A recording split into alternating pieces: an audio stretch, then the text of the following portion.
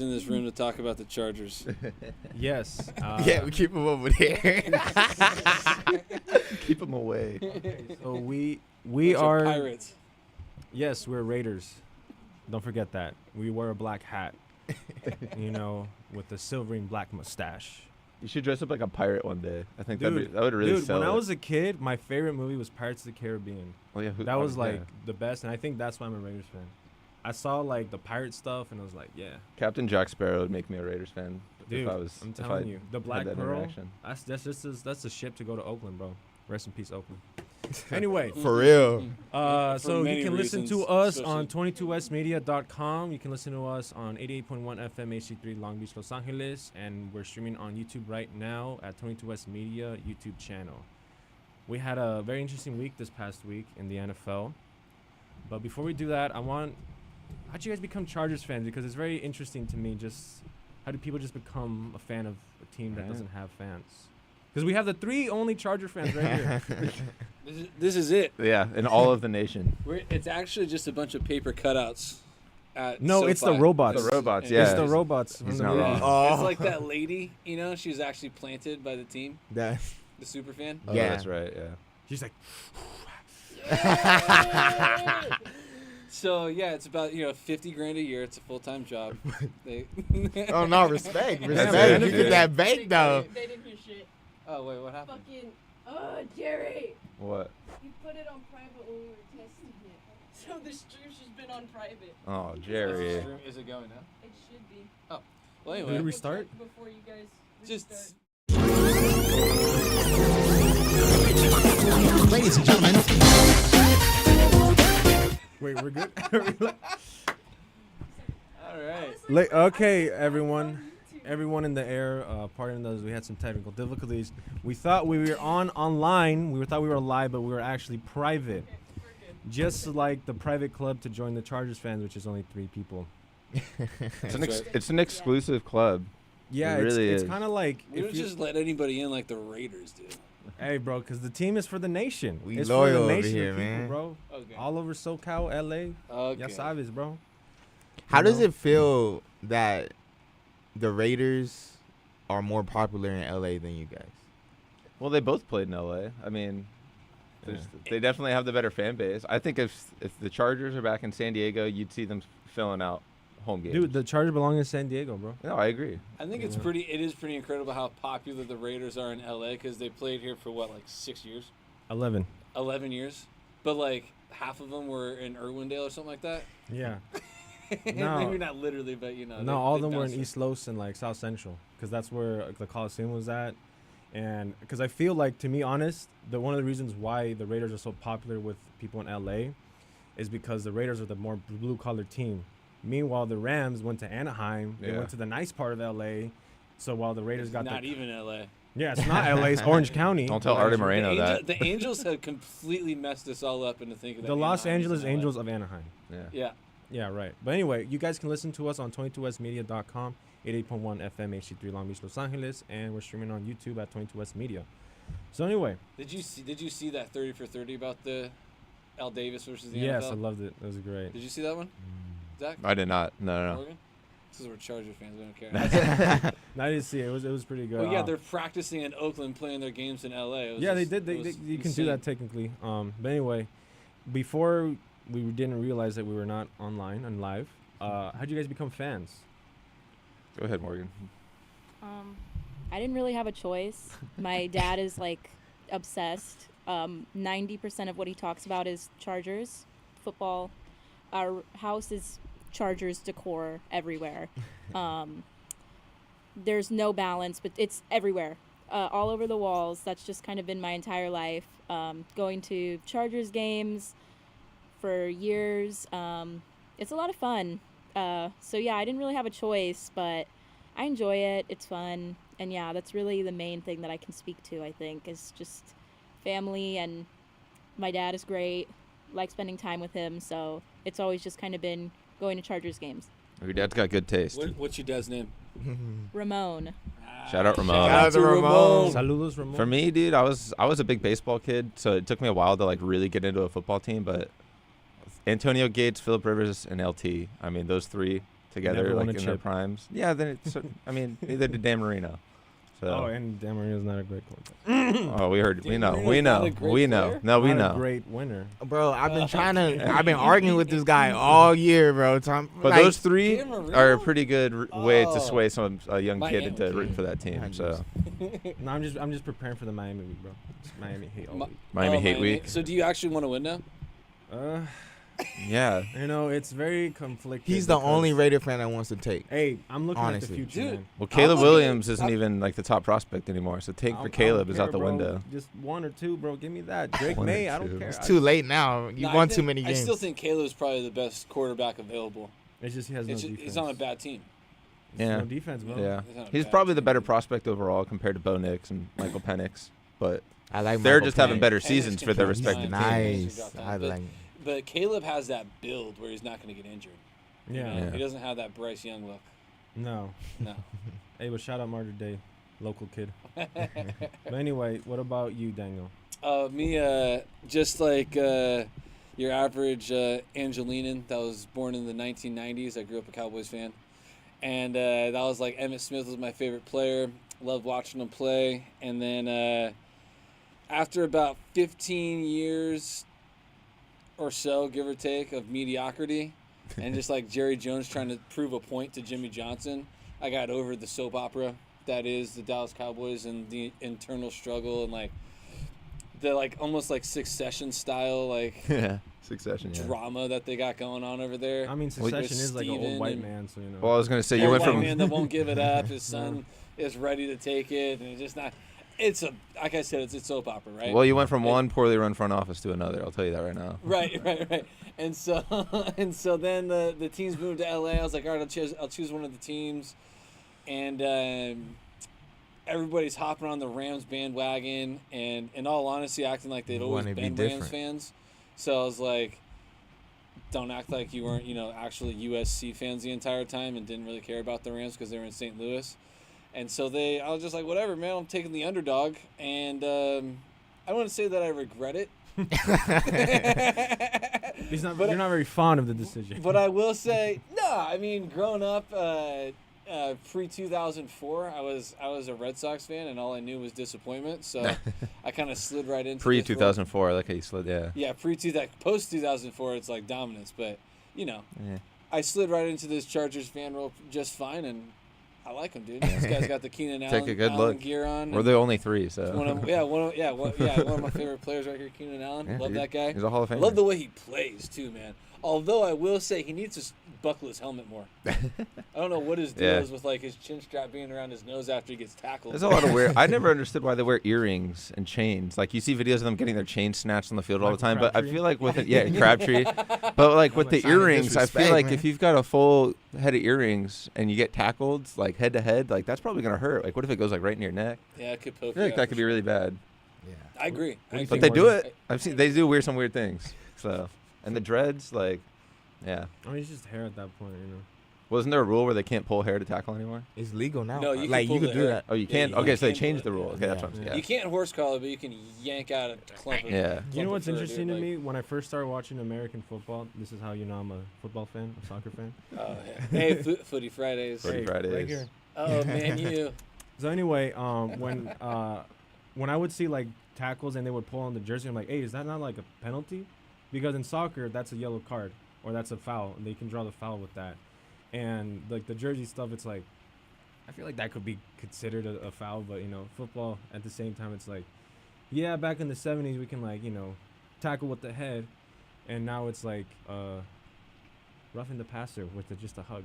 Oh my gosh. With that Well, hug. dude, Or unnecessary Wait. roughness for lowering the shoulder to get through a linebacker. Yeah. Like Josh Jacobs. He got Josh fined like Jacobs. 25K 25 for lowering the shoulder into a linebacker. But That's it's ridiculous. Well, Yeah. dude, speaking on that, I was watching Get Up this morning, and what's his name? Bart Scott. Mm-hmm. He Mark Andrews' injury, right? Oh man. They were talking about that, how that tackle should be illegal. Oh, yesterday. yeah. Yesterday, right? Well, he was talking this morning about what happened yesterday. Yeah. I was like, Oh yeah, did you the see like that tackle? hip. It I saw the didn't seem- tackle. It hip didn't seem tackle, yeah. dirty or No. bad. It seemed like he just grabbed him by his hip, really. Like, it didn't seem like... Speaking of that game, I think Yeah. Thursday night games should just be abolished at this point. I agree. They yeah. don't they put should- good games on Thursday It's night. not just That was a good it's just- matchup. no, it's not just that. It's just the injuries. Yeah. Oh yeah. Like you're yeah. playing 5 days next, and it's like you're gonna get hurt. Joe Burrow's already hurt. Lamar's hurt right now. I don't know if he's out for the season. OBJ got hurt. OBJ Yeah. got hurt. Mark Andrews is out for the season. Yeah. And it's like these are top players that are just being hurt. You know, careers are being wasted. You know, lives are being affected. But it's like, nah, we got Amazon Prime. Daddy Bezos is giving Keep us it all on Sunday, and Right. then if anything, just do the two. I don't know. They tried the 2 Monday night football games, and I don't think it was working that much. I don't like that. at Yeah. all. They So if overlap. anything, just have an extra game on Sunday, an and extra then week. yeah. Honestly, an extra week. Like week Because- 2 bye 19. weeks. Yeah. Oh, Two two bye- two bye weeks. Is that what you're Hey. tlet Let us Well, no, cook, he's bro. talking about Let us cook. 18 We game brainstorming. season. Richie. 18 game season. No, not 19 18 game weeks? season. Just another week for the other teams to play. So, because you know, obviously you have a bye week, so it's like 17 games. Yeah. So you have 18 weeks, right? Right. So then have like week 19 to have like the other week for them to play Sunday and Monday. Like a playing game. Not playing game, just like a regular season game. So you don't have to. So have they a do Thursday play night. 18 But that would regular be an season. extra game, though, wouldn't it? No. You would just have It to would move. be Look, if man, you I ain't a don't STEM major, have bro. to I don't know buy. math. We don't make the Math's not math. schedules. But Oh, regardless, you're saying like kind of like if you play like a Thursday, you don't play till next Monday or something like that, Yes. guaranteed. And there's like a certain way you shuffle it, so there's like an extra yes. week. So regardless, take the Thursday. You're night doing game out. some like Yeah. real math over there, Dude, I can't do math, bro. I'm an English major, bro. Well, that actually might make sense because I don't think that works. No, it doesn't. I was gonna mean, say you the can't- algorithm's missing a 0 or a 1 I don't know somewhere. what's going on, dude. No, but like, okay, I could see that. I mean, that would be interesting if they did another week and another bye week. That's what I was. That's the only way you could do Such it. a long season, though, man. Yeah, I it don't know, would like, be. talk about injuries. You know, they'd be getting injured. I agree. No Thursdays. No Thursdays. Save the extra day of the week for when college takes that break in between the end of the conference championships and bowl season. And you play Saturdays. Well, you know, that's the only. I was gonna say they've got I see it. like college football. You got Maction on Tuesday and Wednesday night. You know what I mean? They play on a Tuesday and Wednesday, but then the next week, like they could play on a Saturday, and then the next week they'll play on like a Wednesday or Thursday. So it's not only at the NFL level. So it's like, how do you reschedule all these college schedules? I feel Because they like- have TV deals to be on prime time on ESPN, but it's only on a Tuesday night. So it's Yeah. like, do we want the TV deal or do we want to protect our players Well, Yeah, they Mac to And push wants our that games to money. Saturday? Exactly. So Yeah, Roger Mac Goodell doesn't visit. says, "I want the money." yeah. Show Well, me for the Roger money. Goodell will say yes to the money, and the NCAA is not far off as far as how corrupt they are at the high level. You know what I mean? Mhm. The ones who make the decisions. Corruption in the NCAA. Oh my. Never heard of goodness. her. Bagmen. Ole Miss. FIFA? Seb Yeah. Black- Talk about corrupt. Right. Yeah. That's a good. That's a Yeah, documentary you should watch on Netflix too. The Yeah, FIFA. I watched it too. Yeah. It was. A Oh, good what's one. it It's called? all corrupt. Let's be real. What's it the called? FIFA, like it's a doc. I don't know. I don't remember the title, but it was like the corruption in FIFA, Yeah. Oh yeah, I'll and check it's it out. just The cover's just like dollar bills. I just read a That's dope. headline and it was He's got like it it dope. was like about how which I guess this is probably what that might be about how like the Saudi Arabia FIFA setting up took years in the making. That's another thing. Could you imagine if the Saudi Arabians started investing in the NFL and how different it would look? Well, the NBA NFL already, going to already put the Saudi kibosh Arabia? on it. Really? Yeah, the NBA saw it happen and look, man. I would love they, to they, see they stopped, like an NFL jersey with Qatar Airways or like some of those like soccer dude, no, jersey like- brands. Fly Emirates, Emirates. Fly Emirates. no, bro, Yeah. they own part Etihad? of the Commanders. Oh yeah. The yeah, new. the Saudi yeah. private fund, I'm pretty sure owns part of the Commanders. Oh, I see. The football Oh, team. okay. The American football team. Yeah, the American football team. Yes. Right, right. I thought football team had a ring to it. It did. I liked the Washington football it team. was Yeah. it was growing. It kind It of was like made growing. me feel like soccerish or footballish, Footballish. It's just football, bro. whatever. FB dude, like- Washington. I get called- all twisted here. FB Washington, yeah. Football. FB Washington. Yeah, no, I mean I kind of like it. I thought that Sounds other like a teams would follow general. suit, too. In general. Like a Civil War It sound- general. It sounds better than the Commanders, though. I mean, let's be Yeah. real here. Honestly, the W was kind of like a dud for me because it's like you Okay. literally just got the W from the Washington football team and you added it a little bit. Like you got a different font. You didn't do nothing to like make it shine better. You didn't get like a commander.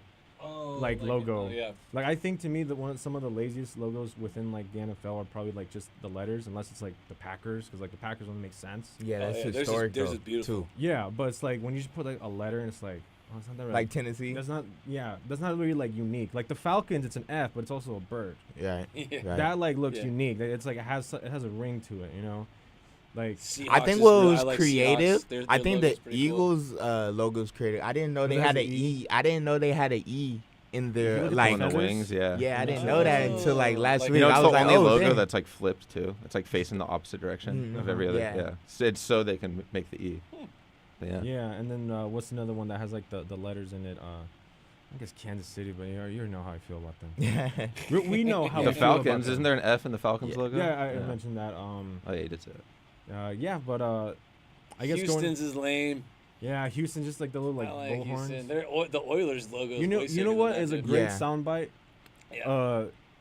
Who was the coach? Ryan? Is it not Ryan? It was Vikings logos. no. Who was the coach from the '70s of the Oilers? That's Buddy Ryan. not Buddy Ryan. It was the dad of you're a Cowboys fan. Who was the defensive coordinator that became the head coach? Cambo. Not Campbell. Was it Campbell? Who was the defensive? check. No. Who was the defensive coordinator for the LA Rams when they came? When he was with Sean McVay. Well, it used to be Staley. well, Staley no, used to but be when the they- DC. When they won it, it was. Not when they won it. D'Amico it was, Ryans? It was D'Amico 2018. Ryans It was 2018. He was a defensive Niners. coordinator, I'll keep looking at and he also was with the Cowboys because that's his dad who coached the team. But it. regardless, Oh, yeah. Well, no. damn, I can't. Not D'Amico Ryans? Raheem Morris. Raheem No, Morris. That's no, the current one. That's no, the current one. not Raheem Morris. Raheem It's Morris is probably going to get it's a the head one coaching before job. Brandon Hey, Staley. We should take him. it's the one before Brandon Staley. It's the defensive corner before Brandon Staley. So 2018 2018. defensive coordinator for the Rams. Wade Phillips. Wade Phillips, the Oh, guy with yeah, the Broncos. there it is, with the Wade Broncos. Phillips. Yeah, yeah, Yes. yeah. So Yeah. Wade Phillips, his dad, was the coach of the Houston Oilers. Good call, dude. Very I good. did not know that. And he was the coach of the Houston Oilers, and the Houston Oilers would like choke in the playoffs consistently. Always. And his dad was all like, last year we beat on the door. Next year we knocked on the door. This year we knocked on the door. Next year we're gonna kick the son of a in. And you know who the team they faced next year? The Raiders. Who coached that Raiders team? Tom Flores. There you go. This was like 1980. That was the first team that from the wild card to win the Super Bowl. There you go. But regardless, Oh, for real? This Raiders. I'm not fan- chucking in the playoffs. That reminds me about all this like extra game talk. Like, what if there's a playing game like they do in basketball for football? Is that too excessive? I More think money? they. More money. I mean, I think they did. I mean, they didn't do a playing game, but I think adding that third wild card spot. Yeah, there used to be 2 teams to get a bye. Now there's only 1, so it adds an extra wild card game in each conference. That's the extra money right there. So what if you add, you just give those 2 buys back and you have 2 more wild card teams and they vie for that third spot or something like that, or I think it's You too have- drawn out at that point. you have a 4th team play for that third spot. I think damn, that's. bro. Yeah, I think that's This is excessive. confusing. It's a lot of games. Yeah, I don't know. I think the way they have it now is pretty good. I don't like it when too many teams make the playoffs in a league. Like I think it's That's silly. why. Honestly, Like in the NBA, more than half the league makes the playoffs. That Yeah. ruins the incentive. Pretty much. Yeah. Baseball, it used to be 8 teams, and NFL, I think it's a perfect number, 14 out of 32 teams, Mm-hmm. just a little under than half. I think that's a good. Yeah, number. but then when you're gonna get the London Jackrabbits soon, or whoever. Yeah, dude. No, it's gonna be crazy. So anyway, let's talk about some games that happened this past week. Let's talk about the Lions versus the Chargers. the No Lions are a defense. good. They're a good football team. No Dan defense, Campbell, just no. like a USC game. But they made the Lions defense like have look. That's what I'm exposed, saying. No yeah. defense on both sides. Yeah, they got outcoached. Very That's the end of the day. Dan Campbell just outcoached us. They were like 5 for 7 on 4th down. That's how you do They've went for it 7 times on 4th down, it. And you got something like that.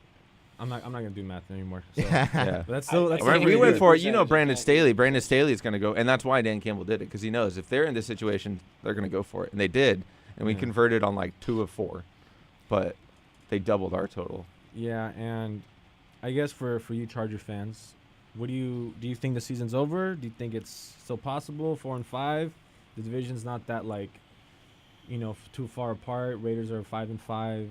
I mean, Chiefs aren't like that looking that strong, and the AFC is kind of I feel like the The entire AFC NFL is loaded though. It is though, but I feel like the entire NFL After it's last kinda night, it changes. got weaker. It did because Burrow's not there. Lamar may be hurt for a couple of weeks. I mean, The Bills look bad. dude, the Bills are terrible. They But I fired- would say that Hot take: the the Bills reason don't I make the playoffs.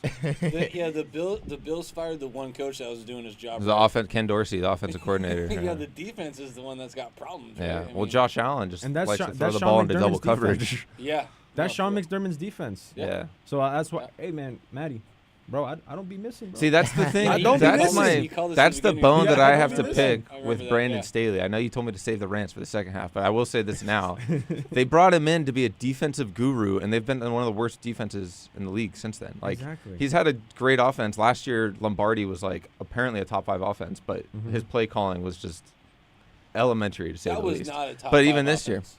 2 years ago it was. Oh, 2 years ago. Yeah, last year it When was- Herbert one was of the there? worst. Yeah. One when of the Herbert's worst. first Yeah. season.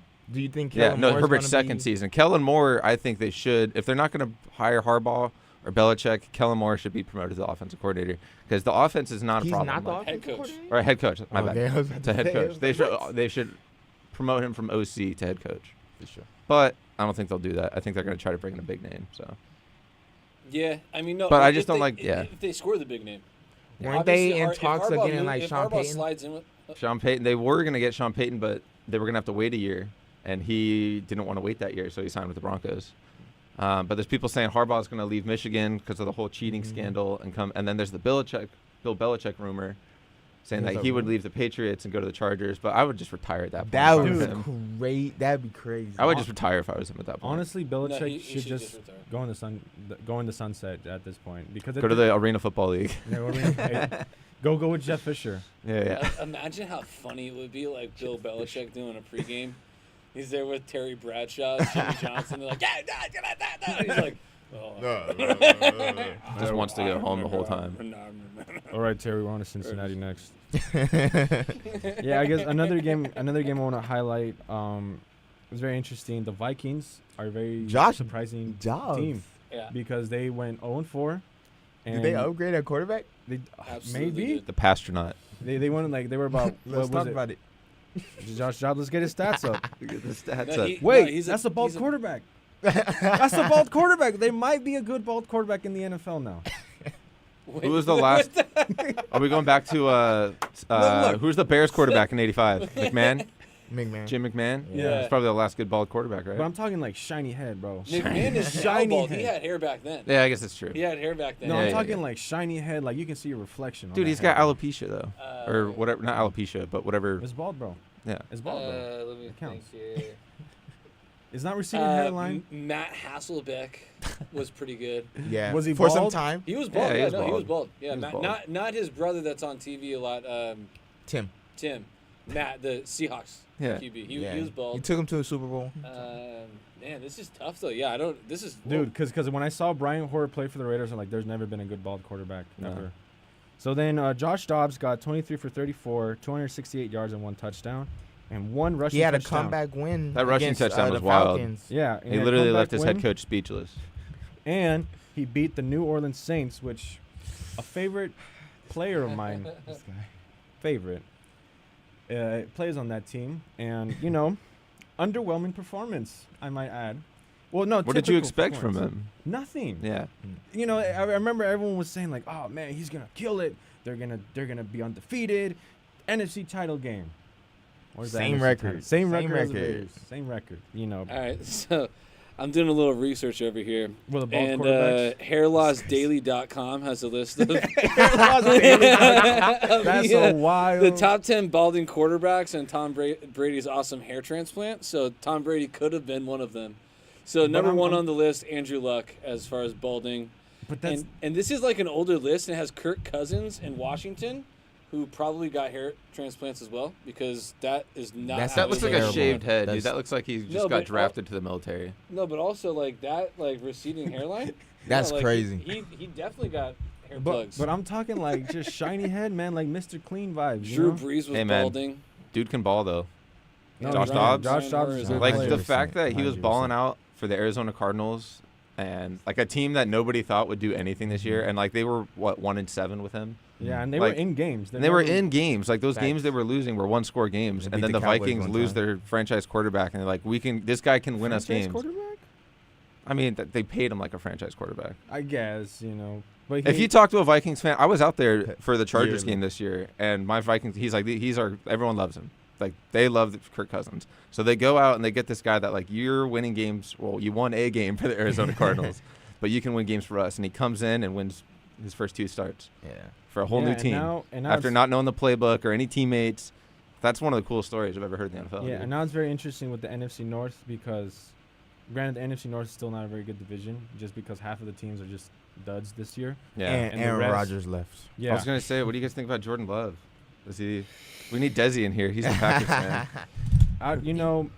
When you throw 3 picks against the Raiders defense, you're a bad quarterback. Because the Raiders defense is not really Dude, the good. Raiders aren't that bad. No, dude. No, defense has improved No, for with, sure. within Yeah. the secondary, they're not very good. All right. Who's that new But guy that you guys got? pass- that Diablo. pass rush free as No, we he's well. got been Jack there. Jones. Diablo's been there. No, Spillane is the new guy. Spillane's the new Bro, guy. he has the Diablo typical, can play though. Dude, Bob Spillane has the typical linebacker look. He's got like huge neck. He's like, yeah, man, I love playing ball. He's got the typical linebacker look to him. Like a Patrick If you look Willis. at Like a him- Patrick yes. Willis. You look at him like, oh, he plays linebacker. Yeah. And Played I guess Bortles. with that NFC North, the 2 biggest games for the Lions and Vikings are obviously going to be their 2 matchups because they still haven't played each other. Mm-hmm. And interesting enough, they play on Christmas, the 24th, and they play the last game of the season. So that could be for the division. That was the case last year. I love those type of games Yeah. where 2 divisional opponents play the last game and it's just for the division. I like that. I don't think the Packers will be in a position if they beat the Packers, then they're good. Or I mean, if they beat the Lions in that last game, then they can clinch because I think they're going to be out of it by then. But yeah, that's a because shout out to the Lions, man. They turned that football team around. dude. No, facts. Love me the Lions, even though they did nothing to me because obviously they're not in the same conference. So Uh, I think it's something to be said about a head coach that's just in love with football. he's a football guy. You know for what I mean? sure. Like Dan Campbell is just he's not about the X and O's like Josh McDaniels or something like that, but like he he's was just- never about the X's and O's because he doesn't know them. Dude, being a head coach is about being a CEO. You know what I mean? I think also Like, it's just how you talk to the players because I feel Yeah. like people I feel like Amon St. Brown can be like, hey man, what's up, Dan? He could talk to him obviously not gonna say coach. He's gonna say coach obviously, Oh, okay. but I feel like he can talk they can talk to him Mhm. as a friend, not just as a coach where it's like right. with Josh McDaniels and the Raiders, it felt like this is the coach and not my friend. It's, So I it's like can't talk to him there's anymore, more you know like what I mean? mutual respect between Yeah. the players and the coaching. Yeah, and yeah, it kind feels of like how with Urban Meyer they were saying with him nobody talked to Urban Meyer. yeah. It was like this tier system where he's just kind of like this. Yeah, I get what you're saying. Yeah. It's like Yeah. they could talk to him. They could be like, hey man, I'm having a bad day. Can you Hey. call? Dude, that might be why Belichick's lost his touch too. Hmm. That might Right. be why Belichick lost his touch. So anyway, we're gonna go on a little break. We're going to halftime. We're not using any timeouts because we don't have any timeouts. So we will see you. Brandon Staley burned them all. Yeah, Brandon Staley burned them all. Yeah, we're in the 2-minute warning. That's our only timeout. So Yeah. all right, we'll see you in a few.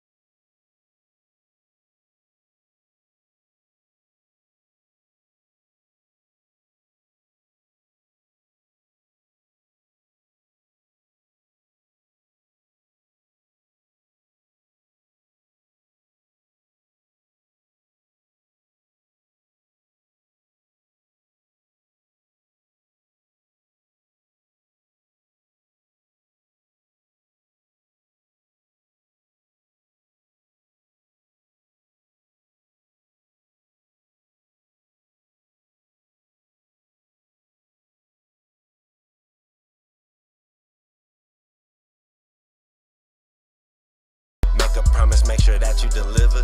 Good business, only way it continues. Money matters and you need the credentials. Coming straight up, barbers gon' bring issues. My time is prices, don't like to misuse it. And it only you can't half do it. If we started, we gon' see it through. Can't just talk, you gotta show the proof. My interest is making these money moves. Not running my mouth and not coming through. Let's run up the bag, I need something new. I'm high on the bills, I want them blue. You want me to work, I'ma need it soon. They all in the way, we gon' need some room. Locked in and focused like missiles on cruise. Going non-stop, I got something to prove. Playing with us, you gon' definitely lose. Never slow down, cause I gotta get to it. I got the time, but I gotta get moving. I don't have time to be playing with you. This is no time to be playing, it's stupid. Could be the difference from winning and losing. Could be the difference from hundreds or millions. If we do business, I'm comfortable chilling. Other than that, I'm not posting a minute. Run me the bag, I'll run away quickly.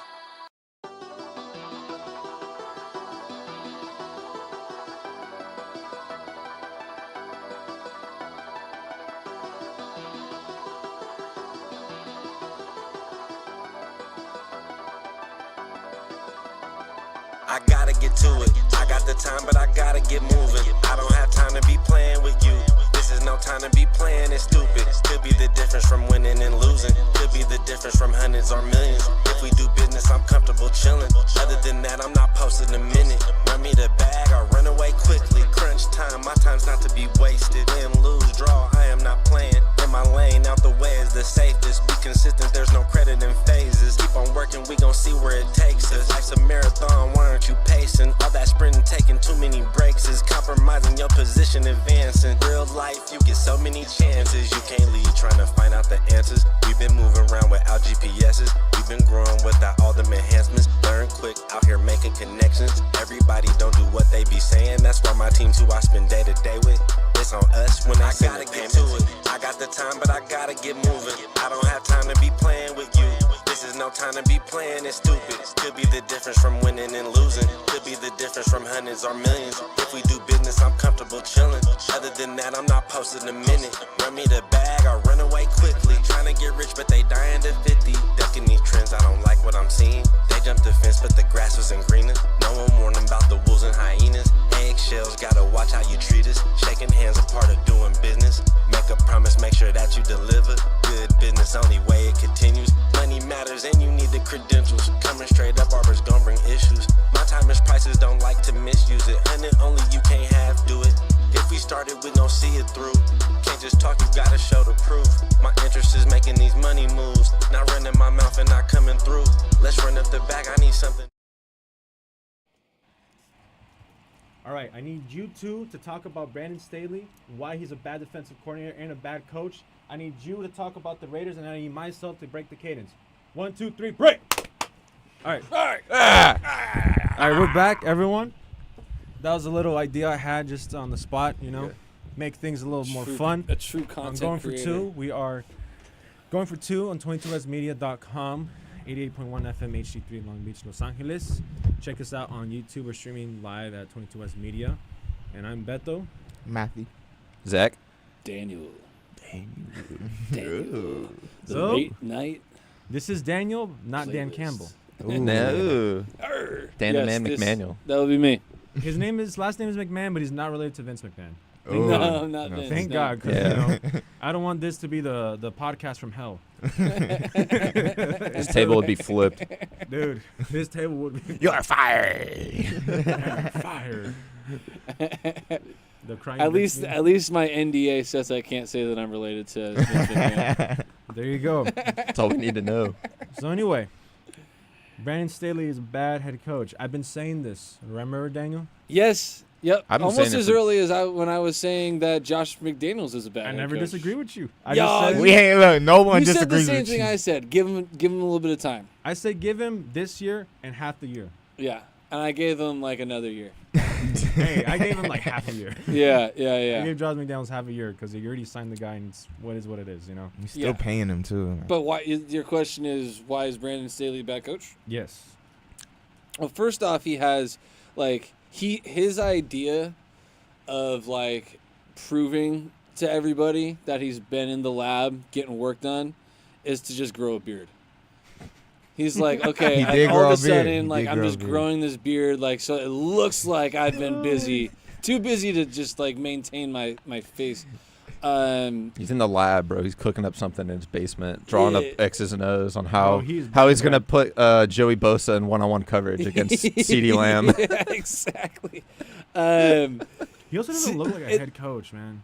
Like, he looks like he coaches like Pee Wee football or something. I was talking about with my buddy. He even celebrates like he doesn't look enthused. Like the way he celebrates like a call going their way. He's like I don't know. He looks like a kid that's like too excited to like contain his built like a excitement. kid, bro. Like, Yeah, but he just doesn't. If I don't know, You need to eat a I think he's sandwich. lost the locker room. I think the players know that like they've lost a lot of winnable games because of some poor play calling and decision making. I think one of the things that made me realize, he is not it, was last year that Thursday night game with the Chargers and Chiefs, and it was in SoFi, and it was like 28-21. yeah, and Yeah, it was like the minute left. There was like 3 times where they could have kicked a field goal, and they went for 4th down, and I was like, yeah, obviously you don't want to kick field goals, a.k.a. Daniel Carlson. They did that in the But- Cowboys game this year. Yeah, but regardless, it's like if you can get points against a team like the Chiefs, get the points. And Right. especially it was early on that those 4th downs happened. It was like first quarter, second quarter. I'm like, well, you're not down by a lot. Get the points. And I think he wants to prove something to himself, not just like everyone else, of like what his identity is. Like it's more of like he almost like I said, he's trying to prove to himself that like his ideas and his scheme can work, but it hasn't been working, and he's ignoring it. Like if it doesn't work, like do something else, and he hasn't been doing something I else. think He's the just been issue- trying to stick to it. I think the issue with coaches like Brandon Staley and Josh McDaniels is like they think they're smarter than Yeah, everybody in the room. 100%. And it's like ego. It's like, all right, bro, like settle your expectations and play football. Like stop overthinking it. And- we and need that's Antonio why- Pierce. And that's why I feel like going on with the Bills earlier, the Bills probably have to either look at Sean McDermott and be like, what's going on? Because he's controlling the defense. They fired, who was the Ken Dorsey. Ken Dorsey, and now they fired their OC. So Sean McDermott's got control of that entire defense, and they have not looked good on defense. Well, they're This- down a few players. I mean, isn't Tre'Davious White out? That is true. He's And been then out for so 2 was weeks. Micah Hyde has been out like Mhm. all year. So that's like 2 of their top But it's DBs. 2 out of 11 players. Yeah, it's true. And No, it's a like whole if roster. If you're a defensive guru, and if you think you're hot, damn, I can't say bad words. If you think you're all that, to fire your DC and just be like, I'm gonna take over the defense at this point, Yeah. then you got to prove that you're still a top defensive coordinator and have still a top defense.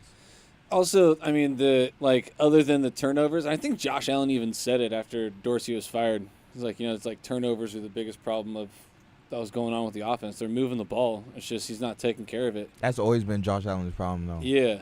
Like he's never changed since he got in the league.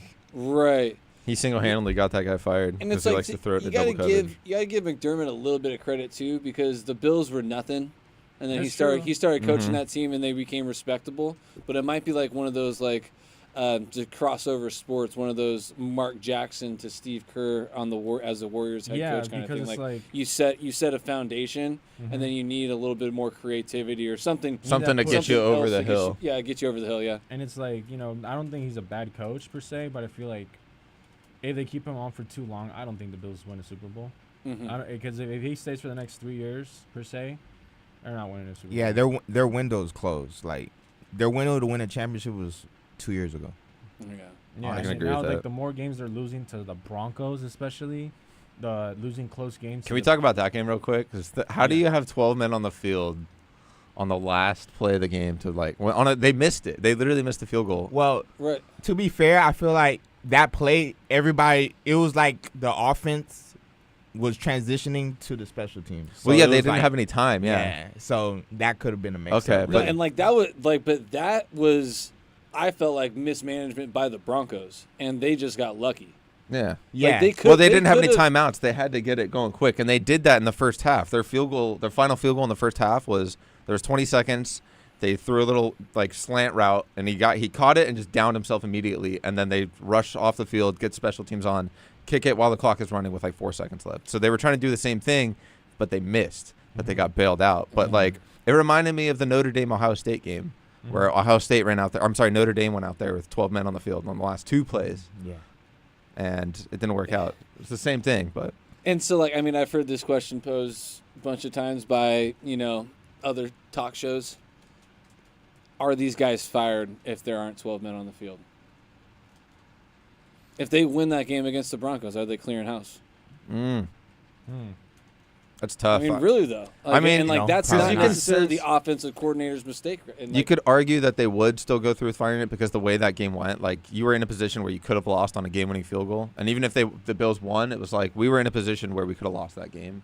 So you're still responsible for it. They still would. I think they would have gone through with it still. I You think think I so? did, even if they won. Yeah, I don't. it just I would have don't been know. surprising. Like, oh, we won, but they still fired him. It's like, well, yeah. Did you see how they won?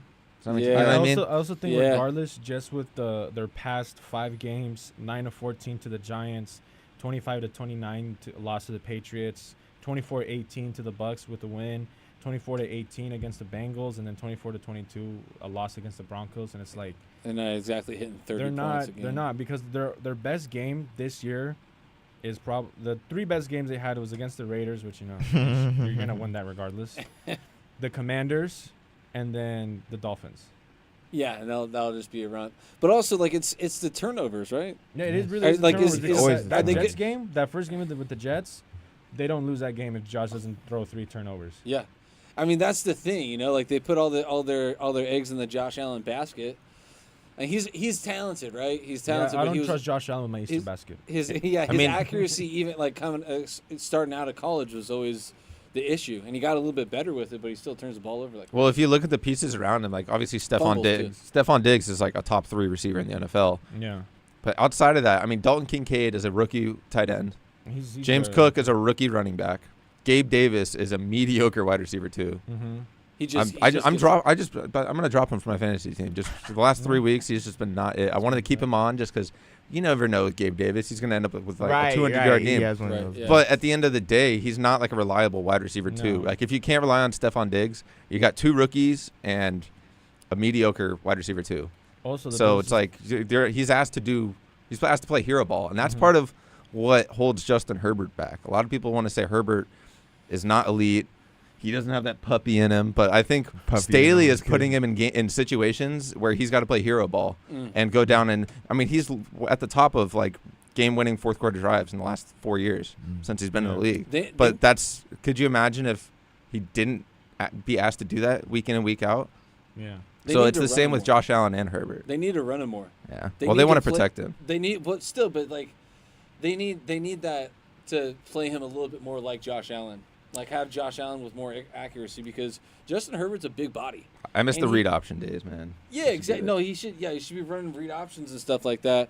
And like, even Lamar Jackson right now, they're trying to turn him into a passer. He's Mhm. still like that threat of him tucking the ball is allowing. Doesn't even need to be a designed run. I mean, he can just scramble and make something happen. Oh yeah, I mean, that even too, for sure. that's- But yeah. also just like having a QB spy, you can allow somebody to go over the top of the defense. Exactly. That one man just sagging down, you know, or a deep in route or something like that. All right. I think both are still in contention at the end of the day. The All Bills and the Chargers. And, The, Uh, yeah, definitely. I think the Bills are probably a little bit closer than the Chargers, just because it seems like the Chargers just have a tough time putting it all together. I also think mean, like the Bills too. I also Yeah. think that the Chargers' best defensive player, Derwin James Jr., is having a tough time. He can't hit anyone with- anymore. Yes, exactly. He's having a tough time hitting You know, people. injuries catching up with him. No, it's No, not it's even just- that. he's It's just just hit the people game in is the head. changing where you can't. You're called for unnecessary roughness anytime you hit a hard hit, and he's the type of player where like I'm gonna hit everyone as hard as I can. I'm a physical player, and it's like negatively affecting the team because, like last week against the Lions, it was like 3rd and 12, and he lowered his shoulder into a guy, and they got called 15 yards for it. And it was like he was And already then- going down to Yeah, it's just Yeah. changed the entire game just on that 1 third down play. instead of him Yeah. being just like, oh sorry, go ahead. So anyway, just to kind of wrap this up because we're running out of time here. Do you answer my question? Is the Chargers season still? Is there hope or there's no hope? I mean, if you go in, they're playing the Packers this week. That's a Mhm. beautiful team the way their season's Shout out gone. Desi. Shout out Desi, my co-host, Footy Mhm. Fridays. Tune in next. But no, I think if they beat the Packers, they're 5-5, and yeah, you can go and you still got to play the Broncos, the Raiders, and the Chiefs. Everyone in your division once. But other than that, you got the game against the Ravens. It's a tough schedule, so I think they're Mhm. still in it. But the way they've played, they're gonna have to step it up with the way their schedule is. Yeah, definitely. So let's kind of get on Talk about to tough schedules. yeah, Raiders.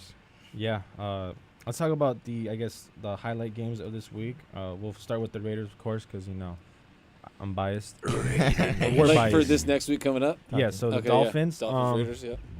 Interesting enough, the Dolphins haven't beaten a team that was above 500, and the Raiders are at 500. Yeah.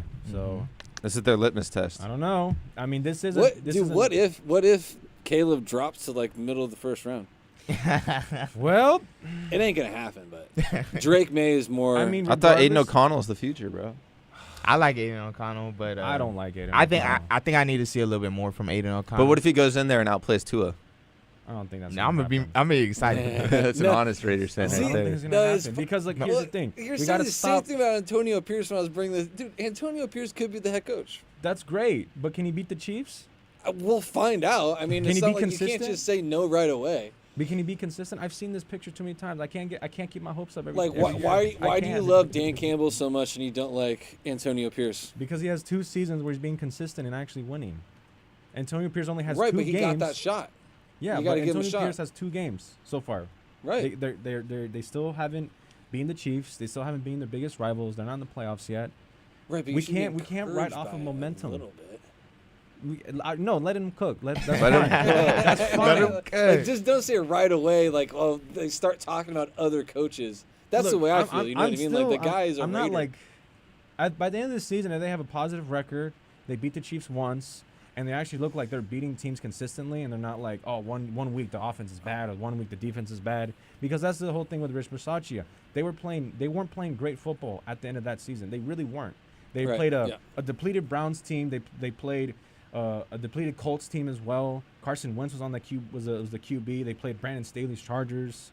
They played the Broncos, who were just a mess that year. What They if- won those 4 games. What if? And they got whooped by the Chiefs by like 80 points in 2 games. So that's not a good like coach. Right. Okay, so what if, let's say that they don't beat the Chiefs, but they're in like a good game with the Chiefs. Nah, you gotta beat them. But it's his first season. Yeah, I think there's. I gotta mean, if beat you one of show something during the game. Yeah, I definitely think there's room for error, cause like you're inheriting a team that you didn't construct really. Yeah, like with McDaniels, they wouldn't even be in a game with the Chiefs. Yeah, they were last year, but not really. With the Monday night game. Anyway, Dolphins Raiders should be very interesting. Who you picking? I want to say the Raiders. I'm gonna say the Raiders regardless. shot. But the issue I know I have Beto's with the not. Raiders every time they go to the East Coast is they always struggle because you have a West Coast team going to the East Coast. There's always a struggle because the time difference, and they've been preparing, like they've been waking up earlier to prepare for it. So I don't know how much that's gonna help. I think they should play well, depending on, like the past 2 weeks they've been playing well defensively and offensively they've been getting it going, but it's just how you gonna stop Tyreek Hill and that run game. Who wants to That's make the Who wants issue. to make a stab at the point spread? Bro, I'm not good at math, bro. Just wrong homie, bro. me either. I don't know. 13.5. 13. Wow. What does that mean? That means that Miami's favored by 13. Miami's favored so by they're 13 2 and a touchdown half. favorites. yeah. Okay. I mean, So take the Raiders, I can see dude. that. Give me the Raiders plus 13 and a Yeah, half. I would take the That's Raiders with easy points money for right sure. there. That's Yeah. easy money. I It's say default the 14 Raiders. points is a lot of points in the NFL. you know, but like, Yeah, Raiders with the points. yeah. I'm not gonna say they're gonna win, Got but to. they're not gonna lose by 14. He's got to lose by, yeah, exactly. And then I guess the next game that we got coming up is interesting game. I say is the Vikings Broncos. That was my sleeper game this week. I think Because those. because those are 2 teams where they start off really rocky, Rocky Mountains. Good one, clever. Good one. He I might not be still good at hate math. He's Denver. clever, but he's not good at math. I hate Denver so much. That's a knee I did slapper. too. No, my roommate's a Dude, Broncos the entire fan. state of Denver and the entire state of Missouri hate both of them. What do you have against Entire Missouri? state Kansas of Denver. So just said the state of Denver. Yeah, Bruce is a Broncos fan. Don't like that, Bruce. Don't like that at all. But no, to what you were saying, those are 2 teams that are trending upward. Yeah, so Yeah, I that feel should be- like yeah. I feel like that is. I don't think that's like the team where it's like, oh, if they lose this game, that's it's over. But I feel like if they win that game, whoever wins that game, it's like, oh, Our season's on the way to being Yeah. saved. yes. And yeah, they'll be over 500. They're both 5-5, right? Or No, the Broncos are 4-5. Yeah, and the Broncos 4-5. Vikings and are 6-4. Oh, they're Denver- over 500 Denver's favored by 2.5. Okay. that's a that push. Russell Wilson, Sean Payton. May love, I bro. suggest one sleeper game that I was talking about before you came in? That's for me. Yeah, that was the one. It was Cardinals Texans. Cardinals bad record just got Kyler back. They played a Hot good game. take: Texans and then, making the playoffs. yeah, and then right. Then you got the Texans who are CJ just like, Stroud's a dog. They've already have more wins than all of last year. Yeah. yeah. Anyway, I do want to get the input from our producer, Tori. Who do you think wins the game with the Raiders and Dolphins? Oh my Okay. God! Look, she's wearing a Raiders sweatshirt. So am I. What is up with this football Look, show? this is Raider love over here, bro. Just because you 3 Charger fans. I'm the odd one out here, right? What's your team? Okay. Get on the mic. See? Yes. Thank you, He's Tori. not Mike McDaniel. Okay, well, what Say it I again, said Tori. Was that I feel like people are getting a little too excited about Antonio Pierce. Yeah, he's a a California person, but he won 2 games. Let's see if he can do more. That's what They're I'm not saying. organized enough to win against the Tori Dolphins. is the voice of reason. Okay. I That's get what it. I'm I get saying. it. We'll see if he can do it. I Hey, can't believe it. I'd be so stoked just to like see, like, I don't mean, you know. have Brandon I'm like, Staley as I a like coach, hope. so, I like hope. I I don't hope like for hope. hope. See, I'm hoping. I don't This like is hope. just him, bro. Bro, I was born in the black hole. There's misery. Dude, you know who's the only jersey I could wear in elementary school? Darren McFadden.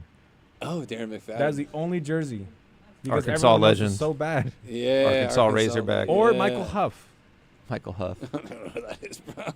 Michael Huff. He had a he went first to Oregon, cool right? couple years, Shout out but- Ducks. It's a Or- deep cut. Oh, is it Duck? Namdi Asamoah. Oh, yeah, Yeah, yeah. awesome. That was my No, first but- Raider he was jersey. from No Narbonne, Jamarcus yeah. Russell? That guy was legit.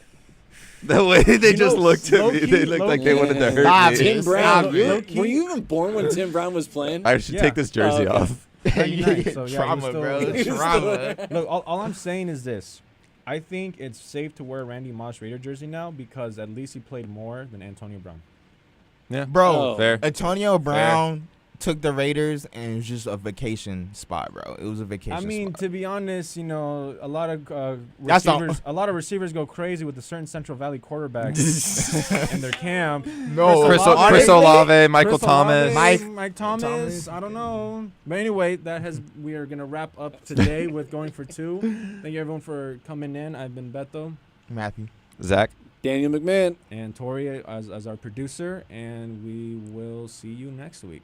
No, not next week. We won't be here next week. Oh, In yeah, 2 Thanksgiving. weeks. So yes, watch the Cowboys lose on Thanksgiving.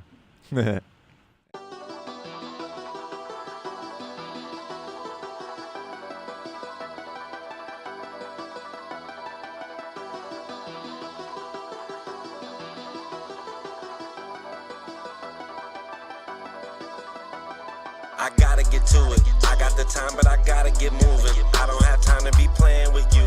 This is no time to be playing it stupid. Could be the difference from winning and losing. Could be the difference from hundreds or millions. If we do business, I'm comfortable chilling. Other than that, I'm not posting a minute. Run me the bag or run away quickly. Crunch time, my time's not to be wasted. Win, lose, draw, I am not playing. In my lane, out the way is the safest. Be consistent, there's no credit in phases. Keep on working, we gon' see where it takes us. Life's a marathon, why aren't you pacing? All that sprinting, taking too many breaks is compromising your position, advancing. Real life, you get so many chances. You can't leave trying to find out the answers. We've been moving around without GPSs. We've been growing without all them enhancements. Learn quick, out here making connections. Everybody don't do what they be saying. That's why my team's who I spend day to day with.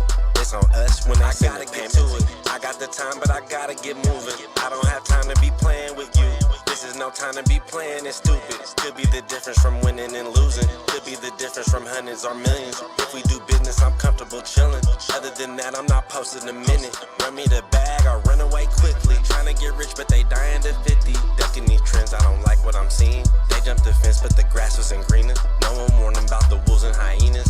Eggshells, gotta watch how you treat us. Shaking hands, a part of doing business. Make a promise, make sure that you deliver. Good business, only way it continues. Money matters and you need the credentials. Coming straight up, barbers gon' bring issues. My time is prices, don't like to misuse it. And it only you can't half do it. If we started, we gon' see it through. Can't just talk, you gotta show the proof. My interest is making these money moves. Not running my mouth and not coming through. Let's run up the back, I need something new. I'm high on the bills, I want them blue. You want me to work, I'ma need it soon. They all in the way, we gon' need some room. Locked in and focused like missiles on cruise. Going non-stop, I got something to prove. Playing with us, you gon' definitely lose. Never slow down, cause I gotta get to it. I got got the time, but I gotta get moving. I don't have time to be playing with you. This is no time to be playing it stupid. Could be the difference from winning and losing. Could be the difference from hundreds or millions. If we do business, I'm comfortable chilling. Other than that, I'm not posting a minute. Run me the bag, I'll run away quickly.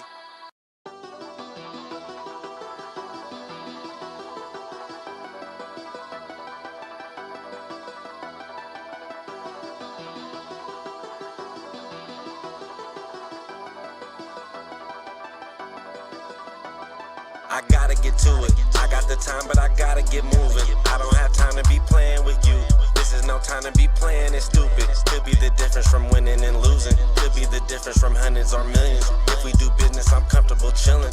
Other than that, I'm not posting a minute. Run me the bag, I'll run away quickly. Crunch time, my time's not to be wasted. Win, lose, draw, I am not playing. In my lane, out the way is the safest. Be consistent, there's no credit in phases. Keep on working, we gon' see where it takes us. Life's a marathon, why aren't you pacing? All that sprinting, taking too many breaks is compromising your position, advancing. Real life, you get so many chances. You can't leave trying to find out the answers. We've been moving around without GPS's. We've been growing without all them enhancements. Learn quick, out here making connections. Everybody don't do what they be saying. That's why my team's who I spend day to day with. It's on us when I gotta get to it. I got the time, but I gotta get moving. I don't have time to be playing with you. This is no time to be playing it stupid. Could be the difference from winning and losing. Could be the difference from hundreds or millions. If we do business, I'm comfortable chilling. Other than that, I'm not posting a minute. Run me the bag, I'll run away quickly. Trying to get rich, but they dying to 50. Ducking these trends, I don't like what I'm seeing. They jumped the fence, but the grass wasn't greener. No one warned them about the wolves and hyenas. Eggshells, gotta watch how you treat us. Shaking hands a part of doing business. Make a promise, make sure that you deliver. Good business, only way it continues. Money matters and you need the credentials. Coming straight up, barbers gon' bring issues. My time is prices, don't like to misuse it. And it only you can't have do it. If we started, we gon' see it through. Can't just talk, you gotta show the proof. My interest is making these money moves. Not running my mouth and not coming through. Let's run up the back, I need something new. I'm high on the bills, I want them blue. You want me to work, I'ma need it soon. They all in the way, we gon' need some room. Locked in and focused like missiles on cruise. Going non-stop, I got something to prove. Playing with us, you gon' definitely lose. Never slow down, cause I gotta get to it. I got the time, but I gotta get moving. I don't have time to be playing with you. This is no time to be playing it stupid. Could be the difference from winning and losing. Could be the difference from hundreds or millions. If we do business, I'm comfortable chilling. Other than that, I'm not posting a minute. Run me the bag, I'll run away quickly.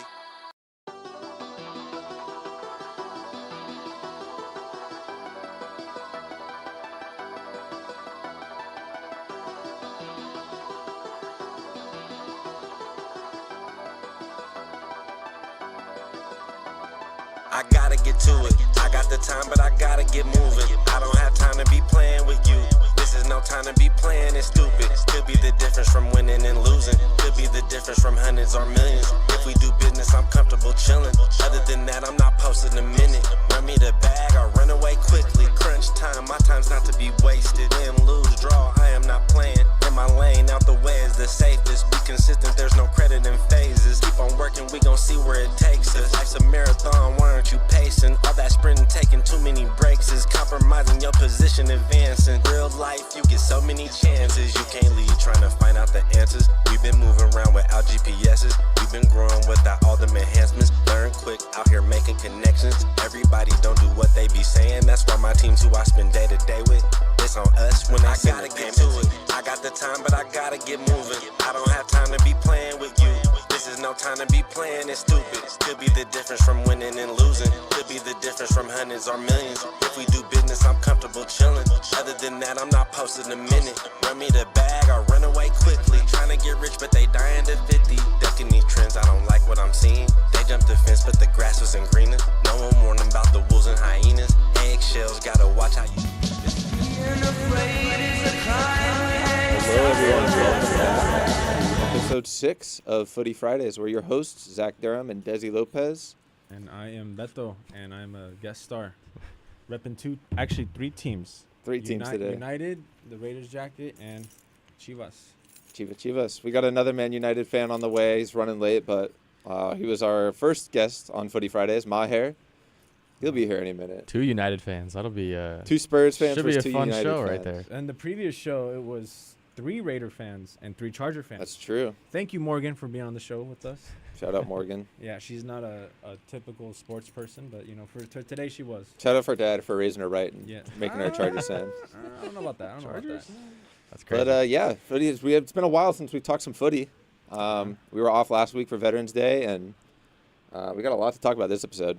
International break, World Cup qualifiers, Euros, Champions League, MLS playoffs. So busy episode today. So yeah, we want to just get right into it. Yeah. What do you want to go first? You want to do World Cup qualies? Yeah, I'll let you take away. Yeah, there's a lot to talk about there. The first one that I see, there's some games happened last night. I think there's some today as well.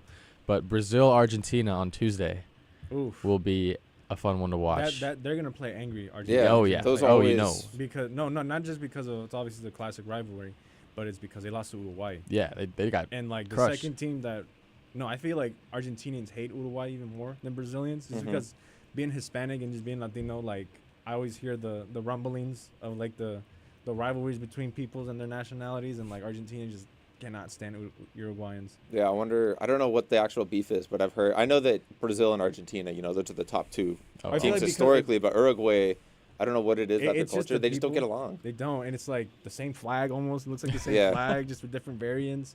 That's so it's true. it's actually. funny. I have this one friend of mine who his mom is Chilean and his dad's Argentinian, and I'm like, bro, how do you guys Get along. get along, bro? Like, how do you just get along? That's crazy.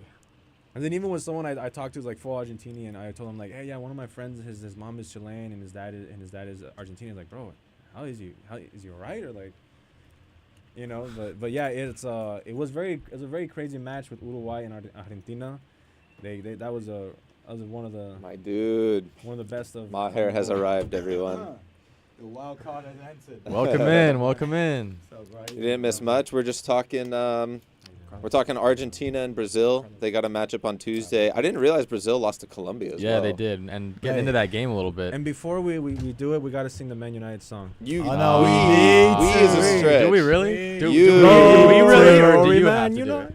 All right, let's go. Yeah. 1, 2, 3, go. Glory, glory, Man United. Oh, man. Glory, Man United. Sit here in silence. Glory, Man United. And the Reds go marching on.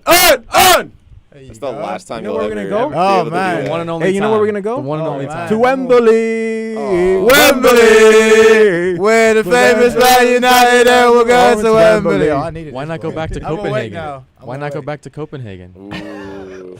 No, I love the. This is why I love soccer. Dude. Yeah, you don't right? got see American That's it. football fans don't sing like that. That they hurts, don't have that's it, that chance to. hurts. That's Sing true. with like yeah. That's true. why That I was love the uncalled for. sport. That's uncalled Yeah, I'm for. sorry. It had That to was sting a uncalled little for. bit. The See, first so one. when it comes to even Won't like happen again. like football in Latin America, like it's your life, bro. Yeah, Yeah. it's a like, religion. people die at games, bro. Yeah. Like, No, the straight up, only bro. the only country I've been to outside of USA is Costa Rica, and Right. they've got Keylor Navas. They look up to him like he's an actual god. Yeah, like But like if you look at them ranked to other teams in the world, they're not high up there. They went on that run in what was that 2010, 2014, 2014, Uh-huh. where they topped their group. But I mean, and they beat they're England. they take that so seriously. Like that year when they beat Italy and England, and I forgot the No, other they team. they drew with England. Yeah, well, they won that group, is what I'm trying to say.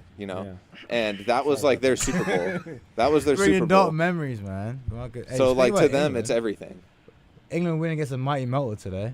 Mighty Wow. Malta. That's Yeah, a- that's a I'm result right saying there. that. Yeah, 1-0. So I just crazy. want to put that out there. But yeah, I wanted to talk about Luis Diaz Yeah. because Wow. he's had quite a controversial couple of weeks. Obviously, we talked about his parents getting kidnapped, which you don't wish that upon anybody. I mean, but the good news to find out they were both found. The mom was found like pretty recently, or no, she was Yeah. found like pretty soon after the initial report, but the father was Yep. still missing. Mhm. But what day was it when they found him? I think it was like a few days ago. Yeah. Like not even that long ago. And then Just like 2 days. then they played the day after Liverpool did, and he scores 2 scores. goals. Yeah. That's a That is pretty cool crazy. way to. That's a crazy story right Yeah. there. to 2 ret- goals after your dad gets found from his kidnapping. That's beautiful. That's Yeah. That something is else. beautiful, honestly. Football is beautiful, man. Beating Brazil too is a good result. It is And 2-1. 2-1. Argentina and Brazil is gonna be a fun one. They're both coming off They're gonna losses, play so angry, bro. they're gonna play. Yeah, they're gonna play angry for Like sure. someone's gonna get hurt on this on the pitch and Yeah, off the pitch. honestly, I that's- feel that's like facts. it, man. I feel like it too. And Argentina, they just lost their first game in forever the other day against who did they get? Who was it again? Uruguay. Uruguay. And they like again. That's like that's beyond football because they don't like each other. Nationality wise, they hate each other. Yeah, I've heard, man. Hey, you see on the pitch as well. Yeah, you see on the pitch too, bro. For real. That'd be fun. Tuesday, tune in for that. I'll be watching that one for sure. Yeah, I don't know what time it's at, but We'll find a way to make it happen. find a way to make it happen. Yeah, exactly. I mean, it can't be better than the Mighty Motors. I mean, come on. You know what I mean? It can't be better Mighty than Malta. You know, it can't Yeah, be better so than to the kind Mighty of Malta. transition into European, we're obviously they're qualifying for the Euros right now. I'm looking at some of the recently so Albania, Slovakia, and Hungary are the three most recent teams to clinch their spot in the Euros. I know Hungary's got Soboslai from Liverpool. That guy is a baller. He's a baller. He's a special talent. I think he's gonna be. He's got a nice hair too. He does have nice hair, yeah. Got to be, you know, but who's that other? Gulashi, their keeper. Yep, the goalkeeper. Is he still at Leipzig? I believe so. Yeah, he is. I believe so. Yeah. I believe so. And then Slovakia's always got some tough guys. They do, man. There's a lot of teams that are top in their Did group right now. Hamsik retire? Or is he playing in China? I think he's still playing in China. That's a very good question. He's been playing in He China was for a few years, when he though. was playing for Napoli, he was something else, him, dude. Him and his crazy mohawk. He was. But yeah, those are three countries: was a Albania, Terminator Slovakia, on and that Hungary. pitch. Those are three sleeper countries. I'm not sleeper. I don't think they're gonna. Hungary I could see upsetting a team or two. Even Slovakia, I could see them taking down a team like did. Italy or Spain. But wasn't it against Germany in the Euros that they almost gave him a little scare?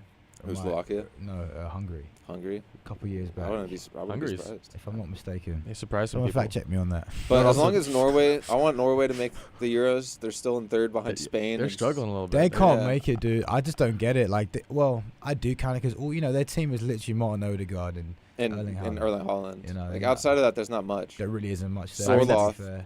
You got Sorloth, but he's like a refrigerator up front. You know, that's the only notable player that you can throw in there. That is, dude. I mean, it's unfortunate though because you need players like Martin Odegaard and Erling Haaland to not experience a major tournament up until now in their careers, and that's just crazy. I mean, but hey, man, hey, Norway, do better, man. They got 3 losses in their group, man. That's 3 losses, and it's a group with Spain, Scotland, Georgia, and Cyprus. They got 3 losses in that group. That group, aren't they? Yeah, Scotland's sitting second. Wow. But Spain and Scotland looking like the favorites out of that group right now. Doing well for them, mate. He plays so well when he plays. He's no spoilers. We'll get into some starting 11 later on. No spoilers. Scotty too high, man. That's a good one. I like that one. But yeah, Croatia as well, sitting in third in a group with Turkey and Wales. I don't know what's going on with these teams, man. They're struggling in groups that aren't, historically too great. Yeah, exactly. Turkey have already qualified, so they're in. But they didn't do. They had a really underwhelming. They were like a sleeper pick, dark horse for the World Cup in Qatar.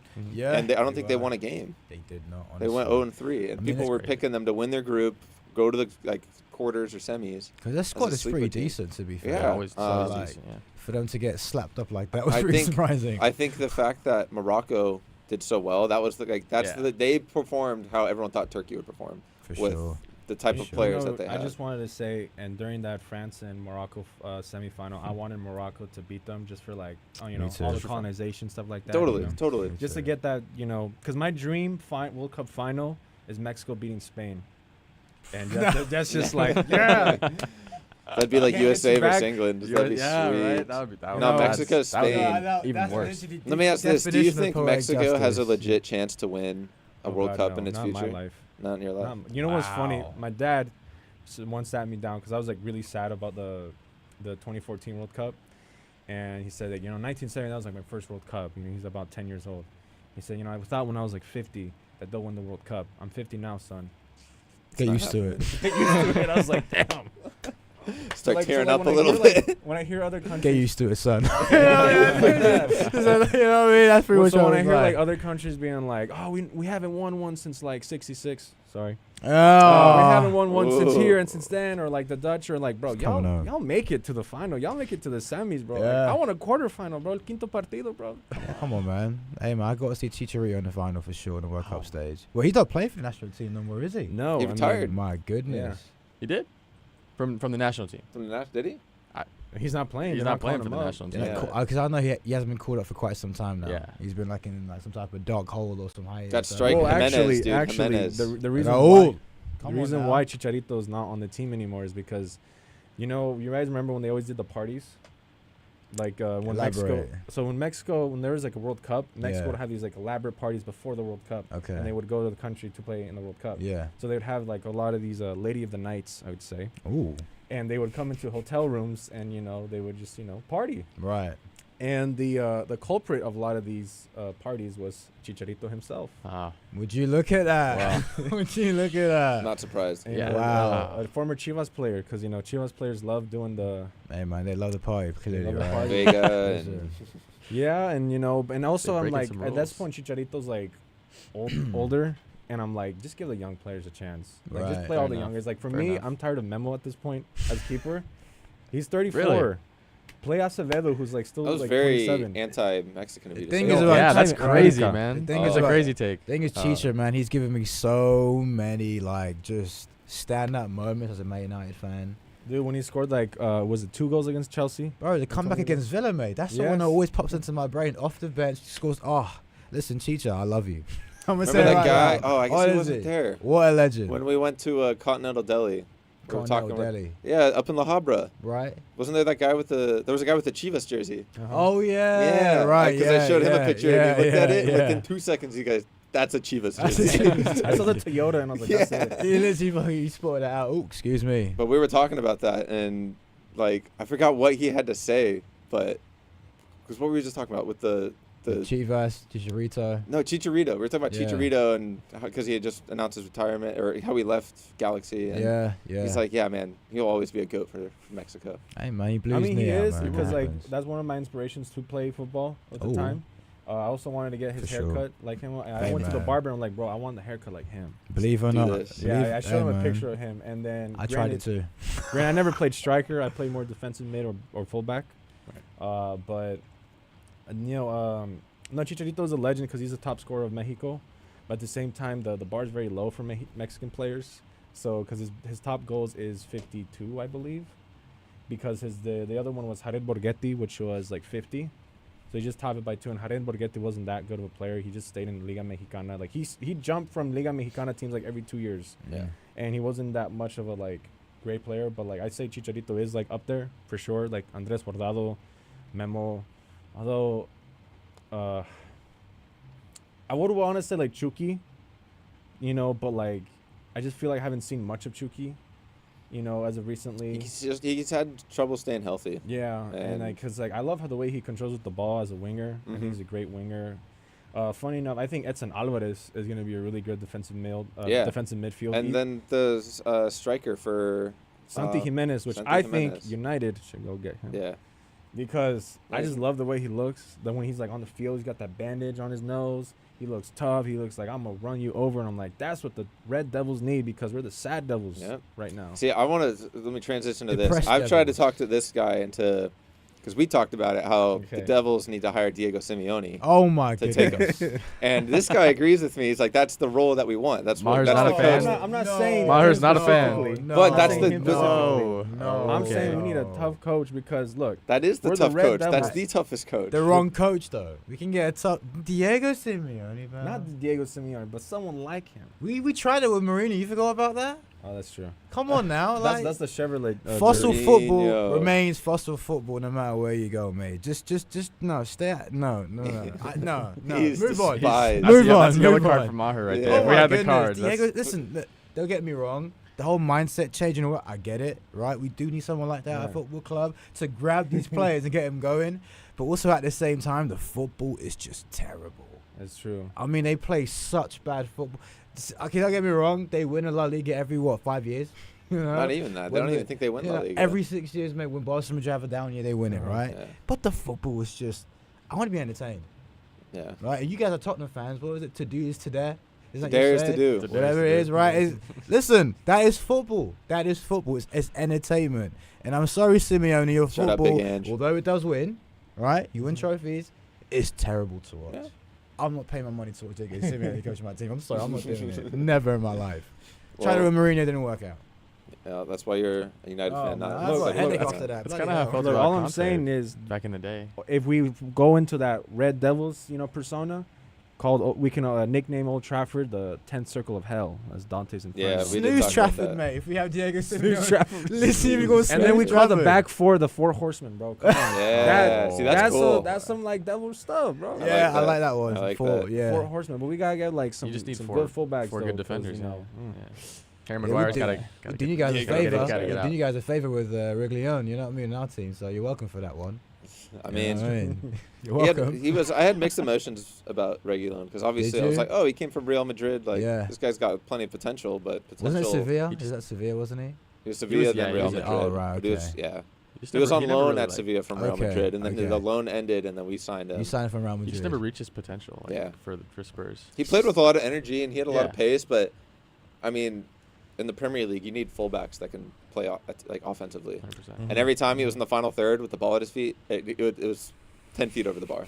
Or if he needed to make a cross, it's over everyone's head. Like, Yeah, that's true. he was not It was- good in the final third when we needed I've him got to a make a question pass for or you take to a shot. talk. Was he always this injury prone? Reguilon? Yeah. No. I mean, he Because, never like- he never was that bad. You know? I mean, because no, for us, because he plays 2-3 games and he's out. yeah. You know, it's just like either our doctors got some type of witchcraft going on our players, or he's just made out of glass. So like, you know, I just don't know here. I mean, we're having some injury troubles too right now. So I don't know if it was just him or if it was. It's hard to say what it was, Yeah, but I think yeah. he might just be injury prone. Fair There's some enough. players that are like that, you know. Yeah, fair Yeah, enough, that's probably a fair good transition into the Tottenham segment, just because they obviously. They Well, are- first of all, we got a lot to talk about. They are 'cause struggling, man. That Chelsea game Oh was boy! enough. Wow. Wow. absolute wait, bomb. That was probably the yes. craziest you- game I've ever Yes. watched. But then Yes. I watched the Chelsea Man City game, That was 4-4, that was and wild. yeah, that's what it should look like. See, that's what pissed me off about watching that Tottenham Chelsea game. I saw a stat where because they played like over 110 minutes of that game because they Yeah. added 9 and 12 minutes at the end of each half. Right. But there was only a total of like 38 minutes where the ball was in play Yeah. of that entire game. Mm-hmm. That's not even half of a game, you know? So It's not. it's not a good look for the Premier League. I get that they want to get all these VAR Yeah. and offside calls right, but when you do it right, that's what it looks like. You know what I mean? You're delaying the game, you're killing the fluidity of football. I And agree. And also, I want to add another thing. I feel like now since we're having the 11-minute stoppage time, you know, before it was like 3 minutes. Yeah. Dude, 5 minutes back then was like, damn, that's a lot. that's a lot of time, you know? But now it's 11. So now, in a way, if you think about it, players are playing more time, aka more injury concerns. Mhm. Right. So now, if it's like you're playing, so like, because that Champions League with United and that one other team, I forgot the other team's name, but Copenhagen, of course. just want to mention that. Those Where guys is it? up in Denmark. Copenhagen? Wait, Hey. what? Copenhagen? FC Never kn- something, Yeah, whatever. yeah. Never But anyway, heard of it, it was like 13 Copenhagen. minutes of stoppage time in the first half, and I'm like, that is pretty ridiculous. And then it's like at the end, it's like another 10 minutes. So that's you're adding an extra 23 minutes. So that's Mhm. and you're basically playing extra time at that point. Yeah. You're playing like 3 games at that point. Not 3 games, like 2 games within one sitting. And you know, it's interesting. Like I kind of see that way why there's like more games being more closer now at this point. Mhm. You know, 4-4, 2-1. You know, and yeah, I think And- that's And you know, we talked about it. I talked about it with you off camera, but we talked about it on the show that like the fact that Spurs are only competing in domestic, like they're already out of the Carabao Cup, so they got the FA Cup and the Premier League, no European football. But that's a good thing considering all these new rules where they're playing, like you said, they're playing more time in each game, and they're putting games closer together. But they're only playing domestic games. They don't have to. They're not like Man United where they got to go to Copenhagen and Turkey once a month. You know, same with Arsenal going to Lens and Sevilla. They don't have to play those European nights and like have those games thrown in like crammed in between their schedule. They're Yeah. playing more fixtures, but we're still getting bit by the injury bug. So yeah. even though we're playing less games, it's still made it. I mean, we lost our 2 best players of the season so far, Madison and Van de Ven. Van de Ven might be out for a pretty significant time, which makes me sad. But Madison, I think is He'll be back soon. yeah. I He'll be back think soon. he'll probably miss. He'll be back around Christmas. I was gonna mention too, because when you're not playing as many fixtures, like you don't have to worry so much about the injuries because you're not playing so many important games in the Champions League, Europa League, whatever. Right, So you can right. just focus on the Premier League and the FA Cup Yeah. at this point Yeah. because the injuries have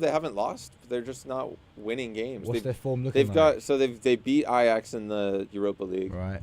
and then 3-1-1 draws against Fulham, Everton, and Sheffield. Bloody hell. So those are 3 results that, like, if you want to compete at the top, you gotta. That's gotta 6 win those points. games, exactly. That's 6 points that they left on the table. That is, yeah. No, So that's if they had something gotten big. those 6 And the points, Sheffield they'd be United game- in 5th place. And the Sheffield United game was an own goal from Brighton. So if they handle their Wow. business and beat those 3 teams, they're in 5th place, right Your above own Aston Villa, demise. behind Spurs. Your So, own demise. Would you look at that? yeah. Well, But yeah, let's go to Champions yeah. League. Speaking of Man United and their troubles, we What talked is about it? it. We talked about it a little bit before. Troubles. You know, Bear, do you want to take this? Take this one, Bear. You take this one, man. Okay, You take this one. It just So baffles the me. first game of Copenhagen, I texted Maya and I was like, that was the most boring football I've ever seen. Like, that was the most uninspiring football. Fossil football. Fossil football, man. Yeah, That's a good and word then for it. it was just the Bayern Munich game was probably their best game. Yeah. Just because at the end they're like, oh, you know, Casemiro scoring like 2 goals at the end, and then that Turkey game was like the most. I can't say some bad naughty words, man. But like, Some I was naughty like, words. Bing, bing, bing. it was like, because I was watching it in class, and then like I was like, look, like, fuck. It's like, fuck. I was like, damn it. And then my teacher was like, "What was? Is everything okay?" I'm like, "No, it's cool, it's cool, it's cool." We're good. Just pain. Just Fact, pain I inside. was in the Daily 49er newsroom watching that game. Oh, I was watching you watch that game. That's right. Zach was right there, right behind me, man. He witnessed the entire thing. He witnessed me go from here all the way back down to here again, literally in a span of what, 2-3 minutes? Yeah, and then Barb walks out of her office. And she's What's like, going what on are we here, doing? guys? Barb, it's a penalty kick. We got to. Oh, okay. Honestly, you know what? Because the things, to be fair, right? That guy those 2 games against Bayern Munich, right? Zach told me this, and I was refusing to agree with him because I was in my feelings, but we were in the game. Yes. We were in the Yeah. game up You until don't want to listen to me, though. I when didn't say want to listen that. to you because I was just so angry, but we were in the game. Onana makes a mistake, and we just capitulate. We make one mistake, It's over. and the whole team just collapses. Rashford gets a red card. We're up 2-0 in the first 30 Yeah. minutes, bro. And Hoyland scores those 2. Two wonderful goals. The first goal we That scored one was lovely. the one where Hoyland had 2 goals within Yeah. like 5 minutes. And of then each Rashford other. gets a red card, and everything just collapses It's- from there. Yeah. That's I don't crazy. understand, but at least hold on to 2-1. 2-2? Mate, I've got a headache just talking about So this. is it Ten Hag? Is it Ten Hag or the players? Or is it a Can it be combination both? of both? Yeah, can it be both? I mean, it don't has know. to be, right? No, it's all 3. The owner. The Glazers? Oh, Everything. The But at the Glazers. same time, I would like to say this. Because us United fans had Sir Alex Ferguson, Yeah. everything after that is going to be bad. Yeah. We're You spoiled. guys are spoiled. Yeah, I was about to We're say that. You're spoiled. spoiled, Because, but like a good spoiled because your expectations are just so much higher than what You know, most because teams we're in the best Premier football League team in the world. I'll try. I to won't give disagree my, with it, Yeah, but- I'll try to give my unbiased analysis. Right, to be fair to Ten Hag, we've been decimated with injury. We have Yeah. really have been like literally our backline has been changing every Mhm. couple of games. We had Johnny Evans starting against Man City. Oh, like are. Johnny Evans. I just knew when I What about saw what's his name? Oh, he plays at no, Forgot Phil about Jones. that. Phil I forgot Jones. about Is that. Phil Jones still That's there? so Oh, crazy, no, dude. thank God, mate. He's been Oh, out. He's man, been I out the missed door. that. But you for know quite who is some still there? time. Harry Maguire. Mate, better. He's still there. We had like Delo playing right back one game, left back the other game. We had like our team was literally just jumping up and down. And left, then right, and center. Rafael Varane has been injured as well. He's been out of the game. Christian Eriksen is injured. That's what I'm saying. Anthony just has no form. Anthony's, I don't know what he's doing. Waste of Rashford $100 is- million. Honestly, I don't know what 80 Rashford's Talk million, about it, whatever yeah. this Talk was. about Rashford, waste. I don't know what's going on with Rashford this year. Like, I don't because he scored 30 goals last year, right? If it Uh-huh. wasn't for him, we would not have made top 4. No. So we need his goals for us to even have a chance of making top 4. Mhm. And the only goal he scored was at Arsenal. Oh, I hated that game. Let me ask I this: know, that Do you game guys was think terrible. you can? So right now they're the 3 points, but Copenhagen and Galatasaray only have 4. So you guys can still get that second spot. You're not They out have of to it. win. We They got to have win to both win. games. But do you though. think? Yeah. Do you think they get that top spot, the second spot, or do you think they get Europa League? Call me crazy. I think the away game is harder than the home game against Bayern Munich. I think the away at Galatasaray will be harder for us to win than at home. I think against so, Bayern yeah. Munich. That's a tough atmosphere to play Yeah. in. Going to Istanbul. I mean, hopefully, Man United can also break good records and winning there for the first time. I in, hope like, so. Years because honestly. you know I hate being part of teams where it's like, oh, Man United had, was the first defeat in Old Trafford versus a Turkey's team. I was like, damn, why gotta be part of this? Yeah. Why I you always gotta gotta throw be me part in? of this like bad team. I've been part of 2 things. I saw Rooney's hat trick against the Galatasaray, and then I still didn't beat us. So hey, man, it is what it is. You know, I've experienced both sides of this coin. Oh man, but yeah, no, I feel like They're still in the mix. At the end of the day, they're still in the mix. It's They an have a uphill chance. battle, man. It's an uphill They have battle. a chance. Yeah. For sure, it's an uphill battle. What I'm most intrigued by is the group of death. I think Always. that's always, Always, man. because I mean everyone's still in They're it. separated by 3 points. from the Newcastle, top. yeah, Newcastle's at the bottom, but they're 3 points behind Dortmund, who it's just gonna be tough. It's so many draws in this group, man. 4 draws in their total, 16 games. It's crazy. I had a hot take saying PSG would not go through That was to this next bit to of the, a hot ro- to take. the But here's knockout. the It's thing hard to that say PSG anybody. does. They're great at not winning the big games. Yeah. Well, their next game is against Newcastle, and everyone wanted to talk about Newcastle's only win in the group is against PSG. That's in Paris. and that was though, their right? famous. It is going to be in Paris, Yeah. but that's not too much. Like, it's not going into. It's not the toughest atmosphere. No, because I mean, I know that. What do you call the Parisian elites? The ultras, the PSG ultras. They're some of the gnarliest in all of Europe, but for outside sure. of that, it's just an average. The atmosphere is nothing that Newcastle shouldn't be. PSG afraid is a of. club, not a football club. Right. A But fashion club for that. That's what it's going to take You for know what I mean? Newcastle. For my prediction to be right, Newcastle's going to have to beat PSG twice. So True. Well, At you the picked. Bach You de picked. Prince. I picked PSG well, and- I picked Newcastle and Milan, and right now they're in 4th and 3rd place. But again, separated by I think Milan Not has that been many the most points. consistent team in this group. only lost once, 2 draws. Their one of their draws was their first game of the Again, against Newcastle. yeah, against Newcastle. They Yeah. should have won that game 5-0. Oh, they should have, honestly. So that's the difference right there. It's just Leao can be inconsistent at times. Leao missed so many sitters in that game. Like he's Like he's a single-handedly really could good have had a talent, brace. but like he's just be No, missing too much. He tried to do a back heel. He tried to score a back heel goal. Like what? Like He's flashy. Why? Man. He's yeah, too flashy. no, he did not. Like, Reminds me of number 17, Nani. Trying to be all flashy. He with actually the like he goal. succeeded Alejandro. sometimes. though, is man. Nani He was- still kind of off topic? But is he still at Alejandro. Orlando City? Who? Nani. No, I believe so. Yeah, He I yeah. played think Orlando? Yeah, I think I he believe is. so, And yeah. We'll get into some Yeah, MLS later. Yeah, Orlando City. other than the group of death, there's not No. much going on in Oh. the Champions League. Yeah. Nani's in Andaya. Oh yeah. Sport. Oh, so he That's left right. Orlando. Team in That Turkey, sucks. mate. That Yep. sucks. But yeah, Barcelona and Porto is the only one that Oh yeah, I wanted to mention. I mean, that's they're sitting tied on points, but it's Yeah. just who gets the top spot who in gets that the group. top. Same with Real Sociedad and Inter. That was the other group I was interested in, but Yeah. it's playing out like Salzburg and Benfica aren't going to be. Yeah. That's another thing. Benfica and who's the other team that's So- winless? Salzburg. Well, Sevilla don't even have a Union point. Berlin don't have a win. Yeah, no, Sevilla, Sevilla don't have a win. and Benfica were my 2 surprises. Yeah. Both of them being at the bottom of their Sevilla's group. Because struggling, Sevilla like man. run the Europa League. That's their formula. Go to the Champions League, qualify 3rd, and then go to the Europa League, win the Europa League, and then go to the Champions League, and it's a cycle. It And works. It's It working. works. It Dude, they've won like works. 5 of the last 8. That is Europa ridiculous. Leagues, That's so- ridiculous. Call it the UEFA Sevilla League, mate. Right. Honestly. That's crazy. But- Well, all I hope is Feyenoord goes on because Santi Jimenez. Yeah. Let's go, Yeah, Santi. Feyenoord, they got a chance, man. Yeah, Could because do. They're not- Lazio, Celtic, Yep. and then Atletico. They're only sitting 2 points behind Madrid in the top spot. Which also, speaking of the Dutch league, Ajax, Yeah, they're struggling. they've Been struggling. been struggling. been They're struggling about for to a get while. relegated. Yeah, no, they have so much talent on that team, and it's falling apart. That's But, crazy. Van der Sar, come back home. Come back home. Come Van der back Sar. home, Van der Sar. Yeah, that's come where back Christian home. Eriksen's from. Shout out Christian Eriksen. Come Tottenham back. legend. We need And a Man director of United football. legend Yeah, now. well, right now, he's Danish on, legend. He's on the injury reserve. So Yeah. Yeah. So is our whole team, mate. So is the whole honestly. team. All right, so we're going to take a quick break, but don't go Short break. anywhere. Short break. Yeah, very We'll be short back. break. But we'll be back. You're listening to Footy Fridays on 22 West Radio, 22 West Media, KKJZ 88.1 FM HD3, Long Beach and Los Angeles. We'll be right back.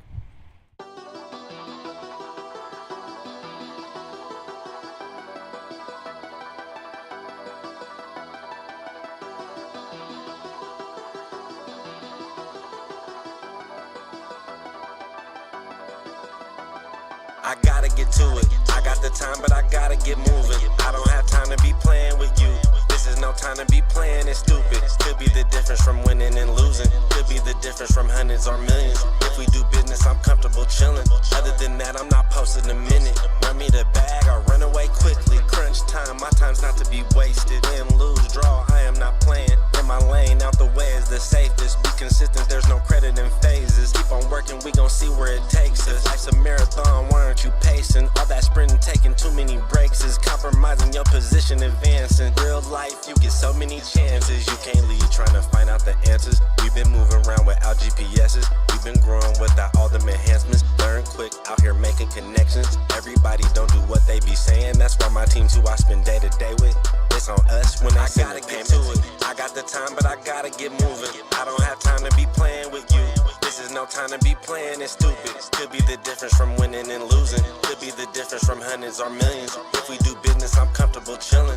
Other than that, I'm not posting a minute. Run me the bag, I run away quickly. Trying to get rich, but they dying to 50. Ducking these trends, I don't like what I'm seeing. They jumped the fence, but the grass wasn't greener. No one warned them about the wolves and hyenas. Eggshells, gotta watch how you treat us. Shaking hands, a part of doing business.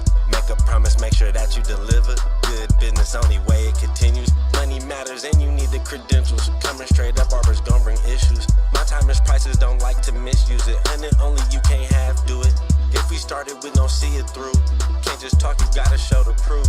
My interest is making these money moves. Not running my mouth and not coming through. Let's run up the back, I need something new. I'm high on the bills, I want them blue. You want me to work, I'ma need it soon. They all in the way, we gon' need some room. Locked in and focused like missiles on cruise. Going non-stop, I got something to prove. Playing with us, you gon' definitely lose. Never slow down, cause I gotta get to it. I got the time, but I gotta get moving. I don't have time to be playing with you. This is no time to be playing it stupid. Could be the difference from winning and losing. Could be the difference from hundreds or millions. If we do business, I'm comfortable chilling. Other than that, I'm not posting a minute. Run me the bag, I'll run away quickly.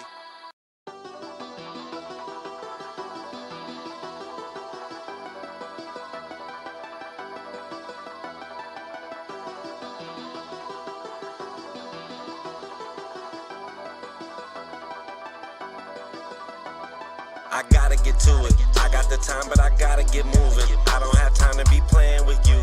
This is no time to be playing it stupid. Could be the difference from winning and losing. Could be the difference from hundreds or millions. If we do business, I'm comfortable chilling. Other than that, I'm not posting a minute. Run me the bag, I'll run away quickly. Crunch time, my time's not to be wasted. Win, lose, draw, I am not playing. In my lane, out the way is the safest. Be consistent, there's no credit in phases. Keep on working, we gon' see where it takes us. Life's a marathon, why aren't you pacing? All that sprinting, taking too many breaks is compromising your position, advancing. Real life, you get so many chances. You can't leave trying to find out the answers. We've been moving around without GPSs. We've been growing without all them enhancements. Learn quick, out here making connections. Everybody don't do what they be saying. That's why my team's who I spend day to day with. It's on us when I gotta get to it. I got the time, but I gotta get moving. I don't have time to be playing with you.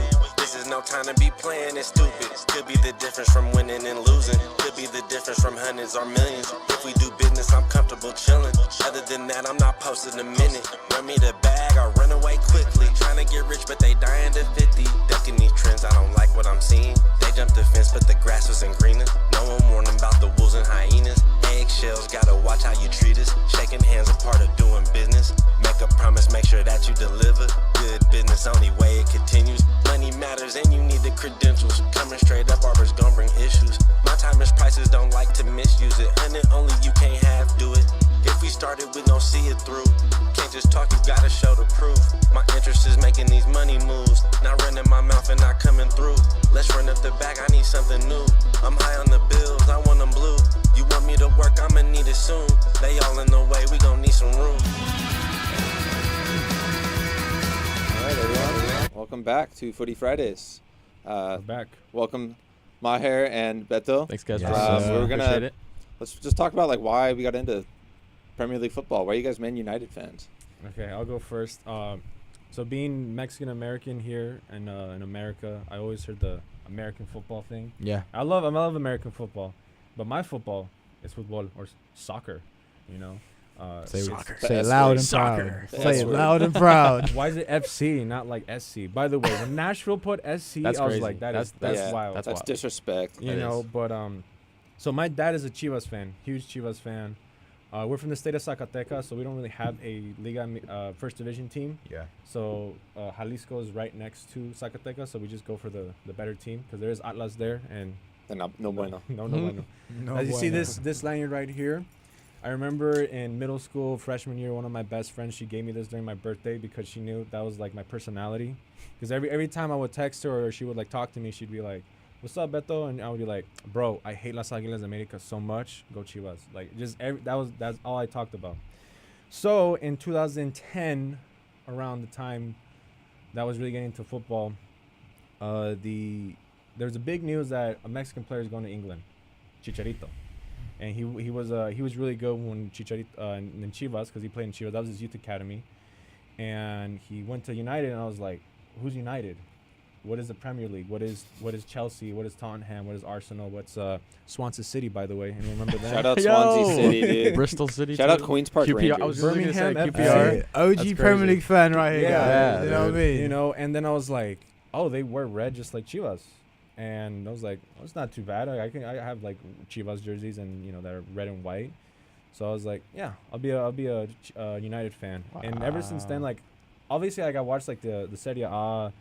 La Liga, but I can never get into them. Like I never bought in a Barca jersey. I would buy like a Rafa Marquez one because gotta support the people, but like I would never like straight up go for Barca or like Milan or like because even like I love Ronaldinho, but I don't have like a Milan jersey of him. I can't do it. I can't see myself wearing another jersey of like a different league, even though it's a different league. But like red and black and yellow. That's your red. That's my your- red. Yeah. I feel This ya. is the only logo I can wear from like Europe.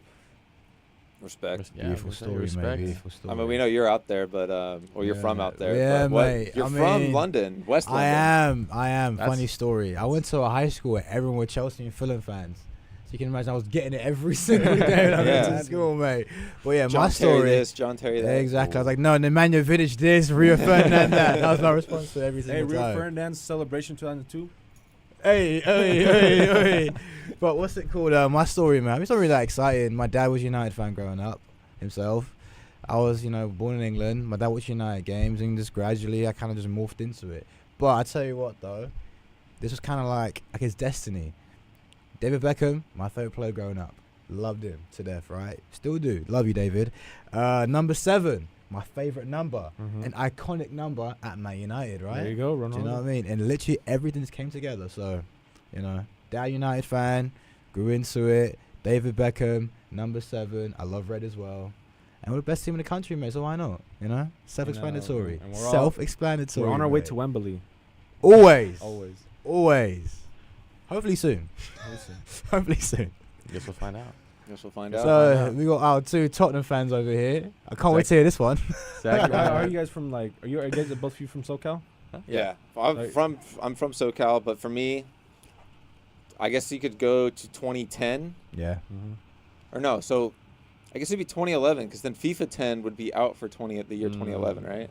Yes. So whenever FIFA 10 came out, I'd played other FIFAs before, but that was the first one that like I owned myself, and it had Wayne Rooney and Ronaldinho on the cover. And I remember that one. And I left it at my friend's house, who was my neighbor, and every day on Friday after school, we'd walk to his house and we'd play. We call it FIFA Friday, which gave me inspiration for the show for the name of Footy Friday. There you go. But FIFA Fridays at Josh's house, I would be Barcelona, he would be Man United, because I want to be Ronaldinho, he wants to be Wayne Rooney. And then finally we were just like we'd always play that game, and I knew who Barcelona was. I didn't claim it was my favorite team, and same with Man United. I was like, we need to find some other teams to play with, like I'm tired of playing with the same old 2 teams. And the first team other than those 2 teams that I played with were Tottenham, because 1, I liked the logo, and 2, I knew they had Gareth Bale. And I'd heard of this guy. I'm like, this guy, I've seen videos of him. That was the year that he cooked Inter Milan at San Siro. That's Respect. so watching that, I was like, okay, this is my favorite player. I'm gonna root for this team, and we grew ourselves up to be, I don't know. What would you? What, yeah, I mean, it depends on who you ask what they think of Tottenham. Right. Because I a lot of think people. Tottenham? I was gonna say that. No, Yeah, naughty words. No. What do you think of Arsenal? Arsenal See, fans but to again in me, the bin, like, man. see, to me, like, it was my favorite player played for them at the time, Yeah. and we sold him to Real Madrid, and then I just started following soccer a lot closely. I'm like, I like soccer. I played it as a kid. Might as well start keeping up with the Premier League. And they had some good seasons, and then the Battle of the Bridge broke my heart. But ever since then, after that year, I really got into it because that was the year I'm like, oh, my team was this close to winning a Premier League title. That's when I really amped up my fandom. I like peacocks too, dude. I get it, man. You know what I mean? I always thought that was like a chicken, bro. The logo shot's a good one. I like chicken to me, bro. I thought it was a rooster. Oh yeah, at first. I think it's a cockerel. It's one of my favorites. Yeah, 100%. I thought it was But yeah. Yeah, my story's a lot shorter. You remember Christian Eriksen back in the day? Yeah. Like way back in the day. Way back in the day. Yeah, he was my favorite player for a long time. He's Danish. I'm Danish as well. Well, there you go. So he was my favorite player for so long. And then I always heard people like talking bad about Tottenham. Like they haven't won trophies. They suck that. Like they're just bad. So I was like, I just wanted an underdog story. Back way back when I was younger. Right. And that's why I was like, It's Eriksen's so my favorite player. unwarranted. The hate for Tottenham is so unwarranted. Like, It what is. have we done to anyone else in the league to make to make other fans envious? Move to North London, you find out.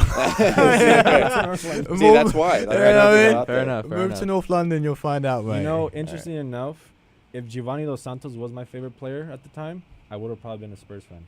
Because he was playing in Spurs, though. But, Chicharito, Chivas, Fair enough, man. Thank God. Thank God for Chicha, then, man. Honestly, thank God for Chicha, bro. You made it. Gone to the dark side. We're going to transition into some of our segments here. We're going to start with Kit Check. We'll get through this pretty quick. This is one of my favorite segments. I just love looking at soccer jerseys. So you can pull that out, Beto, if you want to move it so you guys can see. Ooh. 94, 95, Holland. The collars always get me, man. Yeah, no, I like the sleeves. It's got the red, white, and blue stripe on the sleeve. It's interesting how there's an L there because they didn't qualify for the World Cup that year. Oh, wow. Yeah. That's a good shout, man. Wow. Yeah, man, that's real observant of you, man. God damn. And another thing, England and France didn't qualify for that World Cup either. You ain't gonna say that. I mean, you ain't gonna add that in, man. Mexico lost on penalties. 16 again. Out of left field with that one. That's all right, next jersey. Next one. Palermo, 93-94. I like that one. I'll be honest, I just love pink, mate. I like the string on the Inter black. Miami. I do. Inter Miami jerseys. Yeah, I love the reminiscent color, of man. that. The color's nice. I like that color as well. The design on it, yeah. The colors are. I'm a fan. I say it every time, man. Colors Sold. are my favorite thing. I like the string on the collar that like Yeah. kind of hang down. Still pull out. Yep. Kind of looks like a hoodie. It does, isn't A it? little bit, yeah. Yeah. I can see that. I can see that as well. I dig it.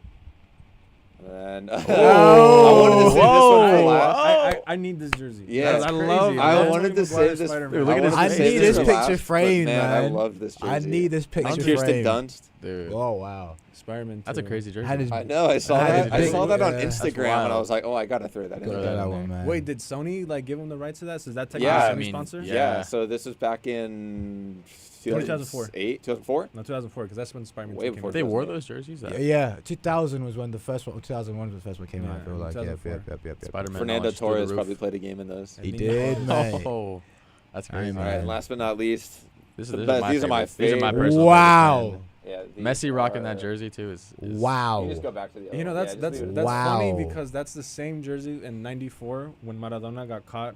The hand of God? In '94 in the USA World Cup. Oh. That was the same jersey that he was wearing when he did that. Oh right. That Yeah. celebration, and then they said we're gonna drug test you. Yeah. And that was his last time playing That for was his last. Argentina. See if you see even that. No, I'm those gonna are pull nice. it up right there. I right like here. those. That one. See, look, Yeah. Oh. You're right. That's facts. That's Diogo, That's a Diogo good streak. Maradona, Yeah, look at man. go down 2 pictures. I can see them right next to the left. Right there, yeah. right there. That's the Wow. comparison. That was the '94 World Cup. Of course, he's in his underwear. It's kinda funny. It's alright, But man. yeah, that's I It's need to get me messy. one of No, those. that's a nice one. That's a really nice one. But yeah, we're gonna have to speed run through Footy Fridays through through the starting starting 11. 11. Last week we didn't or I guess I keep forgetting it's 2 weeks 2 weeks ago. ago, yeah. It was We did It was okay. all right. You know, I've been noticing our forwards, our offense has been kind of lacking the last few weeks. So Yeah, it'll be try to change that around a little bit this week. No spoilers again, but no we'll get to that in a spoilers. second. Yeah, I still have a bone to pick with Huerta and Meza, man. Yeah, man. Seeing as we're on international We were gonna break as shatter well. our record. Yeah. So the breaking news that we found out during halftime. Do you guys have breaking news? Oh, breaking news. Andre Onana subbed off For Injury. Oh, for an injury. Cameroon. For an Yep. injury. I just couldn't get it out. I just man. could not get De it He's too Gea. out. sad. He's too sad. I just David De couldn't get it Gea. out. I can't De Gea's believe it. It's another De Gea's injury coming for us, back. Bell. Yeah. That's wild. But Yeah, we'll have to. Maher, you know how the starting 11 works, but Beto, Yeah. this is your first time kind of seeing it. Basically, just a fantasy football lineup. See how they do. They go to. We'll Points. use SofaScore and look at their rating. Do you want to try to pronounce that goalie's You name? know, I was gonna I tried to practice this earlier, but this is an Azerbaijan goalkeeper who's been tearing it up in the Euros. He's leads the league or leads the Euro qualifying in like save percentage almost. He's up there at the top of the goalkeepers. I'm gonna try this out, but we'll see how it goes. Sharudin Mahamadaliyev. Sharudin Mahamdaliev. Mahamdaliev. That's a good one. I like that. They're playing Belgium this week, so he's been tearing it up for them. Shout out to that guy. They also did win against Sweden in the Euros. There you go. Exactly. I love being underdog. Shout out to them. Shout out to them. He's been tearing it up. Azerbaijan. Same thing with this next guy on the defense, Strahinja Pavlovic for Serbia. Yeah. This is one of my favorite young players. He's 22 years old, 6'4", and he is tearing it up for them so far. I heard he could be target for Big Ant. Yeah, he plays for Salzburg in the Bundesliga. Yeah, and he's been crazy so far for them. So that's a good pick for me. Yeah, and then Ronald Araujo. For Uruguay. We were talking about Uruguay earlier against Bolivia. And then Virgil van Dijk, I mean, he's always going to... Big Verge. I mean, when he plays for the Orange, I mean, it's different. So they're taking on Gibraltar. That should be like a 5. Mighty Gibraltar. Man. I'm trying to get these points up. Get us over 7.5. Mighty Malta and Mighty Gibraltar. We got a certain Scottish midfielder. Talked about him earlier. Scotty Too Hotty, man. There you go. Scotty Too Hotty McTominay. Come on. We had him in our lineup in like week 2 or 3, and he scored us an 8. He had a good performance. That was for United too, right? Yeah, that was for Scotland. For United. That was. I mean, Holland's out, so now you got to put Scotty Too up top now. Honestly, that's true. That's true. Yeah. And you got Luka Marseille, to be honest with you. Luka Modric for Croatia against Latvia. One of my favorite players this year, Juan Brunetta. Oh, so that's for Santos. So that's a playoff game, right? Yeah, they're playing this week. Santos Laguna. Yeah, so they're playing Mazatlan. By the way, I just got to say one thing, because this is I haven't done my Chivas thing. Chivas, super Chivas, la gente los llaman luchar. Chivas, super Chivas, chinga su madre la América. Beto's he's the singer on our show. You have no idea how much I hate Las Águilas de América. If it was cold outside and I had no sweater, I'm getting pneumonia. I'm not wearing the America sweater. I'm not. The hate is real, man. Dude, the hate is real, bro. It burns deep. So it burns deep. I'd rather, I'll say it on camera. I'd rather wear a Kansas City Chiefs hoodie than an America hoodie. Wow. I thought you were gonna hurt me when I wore my Keenan Allen jersey for going for 2. Wild, man. But I'm glad I didn't wear an America jersey. I mean, you were wearing a certain number that doesn't fly in certain areas. That's a little different. Where at least where I grew up and where I'm from. So still a Hall of Fame receiver. Still a Hall of Fame receiver. Still a Hall of Fame season. But yes, I hate Las Águilas. And when they were like winning, because every time Desi was like, I hope they lose. I'm like, yes, I do. I hope any America fan has a bad day today. I hope you all have a bad day. I just have a bone to pick. I don't know why. All America or Chivas fans. Because you see this, bro? Like, this is the only red, white, and blue I'll ever wear. Wow. There you go. Hey, the Stars and Stripes right here. Hey, me too, mate. Me too, yeah. Finishing off our starting 11 really quick before we got to head out of here. You want to get that out? Yeah, Moises Caicedo for Ecuador. He's starting to pick it up for Chelsea, and I mean he's been in good form. He plays well for Ecuador, so look out for him. And then these forwards, you mentioned that our forwards we've need been to slacking. Do something. I got to pick it up this week. So the first one, Lionel Messi for Argentina versus Brazil. We talked about that earlier. Brazil. I mean, what else can you say? The GOAT. He's got to put in a performance for them. Erling Haaland, Norway versus Scotland. He needs to pick it up for Norway. They need a big win. Excuse me. But yeah, we had him in another. We had him in a previous week too, and he didn't do anything. No, he didn't. He scored like a 6.2. Absolutely nothing. And then finish it off, Mykhailo Mudryk for Ukraine. They are actually challenging Italy for that final spot. Really? In their right now, Italy is winning 3-1 to North Macedonia, they are winning, which they should have done that before the. Oh, it's 5. They won 5-2. 2022 World Cup. Mykhailo Mudryk needs a big performance Italy versus them this week. For sure. Italia loves to play underwhelming football. They do indeed. They do. But yeah, that finishes off our starting 11. I think we got a good chance. What's our record? It's still at, I think it was week 2 or 3. No, week 1. I think week 1 was our best performance. Yeah, week 2 we had 81, and week 1 we had 82. So we're still chasing week 1. We'll get there. We'll be back 2 weeks again. We're taking a little break next week, I think, for Thanksgiving. So we'll be back in 2 weeks. But tune in for that. Make sure. Hopefully, Man United wins 2-0. Yeah, we'll see. We'll see if Man United's in or out of the Champions League by then. I want to see like 4-0. I want to see, man. I just want to see. You know what? 2-0. That's a lot. Awful. You know, what You was guys the realize high- you just told us that your goalie is hurt, right? Yeah, that doesn't bode well for the You know, future. I just want Rashford to get a goal. Like, Yeah. Rashford, just get going, mate. We He does need need a you. goal for We need you, confidence. Marcus. We need you. Look, 100%. all I'm saying is, with the highest goals that that Man United has scored is against Forest. And that was like 3-2. 3-2. Yeah. That was the highest goals they scored, 3-2. Maybe And they they- just and gotta they play played- Forest they every played- week. That was a played comeback The losers. winner. penalty with Bruno Fernandes. My goodness. Maybe they just got to mate. play Forest every week. I wish, honestly. You wish. I wish, 1-0 I wish. But against yeah. Luton too. 1-0 FC. Thank you guys for joining today. It was a good episode. Yeah. Thank you you for guys. watching Footy Fridays. Like you mentioned, we're not going to be back next week. So have a happy Thanksgiving break and tune in the week after for episode 7 of Footy Fridays. But thanks for tuning in, guys. You're listening on 22 West Radio, KKJZ, 88.1 FM, HD3, Los Angeles, and Long Beach. We're on to Wembley.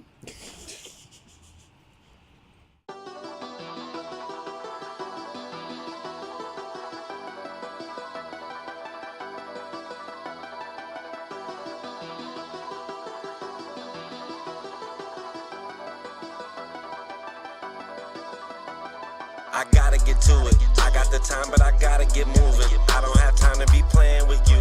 This is no time to be playing it stupid. Could be the difference from winning and losing. Could be the difference from hundreds or millions. If we do business, I'm comfortable chilling. Other than that, I'm not posting a minute. Run me the bag or run away quickly. Crunch time, my time's not to be wasted. Win, lose, draw, I am not playing. In my lane, out the way is the safest. Be consistent, there's no credit in phases. Keep on working, we gon' see where it takes us. Life's a marathon, why aren't you pacing? All that sprinting, taking too many breaks is compromising your position, advancing. Real life, you get so many chances. You can't leave trying to find out the answers. We've been moving around without GPSs. We've been growing without all them enhancements. Learn quick, out here making connections. Everybody don't do what they be saying. That's why my team's who I spend day to day with. It's on us when I gotta get to it. I got the time, but I gotta get moving. I don't have time to be playing with you. This is no time to be playing it stupid. Could be the difference from winning and losing. Could be the difference from hundreds or millions. If we do business, I'm comfortable chilling. Other than that, I'm not posting a minute. Run me the bag or run away quickly. Trying to get rich, but they dying to 50. Ducking these trends, I don't like what I'm seeing. They jumped the fence, but the grass wasn't greener. No one warned about the wolves and hyenas. Eggshells, gotta watch how you treat us. Shaking hands, a part of doing business. Make a promise, make sure that you deliver. Good business, only way it continues. Money matters and you need the credentials. Coming straight up, Arbors gon' bring issues. My time is prices, don't like to misuse it. And it only you can't have, do it. If we started, we gon' see it through. Can't just talk, you gotta show the proof. My interest is making these money moves. Not running my mouth and not coming through. Let's run up the back, I need something new. I'm high on the bills, I want them blue. You want me to work, I'ma need it soon. They all in the way, we gon' need some room. Locked in and focused like missiles on cruise. Going non-stop, I got something to prove. Playing with us, you gon' definitely lose. Never slow down, cause I gotta get to it. I got the time, but I gotta get moving. I don't have time to be playing with you.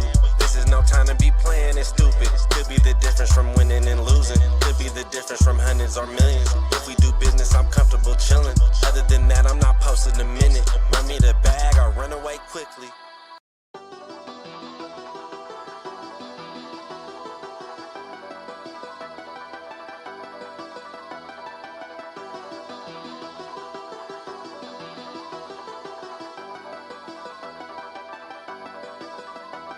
I gotta get to it. I got the time, but I gotta get moving. I don't have time to be playing with you. This is no time to be playing it stupid. Could be the difference from winning and losing. Could be the difference from hundreds or millions. If we do business, I'm comfortable chilling. Other than that, I'm not posting a minute. Run me the bag or run away quickly. Crunch time, my time's not to be wasted. Win, lose, draw, I am not playing. In my lane, out the way is the safest. Be consistent, there's no credit in phases. Keep on working, we gon' see where it takes us. Life's a marathon, why aren't you pacing? All that sprinting, taking too many breaks is compromising your position, advancing. Real life, you get so many chances. You can't leave trying to find out the answers. We've been moving around without GPSs. We've been growing without all them enhancements. Learn quick, out here making connections. Everybody don't do what they be saying. That's why my team's who I spend day to day with. It's on us when I send the payment to it. I got the time, but I gotta get moving. I don't have time to be playing with you. This is no time to be playing it stupid. Could be the difference from winning and losing. Could be the difference from hundreds or millions. If we do business, I'm comfortable chilling. Other than that, I'm not posting a minute. Run me the bag or run away quickly. Trying to get rich, but they dying to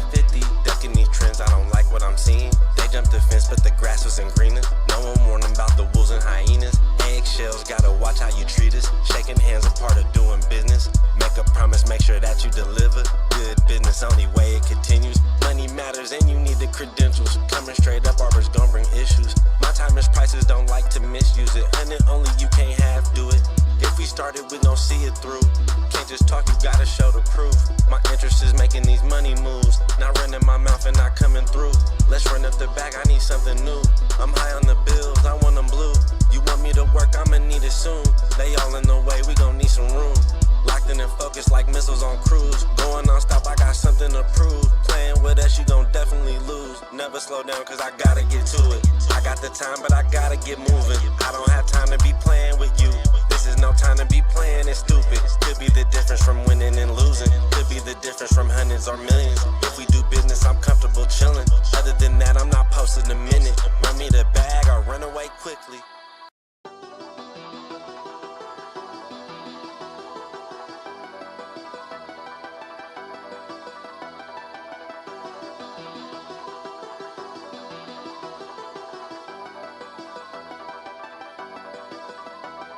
I gotta get to it. I got the time, but I gotta get moving. I don't have time to be playing with you.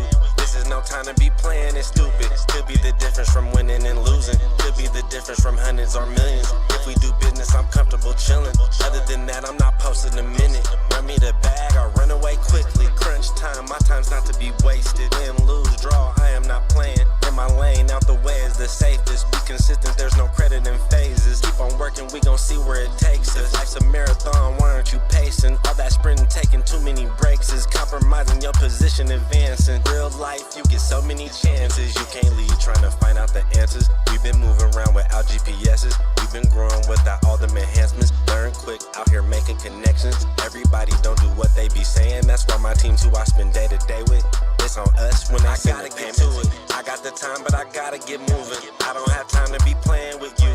This is no time to be playing it stupid. Could be the difference from winning and losing. Could be the difference from hundreds or millions. If we do business, I'm comfortable chilling. Other than that, I'm not posting a minute. Run me the bag, I'll run away quickly. Trying to get rich, but they dying to 50. Ducking these trends, I don't like what I'm seeing. They jumped the fence, but the grass wasn't greener. No one warned about the wolves and hyenas. Eggshells, gotta watch how you treat us. Shaking hands, a part of doing business. Make a promise, make sure that you deliver. Good business, only way it continues. Money matters and you need the credentials. Coming straight up, Arbors gon' bring issues. Good afternoon, and thank you for joining us. This is Dunk Discussions, and Carlos is drifting out of the picture over here. I'll give him a little more space. Okay. You're listening on 88.1 HD Channel 3, online at 22westmedia.com. Download the app. It's much more convenient. You can stay up to date. We are also streaming on live on 22 West Media's YouTube channel. 22 West Media's YouTube channel? Yeah, we got a full slate today, as we've been gone for about 2 weeks. We're on hiatus, respecting the veterans last week. So we're going to be talking a little bit about, of course, the brawl. There was a night full of brawls in the NBA. I don't know what was in the water, but something violent. We're also going to be talking about a player that was in the game of that brawl, Anthony Edwards, and his ascension into what I think is superstardom. We're also going to be speaking on the popularity of the NBA tournament, the in-season tournament, and how, Matthew's going to have a couple things to say about that. And, of course, the Warriors' struggles. The Clippers struggles. I don't know why I keep saying Warriors. Yeah, the Clippers struggles. We're going to touch a little bit on that. We're going to do some picks for tonight, games we want to watch, games we want to pick for tonight. And I know there's something I'm leaving out here. Power rankings. There we go. So surprising teams, how high and how low they are in the power rankings. And we got ourselves, and y'all aren't used to seeing this, but we got producer Matt over here. He does have a face. Man, talk to me. That is what this man looks here. like. So we have Kaylee as our producer, and we like to do things a little bit different on Dunk Discussions, so you're going to have your microphone on quite frequently because you're going to be talking. Hi, guys. Yes, and Carlos is another producer. Yep, I produce Footy Fridays, which was the show right before this one. Yes. And that's like football. Yeah, soccer. Oh, not soccer. Football. Okay. So what do we want to roll into first here? You want to do a little Want to recap the fight first? Yeah, we could do that. It's a hot We topic. get we get into something negative. You feel me? Yeah. Let's go full screen on that puppy. Okay, so first we got a rebound, and then like immediately Klay Thompson's grabbing this dude's jersey. He's not having it. First, before we even get into it, I want you guys to see the bottom right of this screen. Okay. It's 0-0 in 2 minutes in the first quarter. Yes. And we started off with a fight. No, and I mean, I looked into it a little bit too. There's nothing. They're obviously like it was like like this happens in hockey sometimes, where it's like they drop the puck, gloves drop, everybody starts to get in a fight. So something happened. This is the second time they played in the same week, right? Yes. So something happened in the first game between these two. Yeah. I imagine there's a backstory to this. It's not just like Klay Thompson grabs his jersey and he's not having it. Yeah, there was a little bit of tension between Anthony Edwards and Draymond Green a couple days ago. Well, before this game.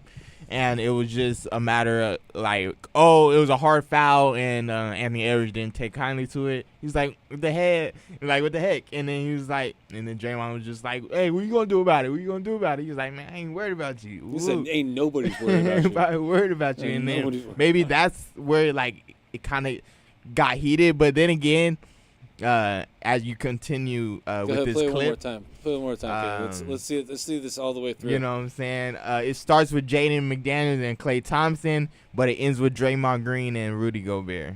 Draymond Green should have just gives him a piggyback ride. Back that back up to the point of contact with Draymond and Karl Anthony and Rudy Gobert. I just want to point out how you beelined him.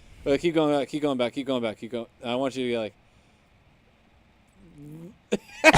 He has to jump. He's so tall. He's got to like full on jump on his shoulders to get him off. But I got a problem with, well, maybe not necessarily a problem, but look, this is your teammate, and of course you don't want to get suspended for 5 games as well. Right. But Karl Anthony Towns needs to. He's the big guy. Right. It's kind of like the big guy's job on the team. Yeah, he just to like stop it from happening. You know what I mean? And he's just sitting there, just like, all right, guys. Yeah, so like the actual enforcer, Rudy Gobert, is getting choked out. So you got to like, it's a bad look. It is a bad look. And there's a lot of contention of should Draymond gotten suspended, and when you take Draymond Green into consideration, he has like this record of him doing dirty things, I guess, hitting people below the belt, right, or just doing overly dramatic when he doesn't need to be. So, I mean, yeah, he should have been suspended, and 5 games, maybe that's excessive, but when you take Draymond Green, everything about Draymond Green is excessive. So, I think reputation or not, you're getting suspended 5 games for that. Okay. Like even if it was like a guy with a good reputation, like Steph, that's choking somebody out and not letting go after like, you know, a few people are trying to pull your teammates, your coaches, people are trying to pull you off of him, you're not letting go. Mm-hmm.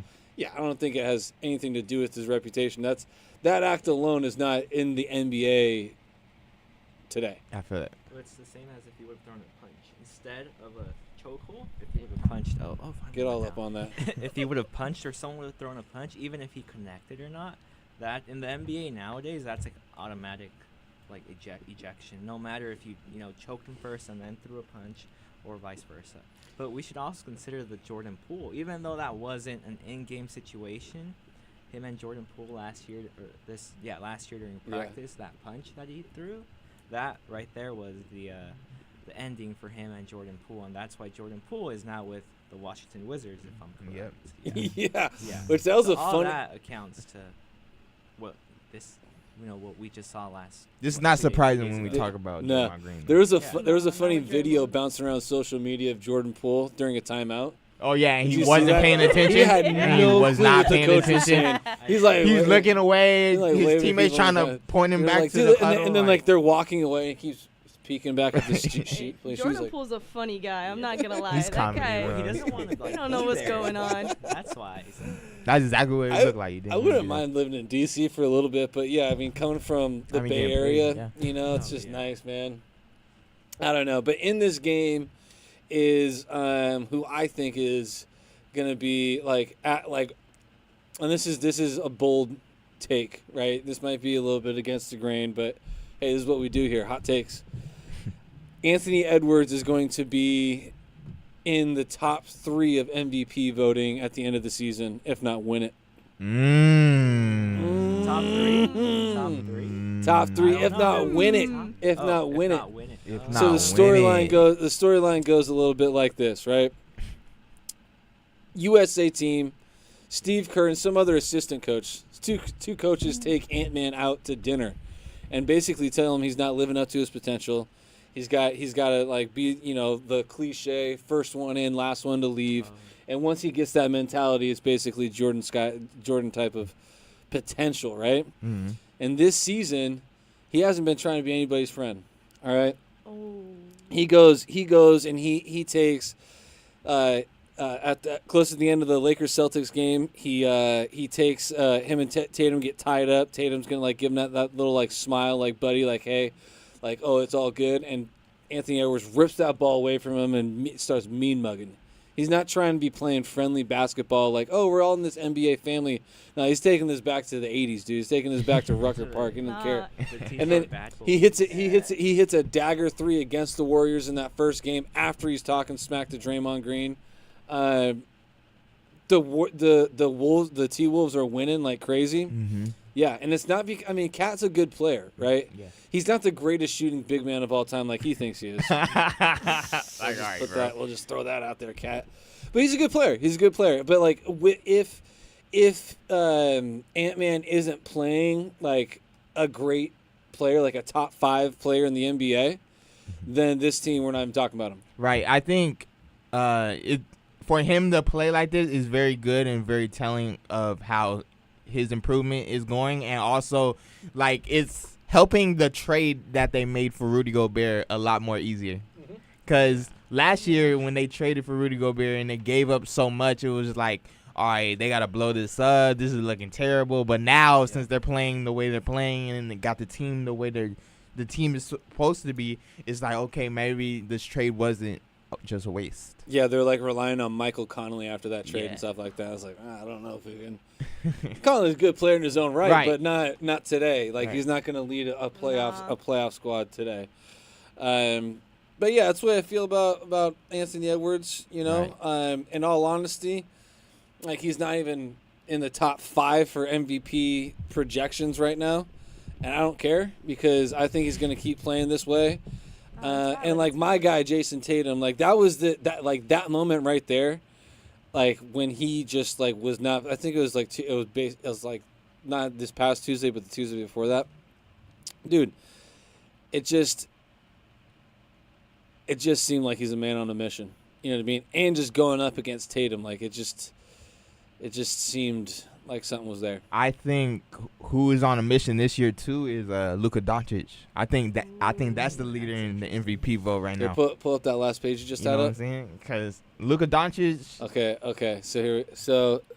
Oh no, it's a different one actually. Luka Doncic got the Mavericks they have the team superseding expectations.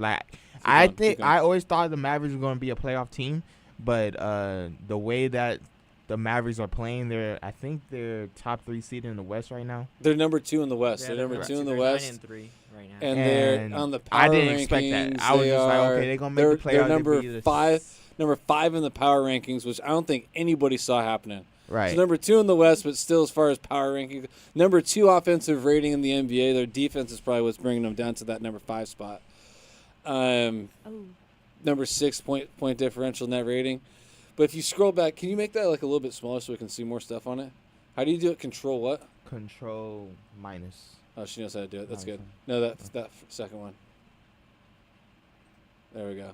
Okay, so we go Dallas Mavericks. So scroll back up. Celtics dropped from number 1 to number 4 because of that L. But yeah, dude. Keep going. My Timberwolves. Bam, baby. Number 1 defensive rating in the NBA for the Minnesota Timberwolves, which last year they were giving up tons and tons of points at the bucket. It was just not. I don't know. It wouldn't look like it is right now. Yeah, best defensive rating, like that's an improvement from last year. Well, it's still early in the season. It's only they've played 11 games, I think, because they're 8-3. So, yeah, 8 wins. Well, 3 they're losses. 7. Oh yeah, no, this 7 was actually 2 days ago. So yeah, you're right. You're right. 8-3. No, yeah, dude, no. And so, okay, back to the Mavericks, right? Mm-hmm. This past off season, I was afraid of losing Grant Williams. In some ways, you know what I mean? Because Grant Williams was like, he basically played himself out of the rotation in Boston, but he was shooting over 40% from 3 at before the All-Star break. Right. So there was really only like a month or so that he wasn't playing great basketball, and he was a big part of this Celtics' success throughout the season. But he kind of just, I don't know, he lost his shot, and Joe Mazzulla lost his confidence in him, right? Mm-hmm. But what he brings to the Dallas Mavericks that he wasn't really able to, I think that he was underrated for when he was in Boston, was his ability to guard 1 through 5. Like Grant Williams is a big body that's not going to let you knock him out. Like he won't let you like just take a clear path to the bucket. And he's quick too. Yeah. He's only like 6'6". He's kind of like a Charles Barkley. Barkley. Big, but he's like wide. He's like girthy. Yeah, there you go, girthy. Absolutely, man. That's a disgusting way to describe someone. That's a disgusting way to describe an NBA player. It's girthy. Well, but it's We're just gonna let it pass. We're just gonna let it pass. Okay. I want to let that slide. Wait a minute. All right, so we're hitting up the power rankings. We're just rolling down the list of stuff we got to get to. So let's keep going down. Like zoom out a little bit, actually, please, Kaylee. Okay, one more. Okay, so keep going down. We're gonna keep going down because there's some shockers deep down on this list that were like, oh my God, they were supposed to look at. Okay, so OKC moved from 15th to 6th because they're just dogging my boy Chet Holmgren. Oh, that's right. Chet Holmgren, 30 against Wemby. Chet Holmgren, what you know about that? Chet Holmgren's, and it's really SGA, but you know, I gotta throw out my by association. Out there, yeah. You got one too? Why does everybody's show got someone with their favorite player that they talk about constantly? That's what I want to know. No, he's not my favorite player. I like preseason. I kind of like just. Well, not like favorite, but they got like one player that they constantly talk about. Like Garrett Novak was Brandon Fod. You got Beto with that Central Valley quarterback, and now I got you over here. It's got passion. I really don't talk about Holmgren that much. That's basically all I'm going to say about Holmgren today. That's it. Yeah, really, the guy who I talk most about is once we start talking about the Clippers. Oh, De'Aaron Fox is my guy. I got a lot of guys that I really like, but I got one that I don't. You have a whole list. Yeah. Okay. So keep going down. We got the Oklahoma City at the number 6. Warriors. That's a fine spot for the Warriors at number 7. Steph's been out. Clay is just not himself. The Houston Rockets. That's surprising. That's crazy. The Houston Rockets were terrible last year. Terrible. They got rid of Christian Wood. Literally. You know, like they had Kmart Jr. Yeah, dude. But you know what? They picked that guy. What's his name? Yeah, Sengun, and Dylan the Villain. Been killing it, dude. Dylan the Villain. And then you get that veteran presence, Van Vliet. Yeah. I mean, I forgot about. And then what's that young center? Sengun. No. The other one. Center. Yeah. They drafted him like top 5, I think, or top 10. What? Oh, yeah. Search that up. Hold on. Let me see. Something Smith, I think. No, their centers are Sengun, Jeff Green, Londale, and then Maro Jonchevich.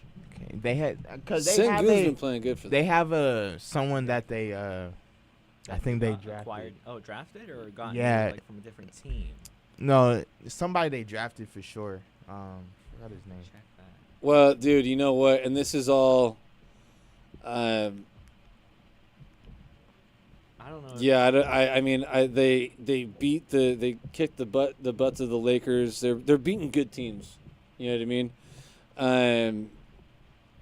Yeah, I don't know who you're talking about, but ultimately it comes down to look. They just bumped from last week to this week. They bumped from 26th to 8th because they had 2 big victories, Nuggets and Lakers. It's all about Ime Udoka though. 100%. No, yeah. 100. I mean, that guy. See, there's like a common thing that's going on with coaching across professional sports, and it's like, hey, I mean, we kind of talked about it in the NFL show. It's like, hey, let's be these guys' friends. Jabari Smith. That's what I was talking about. Oh, Jabari He's Smith. nice. He's nice.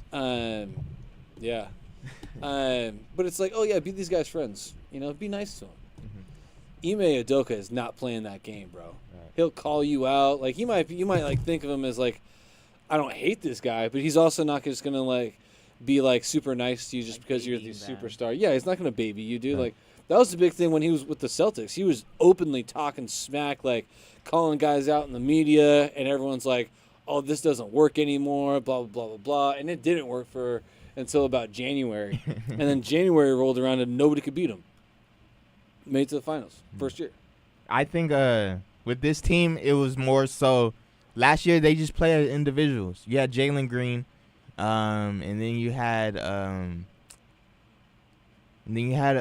the other point guard. He ended up getting cut because he had off-court issues.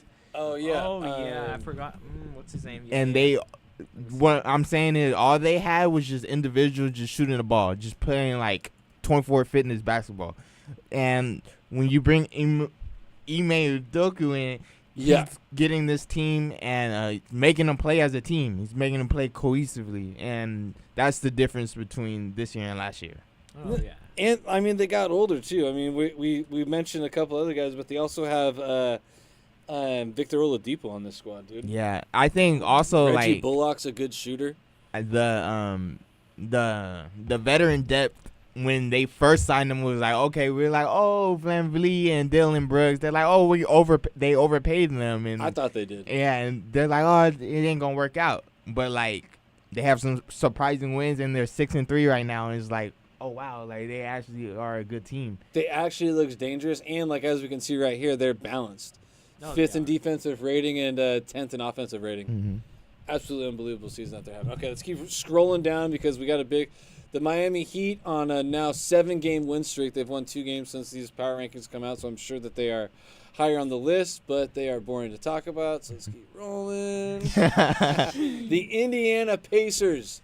Wild. Not a very balanced team, but one heck of an offense. You better outscore these dudes. Halliburton is so nice. He is so nice. Dude. He's one of the 3 like young stars that like I'm so excited to see every year. Like I would say like SGA, Halliburton, and Maxey from Philly. Like those 3, they're so nice, and like they all 3 have opportunities in their respective teams to like improve, and also they're all playoff teams right now. Yeah, I saw this crazy stat for Halliburton. It was 2 games, 35 assists, 0 turnovers. Yeah. Well, I think they're also playing good right now because if you guys didn't know, Indiana's hosting this year the NBA All-Star game weekend. They are. Weekend. Yeah, they're hosting it this year. He's an All-Star. He's gonna be an All-Star for sure. Oh, yeah. Someone he's he'll rightfully deserve it too. I mean, speaking of Anthony Edwards, he also played on the national team with Halliburton. And I said this earlier this year, and it's like I'm not like saying he is him, but their game is very similar. Magic Johnson, Tyrese Halliburton. I know it sounds crazy to say, but it's like they both have these incredible passes. They're big guards, and their shots actually look very similar. Like this, like kind of like a like hold the ball really far away from my body and just kind of like flick it at the end. Like it's all in the wrist. Yeah, it is. It is. But yeah, Halliburton's is a killer player. He's one hell of a player. Yes, absolutely. And now let's scroll down one more, because this is where it's like getting pretty ugly.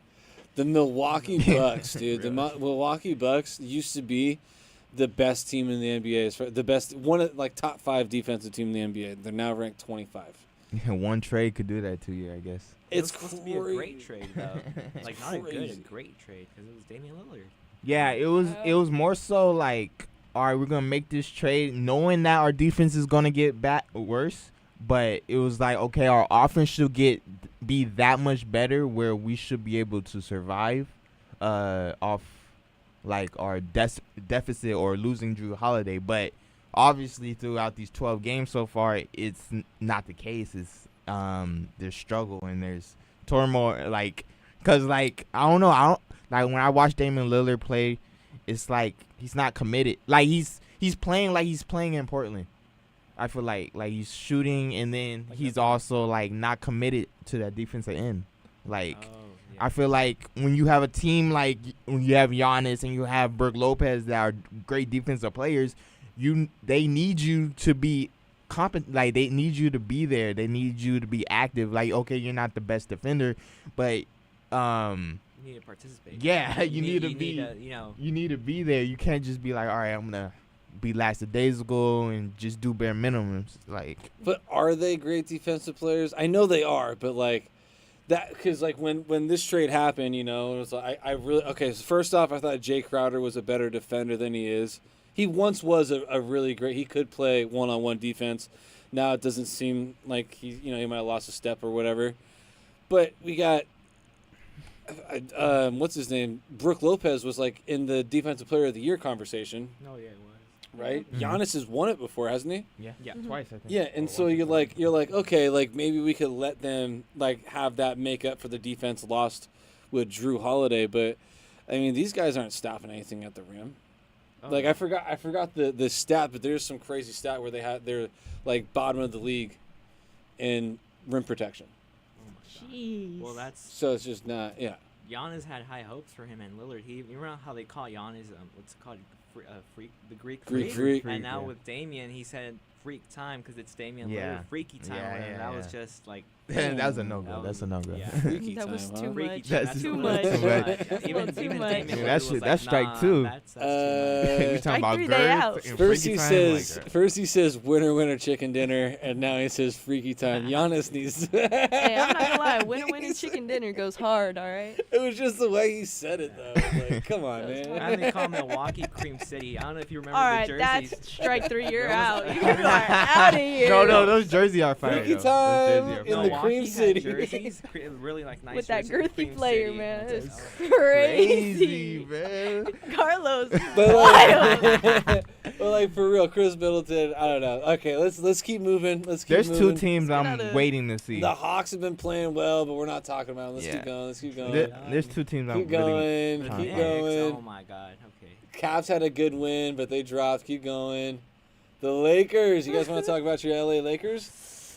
The Lakers through 12 games. No, they've been disappointing. Cause I had expectations that they would play better throughout, like the early part of the season. Yeah. But if I'm comparing it to last year, we were 2-10 in the first 12 games last year. So We to had a be bad 500, I a guess blessing. it's that silver lining of like, all right, like we're 500, we're not out of it, and we're not climbing our way up trying to get above 500. You know, so like it could be better, it should be better, but I also think Vanderbilt's underrated.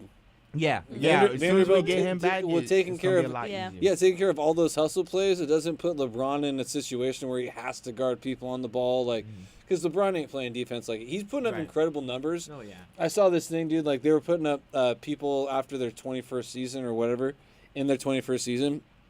The stats, like everybody's averaging less than 5 points a game. LeBron's got like 26. Dude. No, he's got 21, 27, 19, 35, 24, 30, 18, Yeah, he's 32, just- and it's 16. Yeah. ridiculous. Last That year. man's He's on just track. scoring. He's just scoring. And He that's needs the somebody out there fact- playing Two bad defense. games where he only scored 18 and 16, but the rest it's like 20. That's not and even 20 and technically a up. bad game though No. for an average Yeah. player. That's Right. like a phenomenal For game. somebody in Yeah. their 21st season, that's absolutely out of control. But and the Absolutely out of crazy control. thing is, he was hurt. He wasn't even supposed to be playing as much as he's playing this He season. was limited to He was 30 supposed to be minutes. limited 30 minutes, and he said, "Nah." Yeah, he's waving it His off. his quote just "nah," and went off, and I was just like, "All right, damn." Do you, I guess, I think Braun. that's a bad look. Not on him, on Davis. Because he was supposed to, you know how he 100%. was Yeah. supposed to be limited 30 100%. minutes? Because, you know, once he retires after his son comes in maybe next year, Davis is supposed to be, that guy. He's Since supposed to be last the number year. one. He was brought to this team to be the number one guy in carry, and he hasn't been. He No, he hasn't. literally That's just true. been the second option, and even if that, even last game, you scored 9 points against Sabonis, bro. Like it's a problem, bro. Sabonis is not locking you up, and the fact like Anthony Davis, he could be the best player in the world, and then he can't. Like his mindset of, okay, like give me the ball. Like sometimes I just wish for him to be like, give me the ball, and he's not that guy. He's not like he doesn't have that dog in him sometimes. And sometimes he does, sometimes he doesn't. It's so He's hot and frustrating. cold. That's what you don't need in So a player. He's You not, need them like, to stay hot reliable. consistently. That's You know what I that's mean? the Like, thing. and that issue of like, okay, AD is he hasn't been that inconsistent this year, but the fact that we're having this conversation about him over That and just over. should be He got an shut out- issue. he got shut Like out we in half. never had that conversation with LeBron. He's always showed up every game. He's always shown up. You need to be like, you're getting paid that big money. You need to be able to always show up because that's why you're on this team. Like you When- show up every game, both sides of the court. When Braun says you're the main focus of Braun's team, you got to take that into consideration. Right. You got to live up to it. All right, let's keep scrolling. So there's We could just- the Suns are 16th in power rankings. And Bill just got Bradley Beal's out bent 3 weeks. 3 weeks. Okay, not Yeah. At least 3 weeks with Wild. his back strain. So this is a serious issue. Kevin Durant this is like not me just projecting. Kevin Durant cannot carry at least at this point in his career, physically cannot carry a team throughout an entire season. It's not going to be able to play enough games. Devin Booker can, but he's also been in and out of the lineup. Can we talk That about big how three's been an absolute disaster. Oh yeah. talk about how Kevin Durant can construct a team without having an injured teammate? Yeah, Oh well, my I mean, God. I don't We know. talking if about Kyrie Irving, and then we talking about Bill and What about Devin the Booker. Warriors? yeah. I mean, but he joined that team, so it was like he did not construct the team. And this is another reason why, like, look, players don't make teams. I mean, players make teams, but they don't make up the build of a team. Well, You know, now like, they I would obviously, say if you don't have good players, you're not gonna have a good team. I would say now Unless you're the Heat. super teams are getting outdated now. Like we Oh, can't they're way see outdated. we can't see 3 superstars on a team, and you can't expect them to win anymore. Like those days are done now. I mean, if you really look at it, it barely ever works. It only worked with 08 Boston Right. when you have 3 superstars, right? Right. It only worked with Miami. And You then, could say Golden State. Golden State. It worked with Golden State. It worked with Golden State. 2015 to like 2019. But yeah, you got to have a big 2, and also know, like, look at Lakers. Yeah. You know, even with Kobe and Powell, like there was a clear number 1, number 2, but that was still like a dynamic duo, if you will. You know, The 1-2 punch. Bulls in the '90s, like, you need to have like that, at least like one team cohesive identity, like the Heat or the old school Pistons or something like that, where you have no superstar. Like Jimmy Butler is technically a superstar, but he doesn't put up superstar numbers. Right. Yeah. You know what I mean? Like he just comes up clutch in the right situations. He'll set a pick. Right. You know, he'll play hard defense. He doesn't really do superstar type of stuff, but he plays like a superstar when it counts. You know? Right. He plays hero ball. Yeah, he plays hero ball. Mhm. So let's keep going. I want to talk about the other LA My team. Sacramento Kings, baby, 4-4. They just got De'Aaron Fox back. That offensive rating is gonna jump from 24 to at least top 5. Come back at me. Oh, Sabonis no. shutting down Anthony Davis. Let's go. No, Malik Anthony Monk- Davis shuts down Malik himself. Monk just throwing it Davis down shuts on himself. people. Anthony Come on. Davis shuts himself down. He shuts confirmed. himself down. Yeah, no, that was Sabonis. He couldn't handle it. He couldn't handle the heat. But yeah, let's keep going. That's all I gotta say about that. Raptors. No movement. My Paolo Banchero player to watch out for this season has been playing great. He had that game winner. Yeah. Yes, Exceeding Paolo, expectations. that's my guy. Let's keep. Bro, I'm I haven't looking, seen one team. I'm that, looking for the clips. Bro, so we can that's roll the to only break. team We I've gotta been take a looking break, for man. this I'm whole trying time. to get to the This is Clippers, the which only team is I've been looking making for the this whole point. time. The Pelicans, I said, had a high ceiling this year, but Zion is not committed. He said he's trying to be committed, which is like. How do you try? How are you gonna publicly admit that though? Needs to grow up, like, dude. Twice, I think already. Like, that's my question. He needs a How PR do you team, bruh. Publicly admit, hey, I'm trying to commit. If I was a fan and heard that, breakdown immediately. Bro, what are you trying? Absolutely out of control. Like, get off my team, bro. Get out of here. Come on. I like him, but I don't. There you go. Okay, so this brings us to the mighty super team, the LA Clippers, and it's a perfect time to tease you and go to our mid-episode break. So sit tight. This is 22 West Radio, 22westmedia.com, YouTube, HD Channel 3 on their FM dials, and I believe that's it.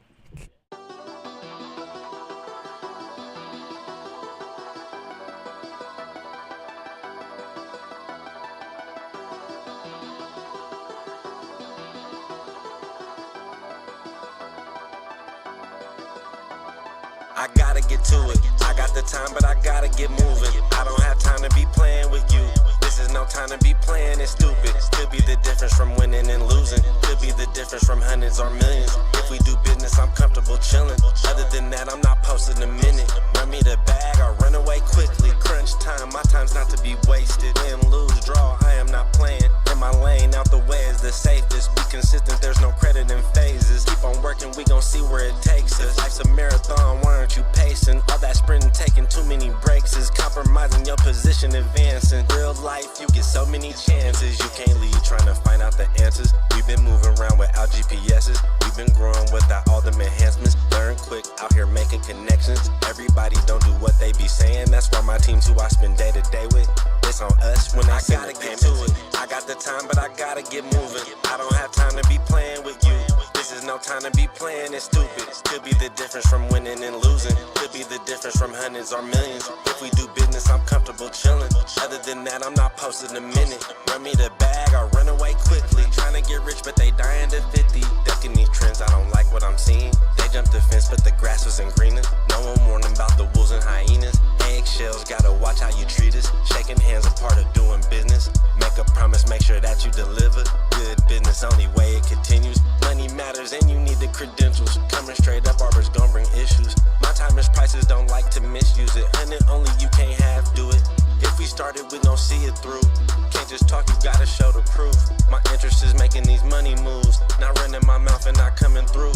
Let's run up the back, I need something new. I'm high on the bills, I want them blue. You want me to work, I'ma need it soon. They all in the way, we gon' need some room. Locked in and focused like missiles on cruise. Going non-stop, I got something to prove. Playing with us, you gon' definitely lose. Never slow down, cause I gotta get to it. I got the time, but I gotta get moving. I don't have time to be playing with you. This is no time to be playing it stupid. Could be the difference from winning and losing. Could be the difference from hundreds or millions. If we do business, I'm comfortable chilling. Other than that, I'm not posting a minute. Run me the bag or run away quickly.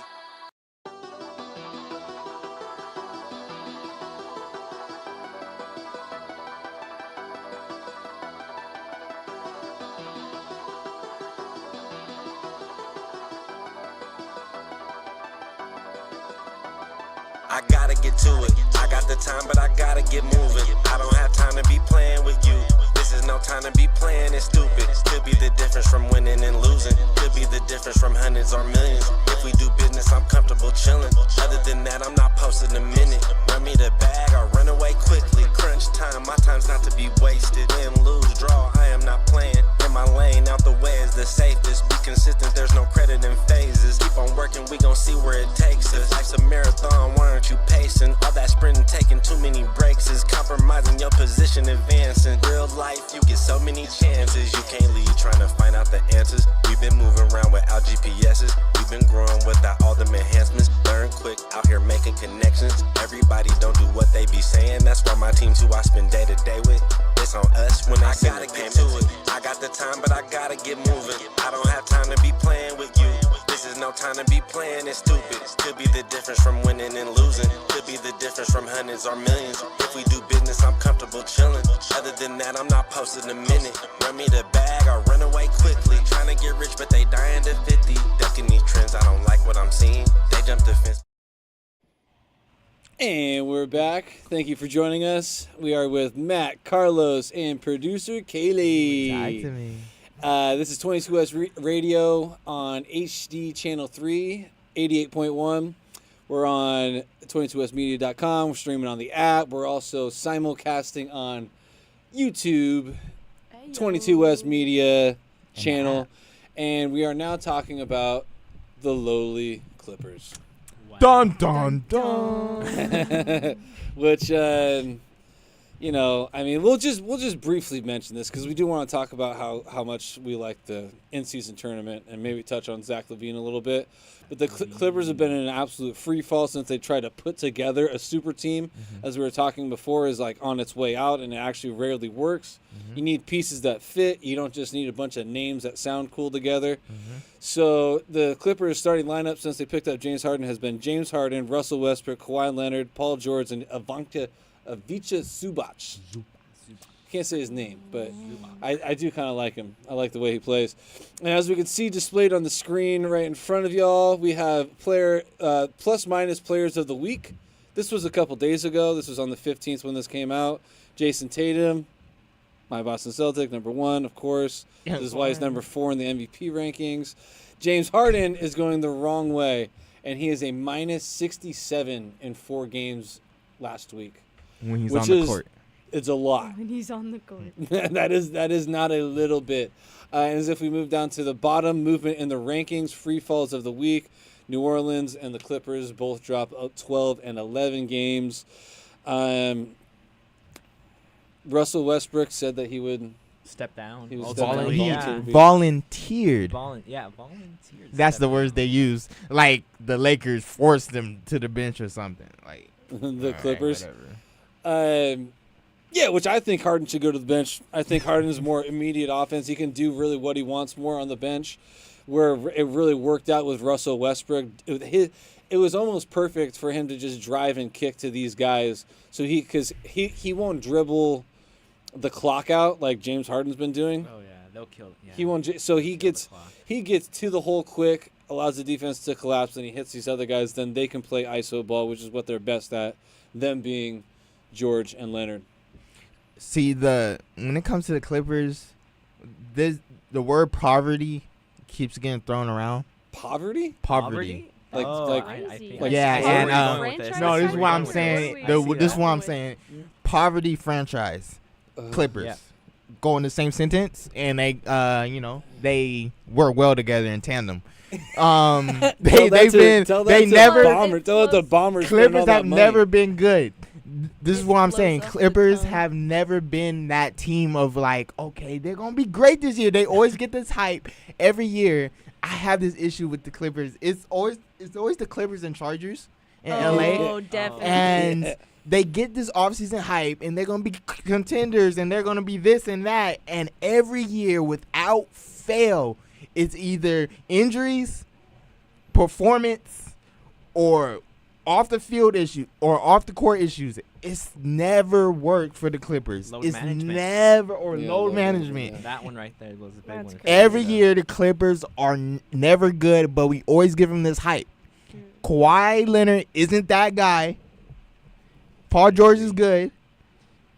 James Harden, I said this to you earlier. James Harden is figuring out what Russell Westbrook had to figure out. Yeah, right. And Carmelo. Like, you are not the guy anymore. But and you have to realize that. I don't think he is figuring it out. He's not. He's the system. He's the system, yeah, he right? just said he's the system. Like, hey, stage 1 is denial. Stage one is denial. And it's going to be a long process. Good luck, Clippers. I mean, my favorite take I've heard is that like the Clippers and like the Chargers are the baby brothers in LA. Yeah. The baby brother teams. We don't acknowledge them.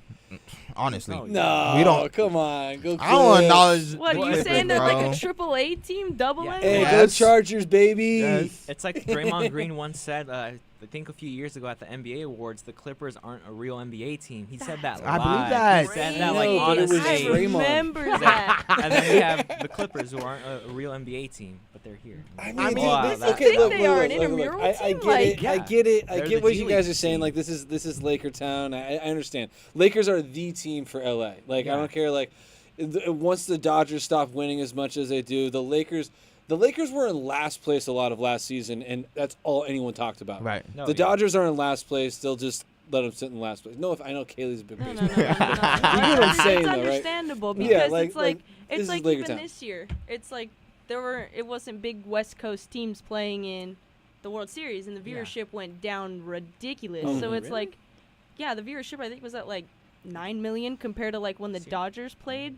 Like whenever the Dodgers or Astros are featured in the series, it's always like double digits, up in the 20s. Yeah. So, okay, so yes, the Clippers are never going to be as popular as the Lakers. But to say that at least they have an owner that is here making moves to make them a real team. You know what made them not a real team before? The Lakers banners hanging. Oh, You know what I mean? definitely. Them not That right having there their own was just- stadium. They had made them not to a real cover team. up the banners Yeah, and put so- faces of their so- players. Yeah, so they got a guy that's willing to make the moves to turn them into an actual NBA team.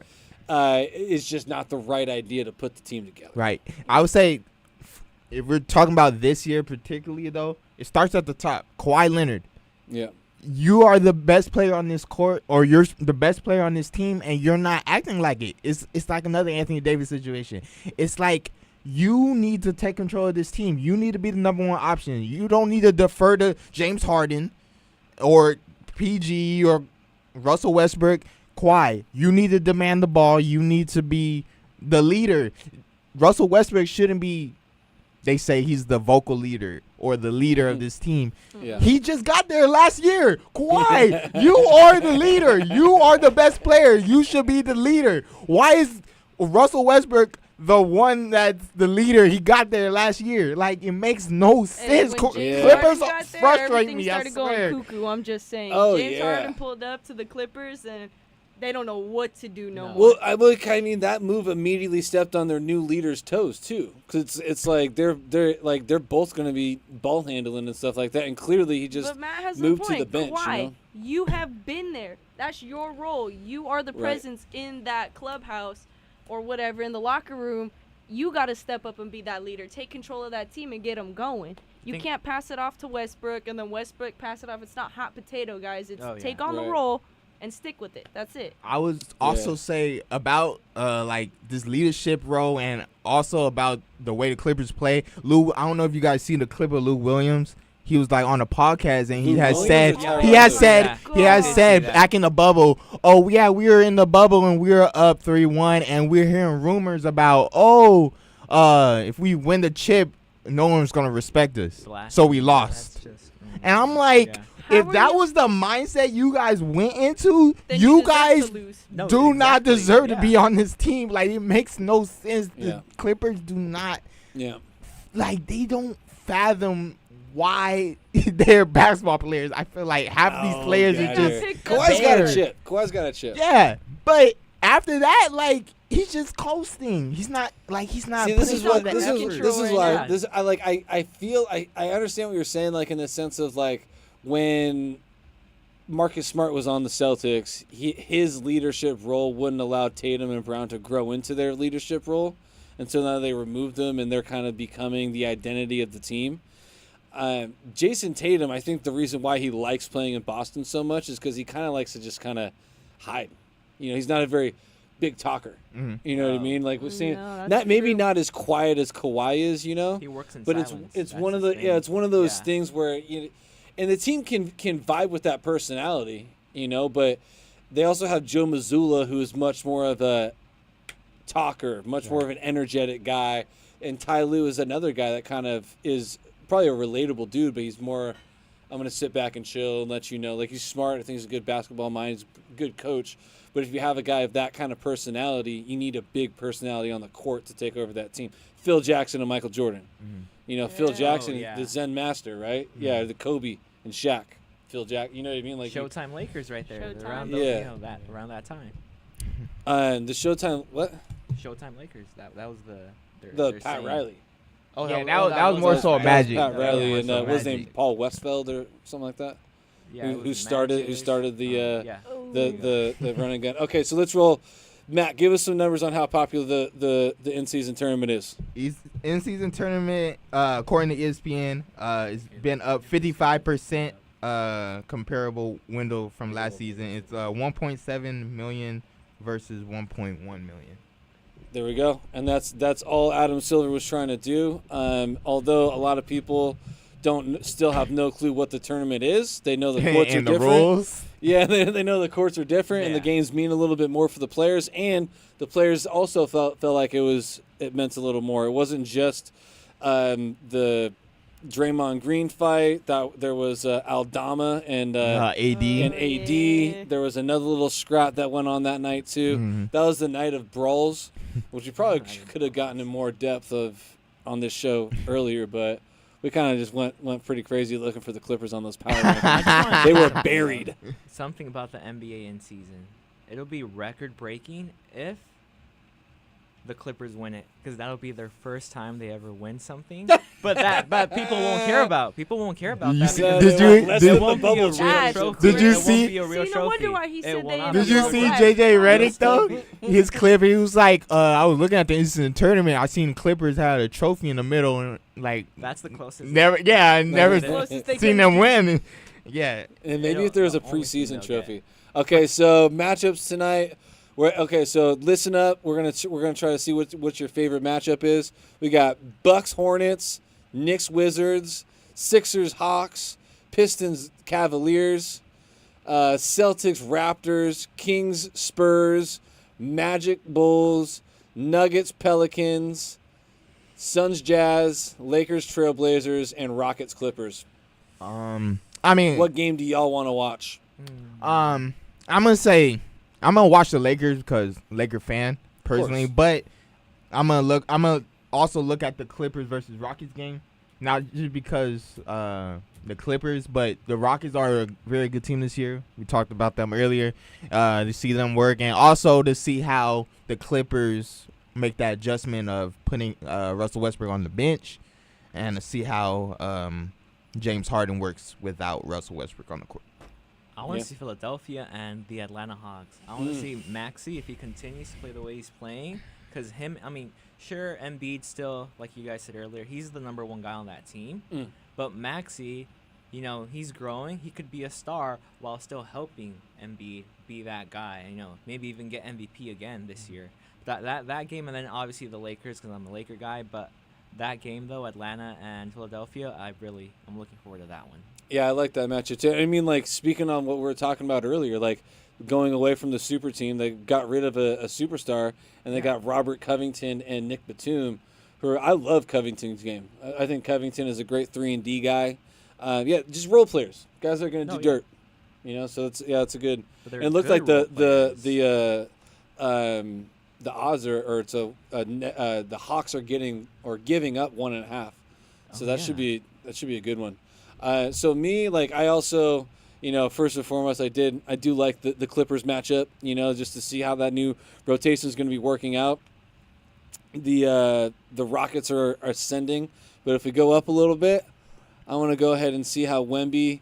No, down, actually, my bad. Go down. So we're going to see how Wemby handles those Sacramento Kings. Kings are favored by 8.5. Because the Spurs aren't that great of a team, and the Kings, like I said, they're the team to watch out for, people. All right, and I just want to see how Wemby. I just want to see every matchup with Wemby, basically, but also how well Sabonis played against Anthony Davis last game, or was it just Anthony Davis playing himself out of the game? I don't know. I just want to see those matchups with the bigs. I know, because it's gonna be a fast-paced game, which could play into Wemby's hand, but also Sabonis is really, really good at playing that fast-paced game. So I don't know. What do you think, Kaylee? What do you want? Big Lakers girls, so obviously going to tune into that, no doubt about it. But I'm really looking forward to seeing that 76ers Hawks game. That just looks close. You can never go wrong with games that are close because it's got the most tension. You could watch the Celtics play the Raptors, but you're like, they're going to blow them out. No, yeah. There's not much to watch there. So you got to go with the 76ers and Hawks on that for some good ball. Yeah, so let's do one scroll down the money lines or the odds just to see if we want to take any bets that aren't not possible. So we got the Clippers. The Clippers giving up 7.5, so they're actually favored. I'm taking the Rockets. Give me those 7.5 points. Are you kidding me? 100%. That seems like a really easy bet. I guess it's like they just figure like they're on such a skid that once they mix up the lineup, it's gonna happen. I guess. 'Cause it's their Who knows? reputation. We're gonna keep going. The Suns are it giving sucks, up but 5.5. that's how it is. Yeah, right. Suns are giving up. Lakers doesn't suck. favored by I 9.5 hope they stay over in the the dirt. I Trailblazers. swear. Oh, I'm taking the Nuggets covering 4.5 over the Pelicans too. Oh yeah. That seems like an easy pick. Bam. All right, who's got a bookie? Bookie. Well, anyway. I don't think anybody could legally admit to that. Just saying. Man. Okay. Well, off air, we'll talk about it. This has been Dunk Discussions on 22westmedia.com, the 22west radio app. Download it. It's very convenient. It's fantastic. We're streaming live on youtube.com, 22west media, 22west media YouTube channel. And we're on 88.1 HD channel 3 on your tuners. This is...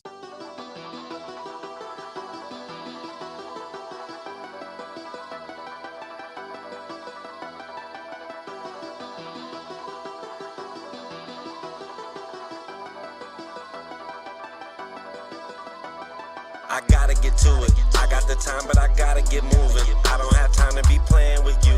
This is no time to be playing it stupid. Could be the difference from winning and losing. Could be the difference from hundreds or millions. If we do business, I'm comfortable chilling. Other than that, I'm not posting a minute. Run me the bag, I'll run away quickly. Crunch time, my time's not to be wasted. Win, lose, draw, I am not playing. In my lane, out the way is the safest. Be consistent, there's no credit in phases. Keep on working, we gon' see where it takes us. Life's a marathon, why aren't you pacing? All that sprinting, taking too many breaks is compromising your position, advancing. Real life, you get so many chances. You can't leave trying to find out the answers. We've been moving around without GPSs. We've been growing without all them enhancements. Learn quick, out here making connections. Everybody don't do what they be saying. That's why my team's who I spend day to day with.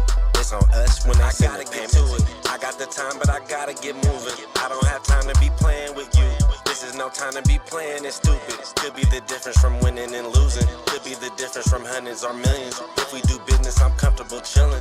Other than that, I'm not posting a minute. Run me the bag, I'll run away quickly. Trying to get rich, but they dying to 50. Ducking these trends, I don't like what I'm seeing. They jumped the fence, but the grass wasn't greener. No one warned about the wolves and hyenas. Eggshells, gotta watch how you treat us. Shaking hands, a part of doing business. Make a promise, make sure that you deliver. Good business, only way it continues. Money matters and you need the credentials. Coming straight up, barbers gon' bring issues. My time is prices, don't like to misuse it. Hundred only, you can't half do it. If we started, we gon' see it through. Can't just talk, you gotta show the proof. My interest is making these money moves. Not running my mouth and not coming through. Let's run up the back, I need something new. I'm high on the bills, I want them blue. You want me to work, I'ma need it soon. They all in the way, we gon' need some room. Locked in and focused like missiles on cruise. Going non-stop, I got something to prove. Playing with us, you gon' definitely lose. Never slow down, cause I gotta get to it. I got the time, but I gotta get moving. I don't have time to be playing with you. This is no time to be playing it stupid. Could be the difference from winning and losing. Could be the difference from hundreds or millions. If we do business, I'm comfortable chilling. Other than that, I'm not posting a minute. Run me the bag, I'll run away quickly.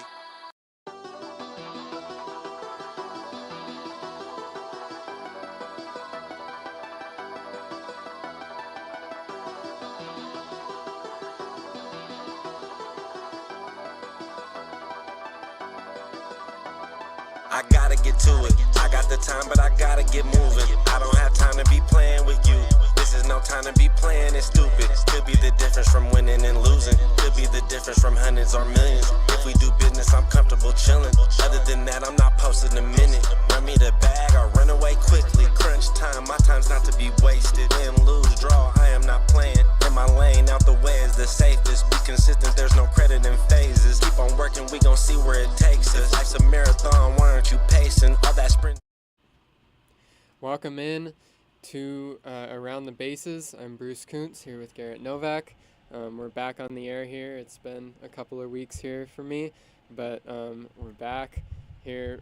22 West Radio HD Channel 3. We're also live on 22westmedia.com, the 22 West YouTube channel, and on the new 22 West Radio app. So you are probably watching on one of those, but make sure you spread the word. Garrett, how you doing today?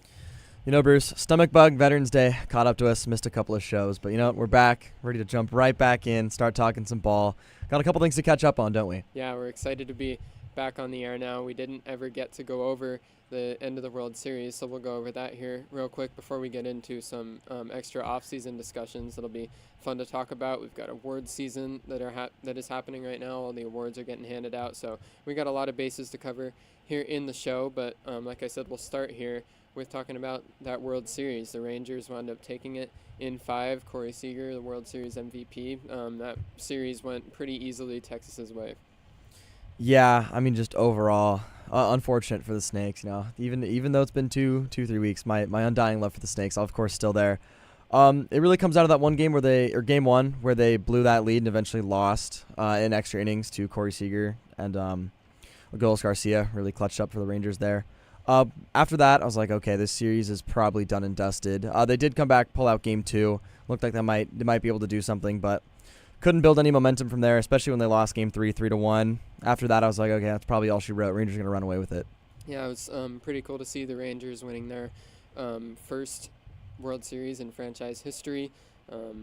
Off of that small list now of teams that haven't won a World Series in their history, the Rangers are now on the list of teams that have. Like we talked about, Corey Seager, just an incredible series from him. We had talked about our World Series MVP predictions prior to that. I had thrown his name out there as a guy who could go out and just dominate, and that's exactly what he did. I think we've come to see now, both in 2020, now all the way through this postseason, and especially in the World Series, Corey Seager, when he gets hot, is as good of a hitter as anybody on planet Earth, and he pretty much put the Rangers on his back. Obviously, the whole offense was scoring pretty well, but with Corey Seager in their lineup, there was no way the Rangers weren't going to take this series. Yeah, and on the side of the D-backs, I think the biggest thing for them that really kind of sunk that ship was Paul Sewald coming into this series, had 8 innings pitched so far in the postseason, hadn't given up a single run, and then pitched 2 innings, and this one got tagged for 6 earned.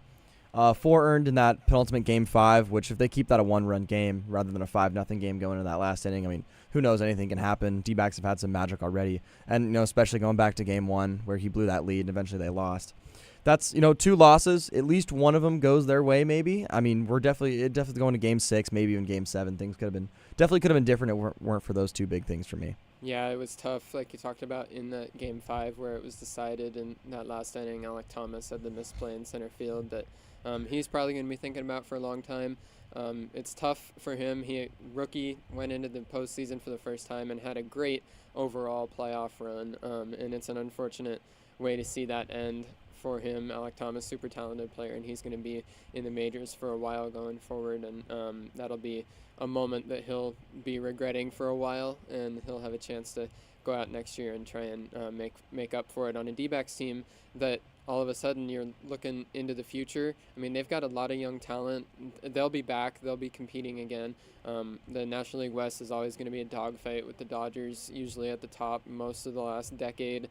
And then you've got the Padres that are looking to rebound from a tough season this year, and the Giants are always trying to build as well. I'm leaving out the Rockies there. I don't think anybody's going to be too pissed off about that, but the D-backs will be back next year, especially if they can make some additions here in free agency. That third base spot is one that they've talked about wanting to shore up and head back into 2024 and try and get to the playoffs and get back to the World Series again. Yeah, I mean, maybe look at a future Matt Chapman for them. I think the D-backs, they had a great Cinderella run. Unfortunately, came up short in the end. I think they're definitely going to have to – they got a lot of work to do. They've got some good pieces to build around.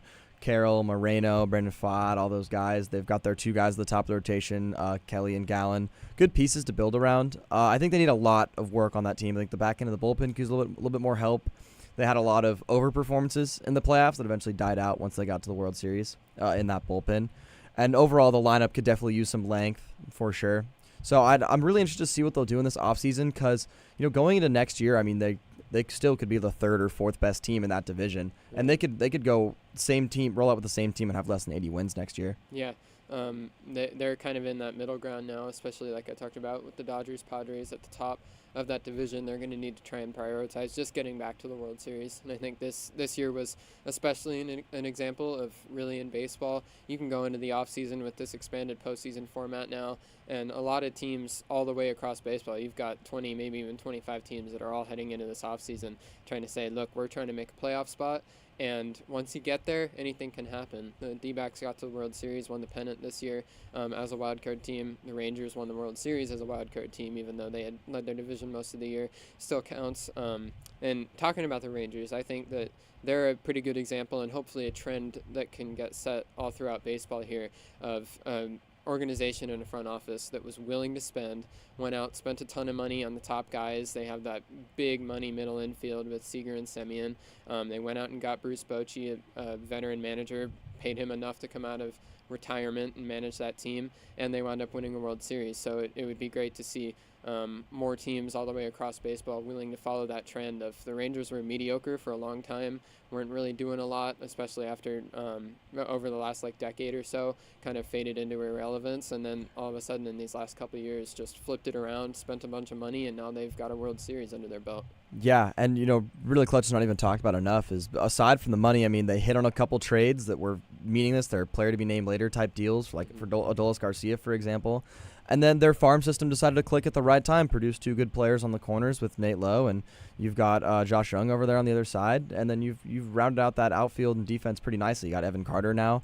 It all came together at the perfect time, and now it seems like they've got a nice little window here to go on a couple of runs. Very impressive turnaround overall as a franchise to go from one of those teams that was near the bottom, not really threatening anything, to just within these last 2 or 3 years completely turn it around, where now they've got a World Series and they're not going to be going anywhere, continue to try and compete at the top of that AL West, especially as the Astros are getting older. They're losing some guys. Correa isn't there anymore, and they're going to be losing more guys here coming up as more players hit free agency.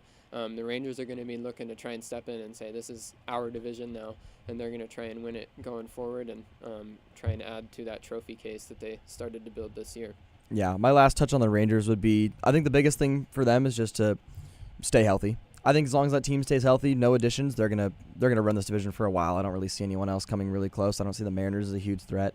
Angels are never gonna be able to get it done, and I think the Astros are just gonna continue to decline. And if they're able to make a big splash in free agency, then wow, good for them. Could be a really good team heading into next year for sure. So with that, we can transition here. The awards season is in full swing. A lot of these awards have been handed out here over this last week or so.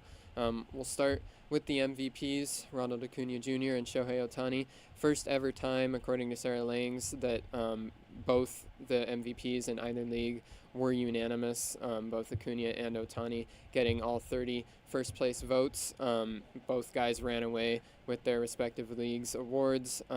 And then when we move down the list, we've got Mookie Betts and Freddie Freeman, 2 and 3 in the National League, and Seager and Semien, 2 and 3 in that American League.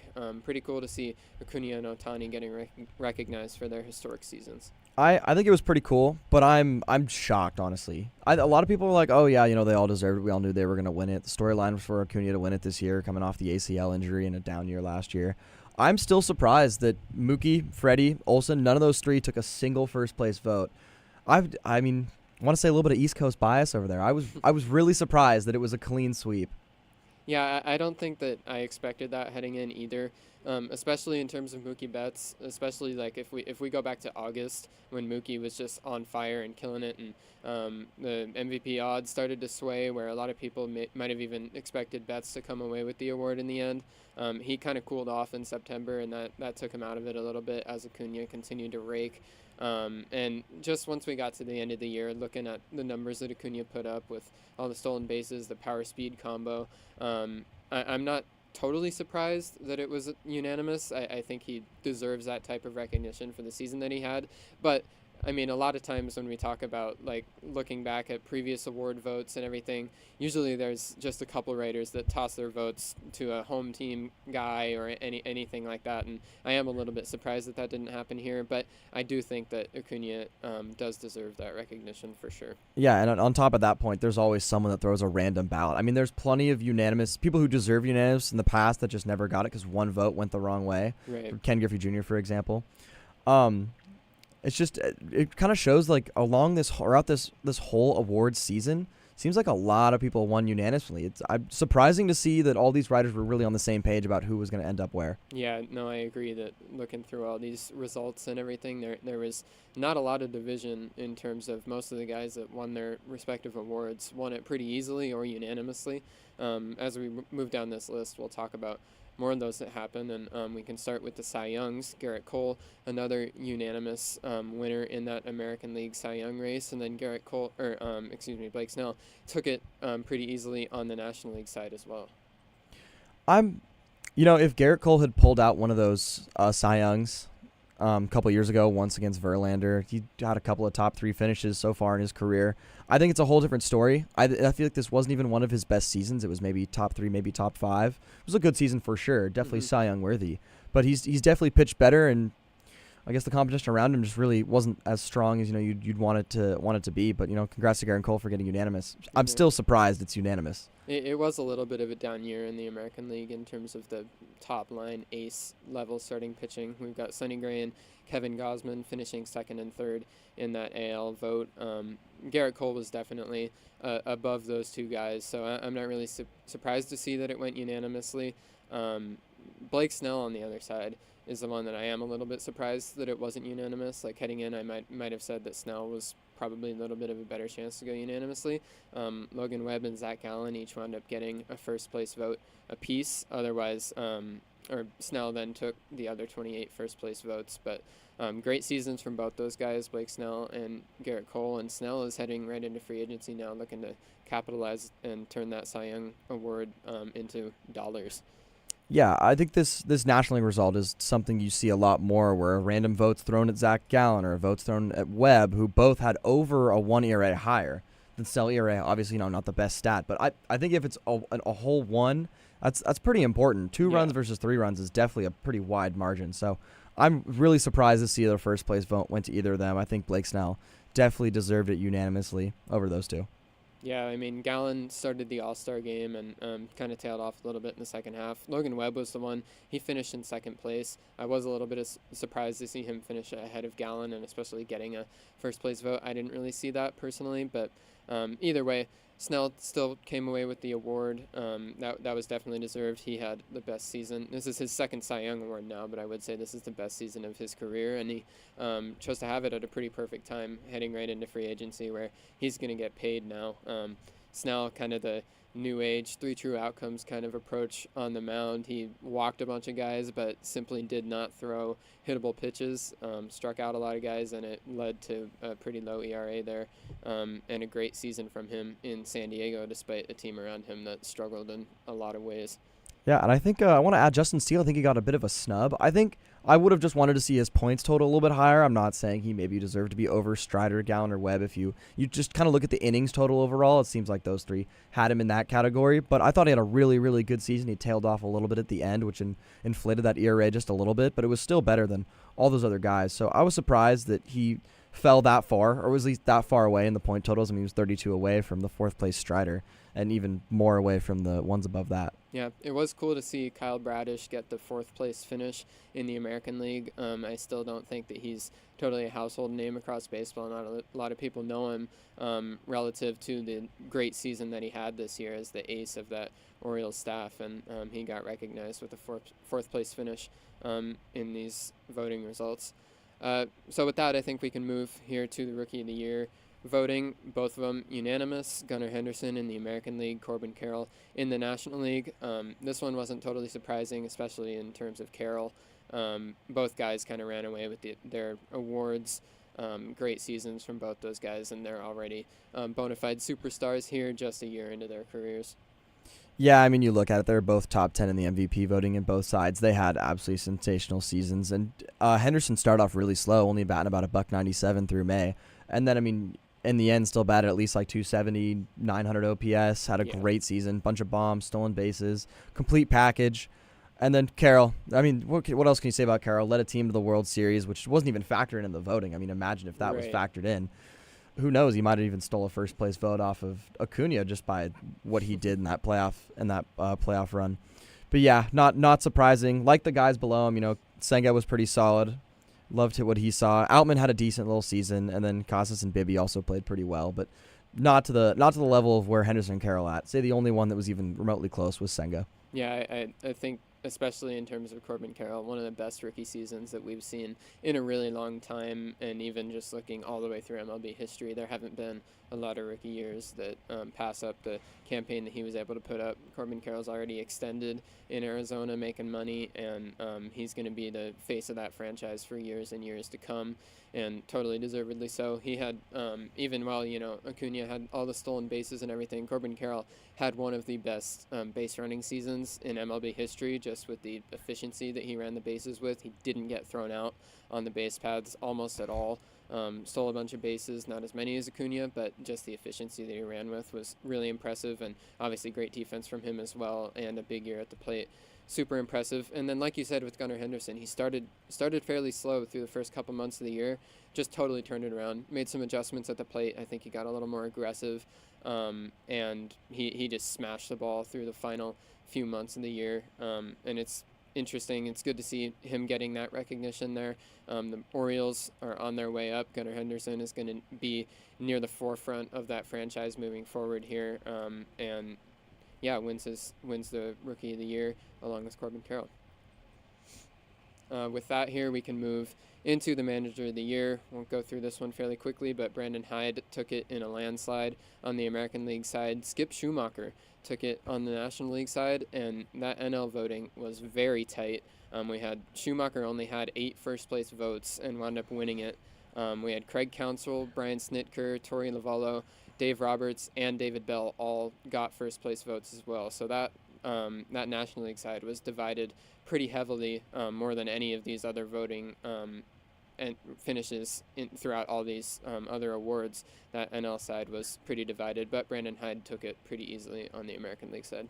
Yeah, I think looking at the American League, it pretty much came down to who was going to win their division. I think if Bochy and them don't lose that division in the very end of the season, I think maybe it's more of a split vote, could be a lot closer, because both these teams, I think people knew there was a lot of hype around them. We knew they were both going to be good. I think going into the season, people had more expectations for Baltimore than they did Texas. So I think if Bochy and them close it out, they keep that division lead, then I think he actually probably would have stole this from Hyde. But, Hyde, after that start that Kevin Cash and the Rays had, where they won like 20 straight games and were going bananas and had such a huge lead, gotta give credit to Hyde. Orioles just chipped away all year and eventually stole it from him at the end. Yeah, unfazed.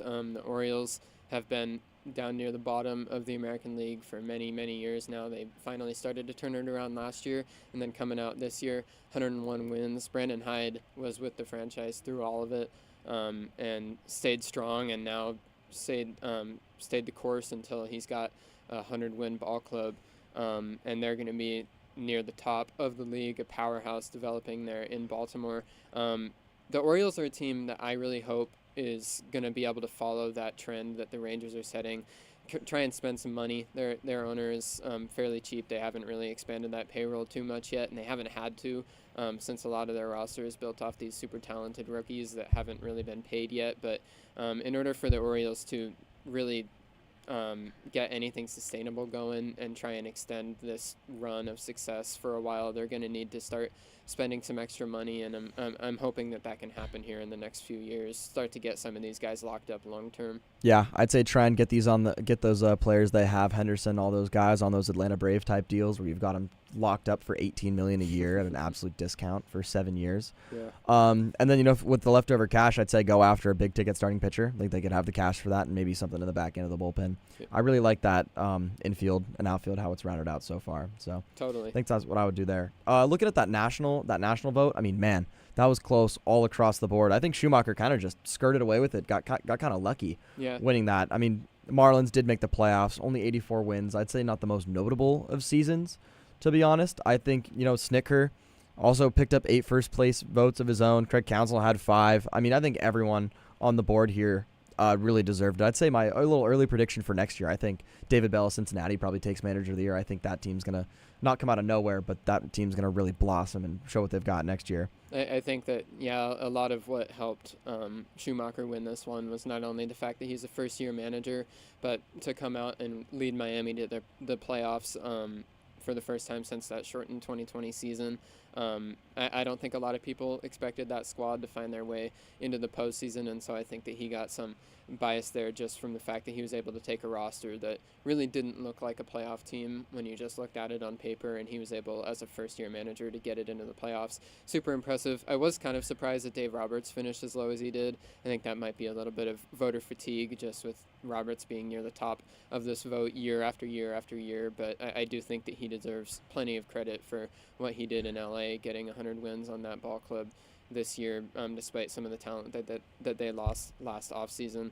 And like you said with David Bell and that Reds team, if they're able to come out next year and make the playoffs, these voters love to see a manager lead a team to the playoffs that hasn't been there in a while. So I could definitely see that if the Reds are able to take a next step and get to the postseason next year. Yeah, Bruce, I'd agree with you on that Dave Roberts quote. I think it's just voter fatigue there. He had a little bit of a different roster, had to put some different pieces together, and had a really injured, ravaged starting rotation. Yeah. And it was pretty impressive still off to pull 100 wins. I think some of these other teams, they just had a little bit more going for them. Like the Marlins, not really supposed to be a playoff team. That helped out a little bit, especially the first-year manager. And then Snicker and the Braves, they were just a juggernaut the whole year. And people just seem to love Craig Counsell across the board. So Yeah, and he's in a new spot this year, finished second in Manager of the Year, and then wind up managing a brand new ball club heading into 2024 with the Cubs. That went down pretty ugly. I think that a lot of people in Milwaukee are pretty slighted by how that happened, but hey, the Cubs threw Craig Counsell a bag. He's going to be setting a record for the highest paid manager now. Hopefully set a trend to start some more managers getting paid a little bit better. And yeah, he's got a new ball club in Chicago that he'll be looking to get right back onto this voting list next year and take the Cubs to the playoffs. Yeah, and a fun ball club to add. They've got some nice pieces over there. With that, we can move here into the Silver Sluggers. Gunnar Henderson won the Silver Slugger for utility spot in the American League. He was the only rookie on either side to win a Silver Slugger. And then for the team awards, the Rangers and Braves took home two potent offenses. Not totally surprised to see those two teams come away with that recognition. Yeah, those two offenses were just... It was murderer's row every time you played them. 1 through 9, they all could bat in the 3-hole. It's pretty easy. I think no other team was really even close to coming to those two teams in terms of the offensive production. And then one Silver Slugger result that I was a little bit surprised by, Matt Olson took it over Freddie Freeman at first base. Freeman finished ahead of Olson in MVP voting, but Freeman wound up losing that Silver Slugger to Olson. I think that might just be the voters trying to make sure each guy gets some kind of recognition. I personally would have had Freeman there. I know I'm a little bit biased there just because I was watching every Dodger game and everything, but I'm sure that vote was close behind the scenes, but Olson wound up barely taking it over Freddie Freeman at first base in the National League.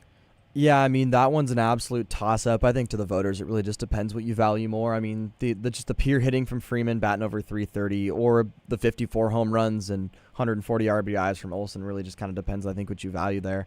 And I guess the voters, this time decided to go with the home runs, the RBIs, the counting stats there rather than just the pure hitting. Right.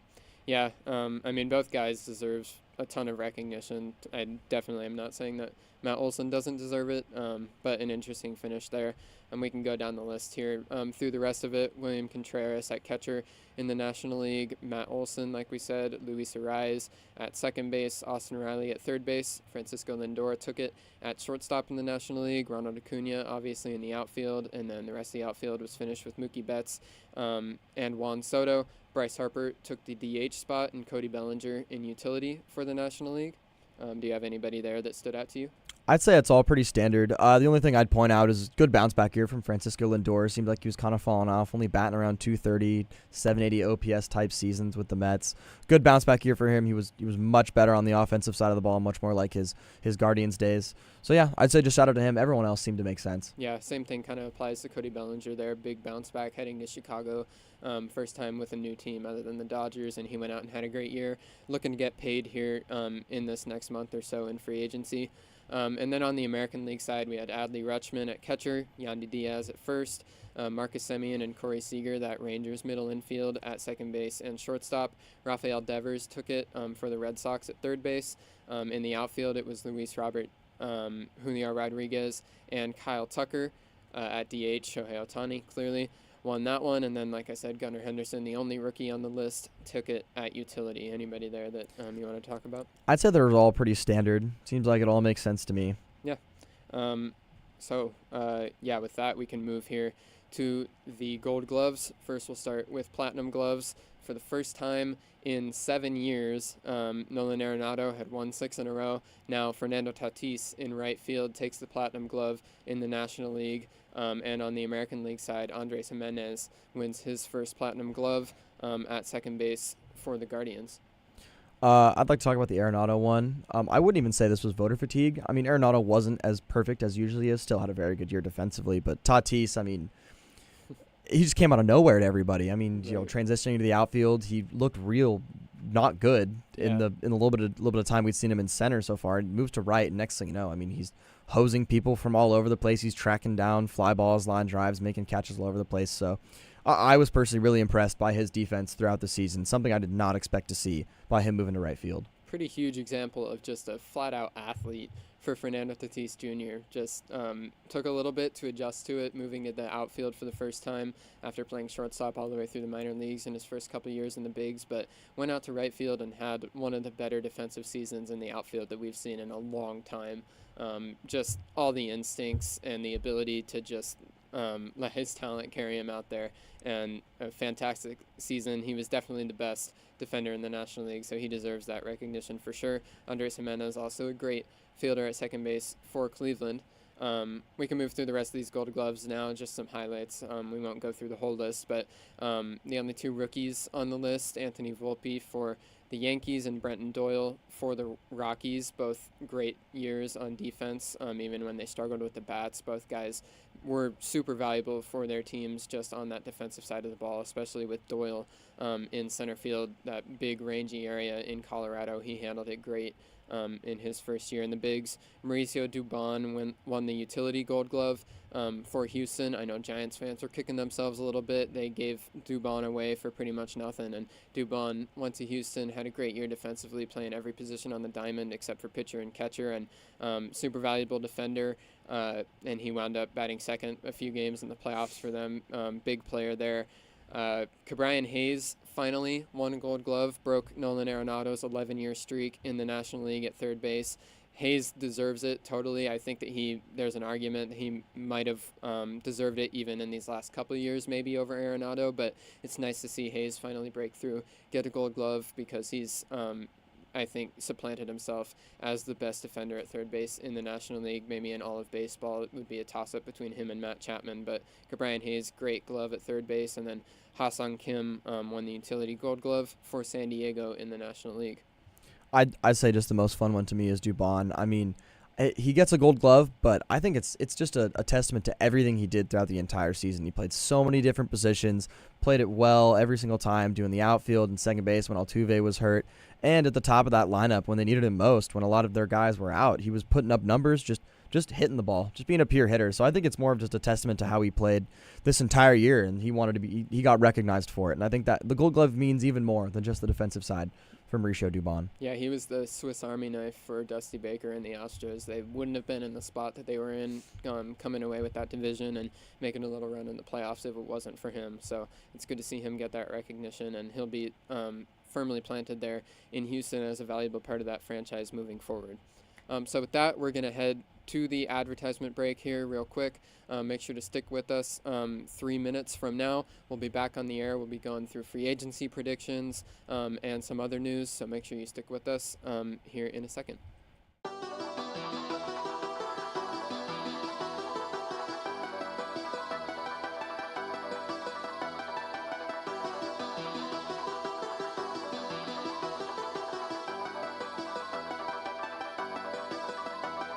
I gotta get to it. I got the time, but I gotta get moving. I don't have time to be playing with you. This is no time to be playing it stupid. Could be the difference from winning and losing. Could be the difference from hundreds or millions. If we do business, I'm comfortable chilling. Other than that, I'm not posting a minute. Run me the bag or run away quickly. Crunch time, my time's not to be wasted. Win, lose, draw, I am not playing. In my lane, out the way is the safest. Be consistent, there's no credit in phases. Keep on working, we gon' see where it takes us. Life's a marathon, why aren't you pacing? All that sprinting, taking too many breaks is compromise. many chances. You can't leave trying to find out the answers. We've been moving around without GPSs. We've been growing without all them enhancements. Learn quick, out here making connections. Everybody don't do what they be saying. That's why my team's who I spend day to day with. It's on us when I gotta get to it. I got the time, but I gotta get moving. I don't have time to be playing with you. This is no time to be playing, it's stupid. Could be the difference from winning and losing. Could be the difference from hundreds or millions. If we do business, I'm comfortable chilling. Other than that, I'm not posting a minute. Run me the bag or run away quickly. Trying to get rich, but they dying to 50. Ducking these trends, I don't like what I'm seeing. They jumped the fence, but the grass wasn't greener. No one warned about the wolves and hyenas. Eggshells, gotta watch how you treat us. Shaking hands, a part of doing business. Make a promise, make sure that you deliver. Good business, only way it continues. Money matters and you need the credentials. Coming straight up, Arbor's gon' bring issues. My time is prices, don't like to misuse it. And only you can't half do it. If we started, we gon' see it through. Can't just talk, you gotta show the proof. My interest is making these money moves. Not running my mouth and not coming through. Let's run up the back, I need something new. I'm high on the bills, I want them blue. You want me to work, I'ma need it soon. They all in the way, we gon' need some room. Locked in and focused like missiles on cruise. Going non-stop, I got something to prove. Playing with us, you gon' definitely lose. Never slow down, cause I gotta get to it. I got the time, but I gotta get moving. I don't have time to be playing with you. This is no time to be playing, it's stupid. Could be the difference from winning and losing. Could be the difference from hundreds or millions. If we do business, I'm comfortable chilling. Other than that, I'm not posting a minute. Run me the bag or run away quickly.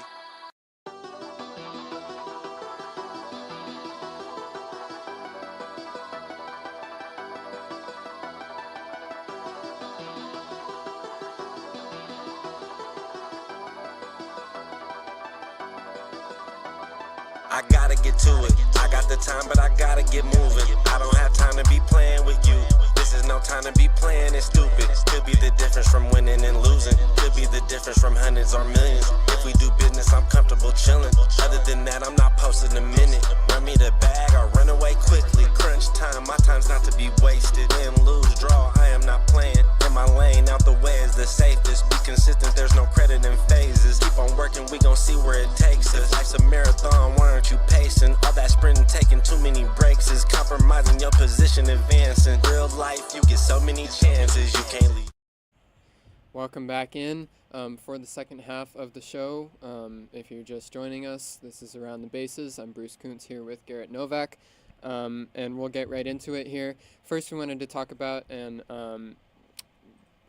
just give some recognition to Peter Seidler, the Padres owner, passed away this week at the age of 63.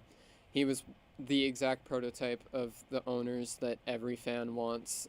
He was a fan first of the Padres before he was an owner. He put all of his money into the team, did absolutely everything he could to bring a World Series to San Diego. He'll be greatly missed by everybody in San Diego and across baseball. And hopefully more owners across the game will follow the trend that he's kind of set and really do everything that they can for the fans of his team, like Mr. Seidler did.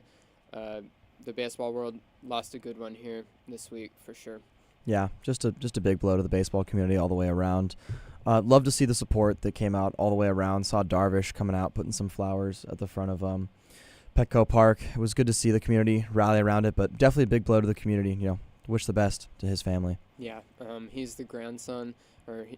Seidler was the grandson of former Dodgers owner Walter O'Malley, so there's a lot of ties there to the history of baseball in that family. He'll be missed for sure. The Padres will be definitely going out with a chip on their shoulder next year trying to win for him. And yeah, he'll be greatly missed by the baseball community for sure. With that, having talked about Mr. Seidler, the top of the peak in terms of owners in baseball, we'll move on here. The A's are officially moving to Las Vegas. A lot of people are not happy about how this has been managed. Just going back the last couple of years, couldn't have done it much worse there for John Fisher, and now it's officially done.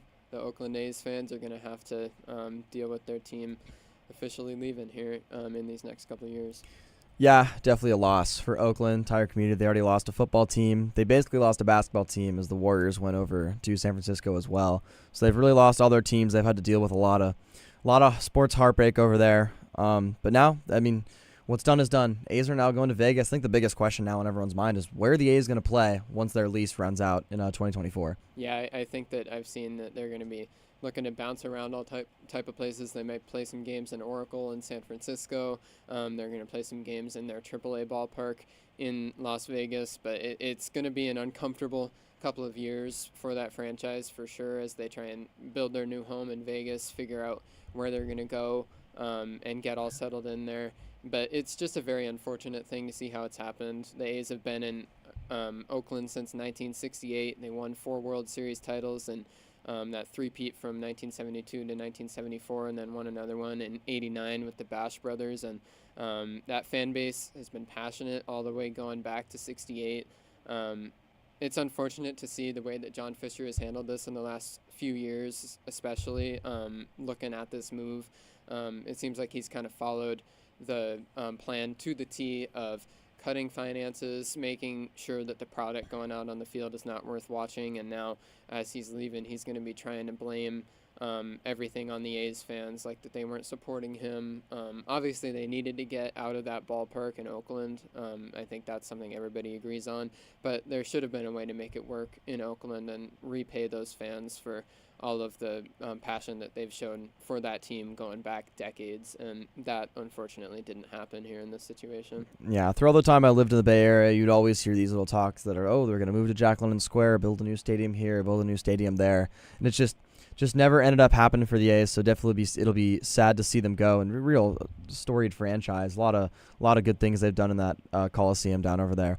But now you look to the future. I mean, what free agent's going to want to go to this team when you're bouncing around ballparks for the next 3 years? Yeah. And the current product isn't that great already. I think I'd say like the only good true player I really like on that roster is maybe Noda and Geloff. I don't really like much other. They don't have much other talent going for him into the future. So it was a dark period before, and I think they're just going to enter an even darker age. Totally. Going through this, and I hope they come out on top in 2028 once they eventually get over to Vegas, but we'll see. It's going to be a dark few years, especially. I don't know how many A's fans are going to stick with the team as they leave Oakland. That's kind of always a thing when a team relocates, especially from a place that is as passionate about them as Oakland is. They're not going to hold all of those fans. But I think it's a long-term move. Unfortunately, I think for John Fisher, a lot of it is about he saw a better financial opportunity in Las Vegas to make more money off the club. And that probably will happen eventually. I mean, if you look 5 years into the future or so, once they are all the way in Vegas with a brand new ballpark, that is going to become a pretty enticing destination to play for free agents and for everybody involved with the franchise. Hopefully by that point, maybe John Fisher will be willing to up the payroll a little bit so the A's can become a competitive ball club again. But like you said, these next few years are going to be pretty ugly. It's going to probably wind up looking like you've got 29 MLB franchises, and then you've got the A's just kind of floating around wherever and not looking real good. So yeah, we'll see how that goes, but it's probably going to be an ugly few years. Yeah, and the fans, they're the ones that lose no matter what. John Right. Fisher's going to make a ton of money off this deal in the long run, most likely. So it's going to be the fans that lose for the next couple of years for sure. So just an unfortunate situation all the way around. Yeah. With that, we can move to a little bit more optimism here as we talk about our free agency predictions. I've got 15 names here of some of the best free agents that are available this offseason. We'll go all the way down the list, give some thoughts on each guy, give our predictions as to where they could wind up. And obviously, the big name, everybody's been talking about him for 2 years heading into this free agency, and it is dominating the headlines now. Shohei Ohtani, the two-way unicorn, is coming off his second AL MVP here that was named yesterday, and now he's heading into free agency, he will be breaking the record most likely for the most money made in North American professional sports. This is going to be a fun one to follow. It's going to be interesting for sure. And I think that what makes it so interesting is not just because who he is as a player. It's because I don't think anyone truly knows or has any inclination on where he's going to go or what he wants to do. I mean, obviously, there's all these fits that make tons of sense he should go to. The Rangers, the Dodgers, the Cubs are even linked. But I think it's ultimately going to come down to what he wants and what he wants to do. And I don't think what he's offered, the biggest package or who throws the most money, is going to matter as much as people think it does. I think it's all going to come down to where does Shohei Ohtani want to play baseball. Yeah. And everyone could say Dodgers are the best fit. He could go out and pick the Mariners for whatever reason. Who knows? I truly think we have no idea where Shohei is going to go. And now that he has another UCL tear, which he hasn't had surgery on yet, I think that throws a huge wrinkle into the plans. I mean, I don't even know what the deal number is at this point. I don't even know if it's where they were saying 500, but now he can't even pitch. So I don't even know what kind of deal he's going to get. It's honestly just a question mark that I have no idea what's going to happen until it actually happens. It's the most unique free agent pursuit in Major League history. I don't think there's any question there. You've just got so many factors. Shohei Ohtani, first of all, is just a unique guy, and he's pretty sheltered too. Not a lot of people really know much about Shohei. We've seen with these first meetings and everything, there's been reports that Shohei is threatening to hold it against any team if any information from their meetings gets leaked. So Shohei wants everything under wraps. He doesn't want reports getting thrown out all over the place that hint at where he might sign.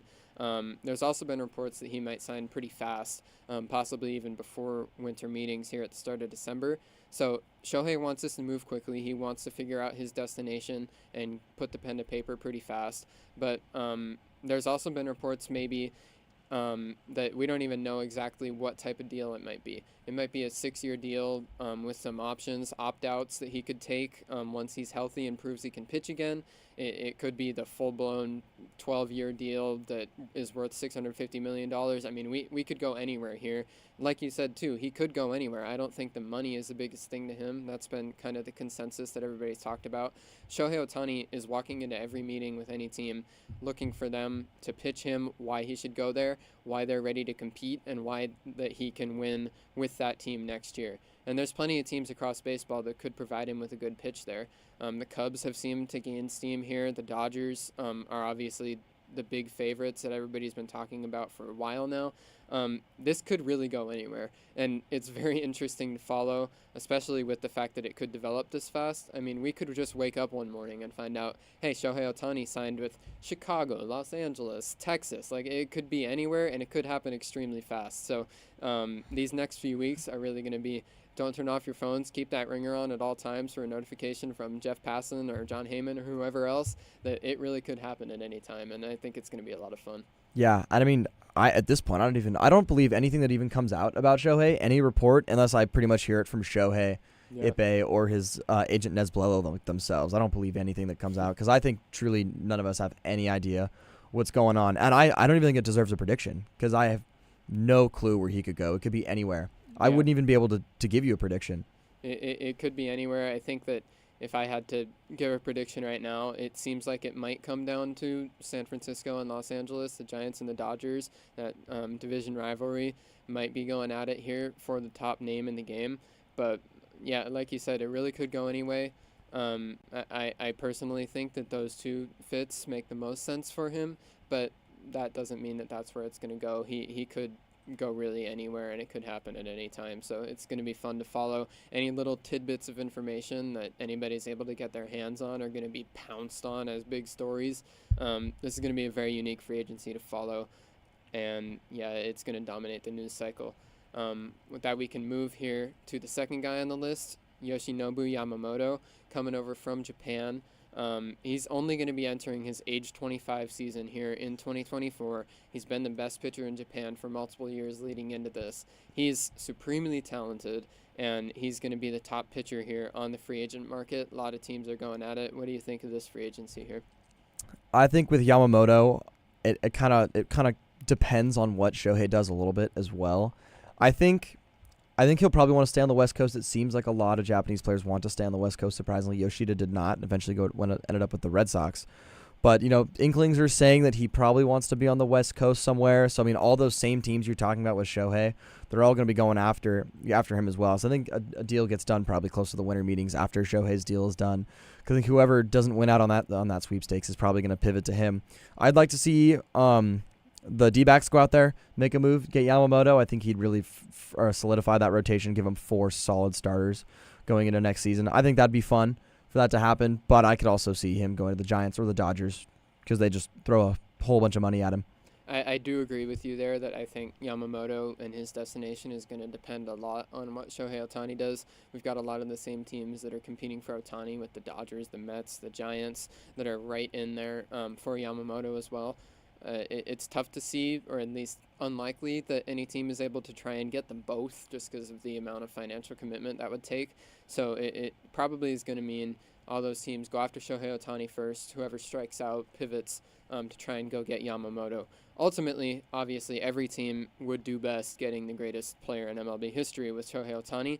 But if you strike out there, Yoshinobu Yamamoto is still a great get, and he's one of the better free agents that have hit the open market like this in a while, especially considering his age, only 25 years old. I mean, if there's one pitcher to throw a 9-year, 10-year contract at with that type of length, it's Yoshinobu Yamamoto, because even at the end of that deal, he might only be 34 or 33 years old. That's a lot better compared to most pitchers who hit the open market right around 29, 30 years old, and you're going to have to commit to an arm all the way through their age 38 season. Yamamoto, obviously super talented. The age is a huge factor, and he's really going to get paid here. I think that the top teams, I would expect the Mets to be right in it on Yamamoto, ready to spend. Just because he fits their timeline so well, even if they don't go out and really try and compete this next year.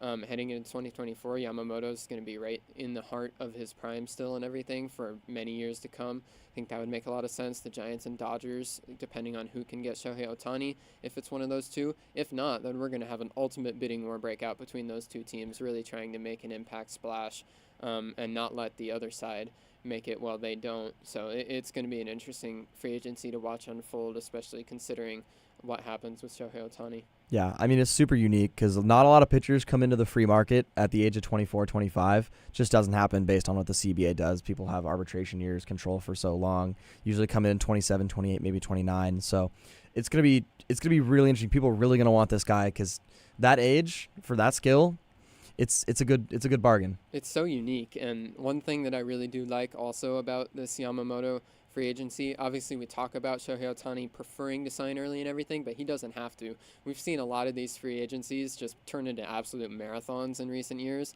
Yamamoto coming over from Japan, there's a 45-day posting period where once he's posted, which I believe is happening on Monday, there's going to be 45 days to sign him, and so teams are going to have that month and a half that they have to get a deal done. And obviously, if that didn't happen, then he wouldn't be able to sign. Obviously, it will happen. But that at least really consigns that 45-day stretch. We're not going to be having to wait to see who Yamamoto signs with heading into spring training or any of the stuff that we've seen happen with some of these free agencies recently. It's going to happen quick. It's going to happen briefly. And whoever gets Yamamoto is going to be getting a great addition to the top of their staff. I really have confidence that Yoshinobu Yamamoto is going to step in right away. I'm not afraid. There's been rumblings about how he'll adjust to Major League Baseball or the States or anything like that. I'm not really afraid of it at all. I'm willing to bet on this guy's stuff, on his age and his durability. And any team that needs free agent pitching, which is pretty much everybody, I would be willing to throw whatever you have to get Yoshinobu Yamamoto, because I just don't see how there would be a better fit as a free agent pitcher to give the big contract to. There's always risk, but what guy is better to mitigate that risk than a 25-year-old coming over to the States for the first time? It just seems like a perfect fit for me. Yeah, I couldn't agree more on all those points made on Yamamoto. Yeah. Next down this list, we have Blake Snell. Just won the National League Cy Young Award for the first time. He had already won the AL Cy Young Award while he was with Tampa Bay, and now he's hitting the market heading into his age 31 season. Blake Snell's going to get paid for sure. Just established himself over this past season as a premier near the top of the league among starters, and he's the best starting pitcher here on the market that is already an established big leaguer here. So I think there's a lot of teams that are going to be going after him aggressively. Yeah, it seems like a lot of those West Coast teams we've been naming have pretty much been going after Snell. He's definitely going to get paid, probably upwards of $200 million, probably 6-7 years, going to that age 38 season. For me, I think he's most likely probably going to go back to the Padres. I think they really want to win over there, and I think he'd probably stay with them. He had a good thing going this year. But a team I would like to just go out and just throw truckload of money at would be the Cincinnati Reds. I'd love to see the Reds go out and just pay Blake Snell. They haven't been afraid to use money before, not to this degree, but they've been able to go out there and throw those 5-7 year deals out there for $80 million to Castellanos earlier, to Moustakas in the past. They'll put some money where their mouth is and throw something out there. So I'd like to see them make a big splash and get Blake Snell. That would be a very interesting one. Looking at the NL Central heading into next year and even into the future, there isn't really anybody that stands out as the absolute top dogs in that division. And I think that any team there really could be one big or two big signings away from really establishing themselves as the team to beat in that NL Central. The Reds getting Blake Snell would obviously be huge. I think the Reds are definitely going to be in on some of these other free agent starting pitchers as well. As for me, I think another NL Central team, I think the Cardinals are a squad to watch for Blake Snell. I think they are for Yamamoto too, even. But I think Snell might fit them even better. A little bit less money there, but the Cardinals really need starting pitching help. Their rotation last year was a train wreck and was pretty much the biggest reason why they fell flat on their face like they did. The Cardinals really need some serious starting pitching help, and Blake Snell would fit that bill pretty perfectly. So I think the Cardinals are a team to watch there. The thing that I hesitate with when, like you mentioned, the Padres possibly re-signing Blake Snell, I'm not sure what the Padres' financial situation is. It sounds like that, especially with them talking about trading Juan Soto, if they are needing to save money to the degree that they need to get rid of Juan Soto, then I don't imagine that they are really wanting to go out and spend an extra $200 million that Blake Snell is probably going to get. If they decide that they're just going to, go straight through the luxury tax, not worry about it, then obviously it would be huge for them to keep Blake Snell to try and stay competitive with the Dodgers and the D-backs in that division. But I think that would catch me as a little bit of a surprise, just considering the financial talks around the team and how they had to take out a loan in September to pay their salaries, and all of it just seems like that they might have bit off a little bit more than they can chew with that salary in a smaller market like San Diego. And I'm not totally sure if that is a great fit again here, but it obviously would be huge for them. So we'll have to see if they try and just really commit to it to that degree or not. Yeah, couldn't agree more on those points on Blake Snell. Next here, we've got Cody Bellinger. Left the Dodgers last year after they non-tendered him. Couple of really tough years following his NL MVP in 2019. And then with the Cubs last year, just revitalized himself. He looked like he was right back to that impact bat that everybody would love to have. Bellinger's only heading into his age 28 season, fairly young to be hitting the open market here. And everybody's going to be looking to add, just a center fielder that's as talented as he is, a left-handed bat that you can slot right into the middle of your lineup. Cody Bellinger would fit a lot of teams really nicely. Yeah, he feels like someone the Yankees are going to go after, throw a lot of money at, put him in center field, something like that. I think a fun team for him to go to, maybe the Brewers, solidify that outfield just a little bit more. I think he'd provide that middle-of-the-order bat that they're desperately missing over there. That's kind of where I see him going. Obviously, the Giants and the Dodgers, maybe could be back into those sweepstakes. A lot of rumors say he might go to the Giants. But I'd say most likely he probably goes to the Yankees. I think that'd be my pick for him. I agree with you. I think the Yankees are the team to beat here in the Bellinger sweepstakes. But I definitely, you mentioned them, I wouldn't count out the Giants. It would hurt Dodger fans' hearts to see him playing in orange, but they already kind of went through it with Jock Peterson, a fan favorite, winding up in the Bay. But Cody Bellinger would really fit that team well, especially if they're unable to get some of these other top names, Ohtani or Yamamoto. Bellinger would still be a pretty solid consolation prize there if they need to shift their gear to one of those, still a great free agent, maybe not the upper echelon, but Bellinger would still be a great get. Solidify center field for them. A big bat in that lineup. He really fits the team nicely, and I wouldn't be surprised to see that happen. Yeah, I agree. Aaron Nola we can talk about next here. Well, actually, let's just go 2 for 1. Aaron Nola and Sonny Gray. Two somewhat similar positions here. Starting pitchers coming off of pretty big years. Gray is a little bit older, going into his age 34 season. Nola only going into his age 31 year. But both guys, I think, are probably going to have fairly similar markets here. A lot of teams that are needing starting pitching. The Cardinals, I think, should be in on both guys. We saw the Braves actually checking up on Aaron Nola, which was a little bit surprising there, but he would be a great get for them. I think Nola could also go back to Philly. And then talking about Sonny Gray, I think he's one of the more underrated names here when we look at free agency, mostly because that little bit of an older age that he has will mean that the deal is cheaper and shorter. So I think Sonny Gray would be a nice fit. He could go back to Minnesota. I think maybe even a team like the Dodgers, if they want to, any team that really wants to shore up their rotation in that like number 2, number 3 starter kind of area, and get a guy on probably like a 2 or 3 year deal for Sonny Gray rather than really committing to a big contract for somebody. I think he could be a really nice fit for a lot of teams. Yeah, I think Sonny Gray is probably the best bargain pitcher out here on this entire market. You're going to get near ace level stuff for the cost of a 3-4 starter. Mm-hmm. I think it's a great deal. A lot of people are going to want Sonny Gray. To me, he kind of just, my gut's telling me he feels like a Mariner. For some reason, he's just going to end up with the Mariners, throw some Robbie Ray, a little lower than that type money if they've got it. Go into that rotation because that's just a gnarly rotation over there.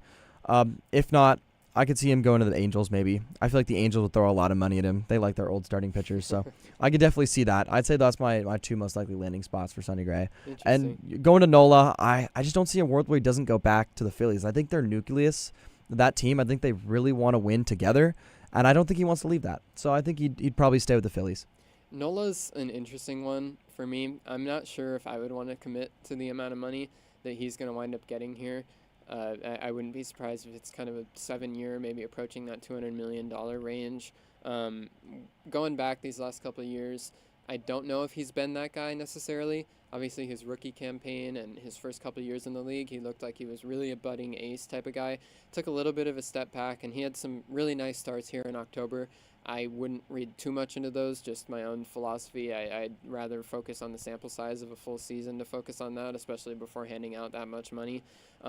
Somebody will, though. I wouldn't be surprised if it's the Phillies go back there. The Braves would be a very interesting one if they go out and steal him from their division rivals, and I think the Cardinals are a team to watch here, too. If they are unable to land some of these other free agent names, and Yamamoto or Snell, Aaron Nola would still be a really nice get for them to slot into the top of the rotation and really start to build around a new pitching staff and try and get back to the top of the NL Central. So I think the Cardinals are, if I had to choose a team, I wouldn't be surprised if the Cardinals went out and did what they had to do to get Aaron Nola at the top of their rotation. Yeah, I mean, out of the top pitchers on this market, I think he's definitely the scariest one, considering his up and down career. It's been hit or miss. Mm-hmm. I wouldn't want my team to throw any money at him. I wouldn't trust it. I don't know if I'm going to get a 2.9 Aaron Nola or if I'm going to get a 4.5 Aaron Nola in terms of ERA. Right. So I wouldn't touch that with a 10-foot pole. I wouldn't give him near $200 million, but that's probably what his market will command. We'll see maybe how this season, we only had a 4.46. We'll see if that impacts in any way. But yeah, I wouldn't want to sign him. I think it's just a little too risky, not one of the safer options. Yeah. But it'll be interesting to see where he goes. Yeah, I'm in the same boat with you there. There's some risk that every free agent starter, especially when you hand out that type of money, there's risk involved. Nola maybe a little bit more, so I would shy away from that a little bit more if I were operating a team. But I think we're running out of time here. We're not going to be able to get through the whole free agent list, but we'll be back on our next show to talk about whoever hasn't signed yet, especially getting through the depth of this free agent class. Most of those guys will probably still be on the board. Real quick before we get off the air, I want to go over a couple trades that happened. The Braves and White Sox matched up for a deal. Atlanta acquired Aaron Bummer, the veteran lefty, who's under team control through 2026. So that's a nice get for them, but then they sent back a pretty large package, including Mike Soroka, their former top prospect right-hander, Jared Schuster, Braden Shoemake, the infielder, another infielder, and Nicky Lopez, and then a minor leaguer, Riley Goins. This trade really read as the Braves just trying to free up roster spots to me, so they'll be a team to watch here in the next few days and everything to see if they're going to be adding players to take up those spots that were freed up in that trade. And then another move happened between the Yankees and the Brewers. The Yankees sent Jake Bauers, the outfielder, to Milwaukee and got back a couple of minor league outfielders from there. So a couple interesting deals, see how that shapes out. But for that, we're at 3:59 here. Thank you for joining us. This is our first show in a couple weeks. We're not going to be back on next week as it's the day after Thanksgiving, but coming back on December 1st, free agency will be heating up, so make sure to join us then at 3 p.m. Like I said, thank you so much for listening. Our socials, 22 West LB and 22 West Sports LB on Instagram, 22 West LB on Twitter.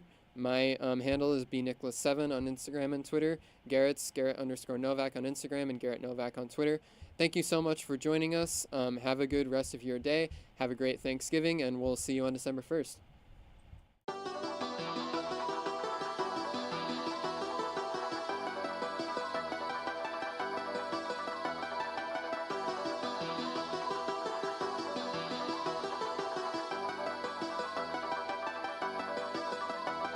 I gotta get to it. I got the time, but I gotta get moving. I don't have time to be playing with you.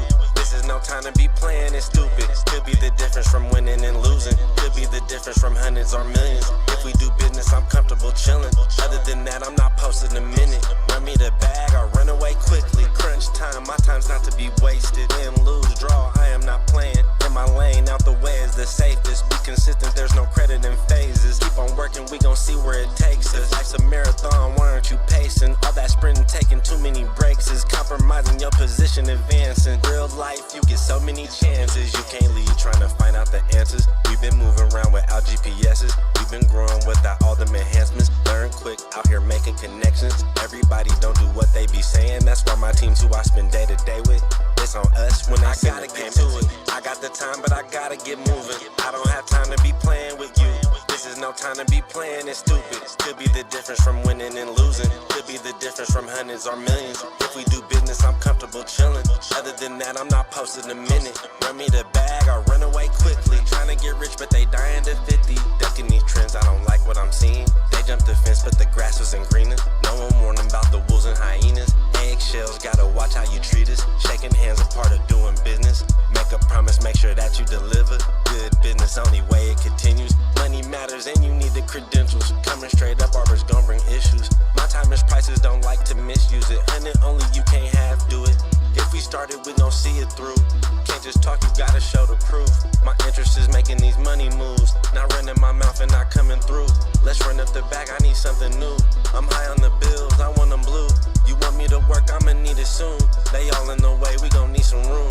Locked in and focused like missiles on cruise. Going non-stop, I got something to prove. Playing with us, you gon' definitely lose. Never slow down, cause I gotta get to it. I got the time, but I gotta get moving. I don't have time to be playing with you.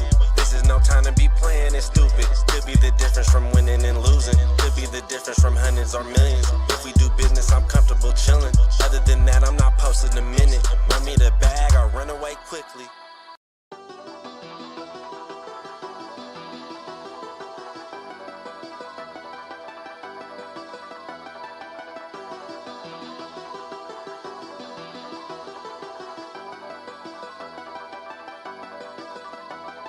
I gotta get to it. I got the time, but I gotta get moving. I don't have time to be playing with you. This is no time to be playing it stupid. Could be the difference from winning and losing. Could be the difference from hundreds or millions. If we do business, I'm comfortable chilling. Other than that, I'm not posting a minute. Run me the bag or run away quickly. Crunch time, my time's not to be wasted. Win, lose, draw, I am not playing. In my lane, out the way is the safest. Be consistent, there's no credit in phases. Keep on working, we gon' see where it takes us. Life's a marathon, why aren't you pacing? All that sprinting, taking too many breaks is compromising your position, advancing. Real life, you get so many chances. You can't leave trying to find out the answers. We've been moving around without GPSs. We've been growing without all them enhancements. Learn quick, out here making connections. Everybody don't do what they be saying. That's why my team's who I spend day to day with. It's on us when I send the payment to it. I got the time, but I gotta get moving. I don't have time to be playing with you. This is no time to be playing it stupid. Could be the difference from winning and losing. Could be the difference from hundreds or millions. If we do business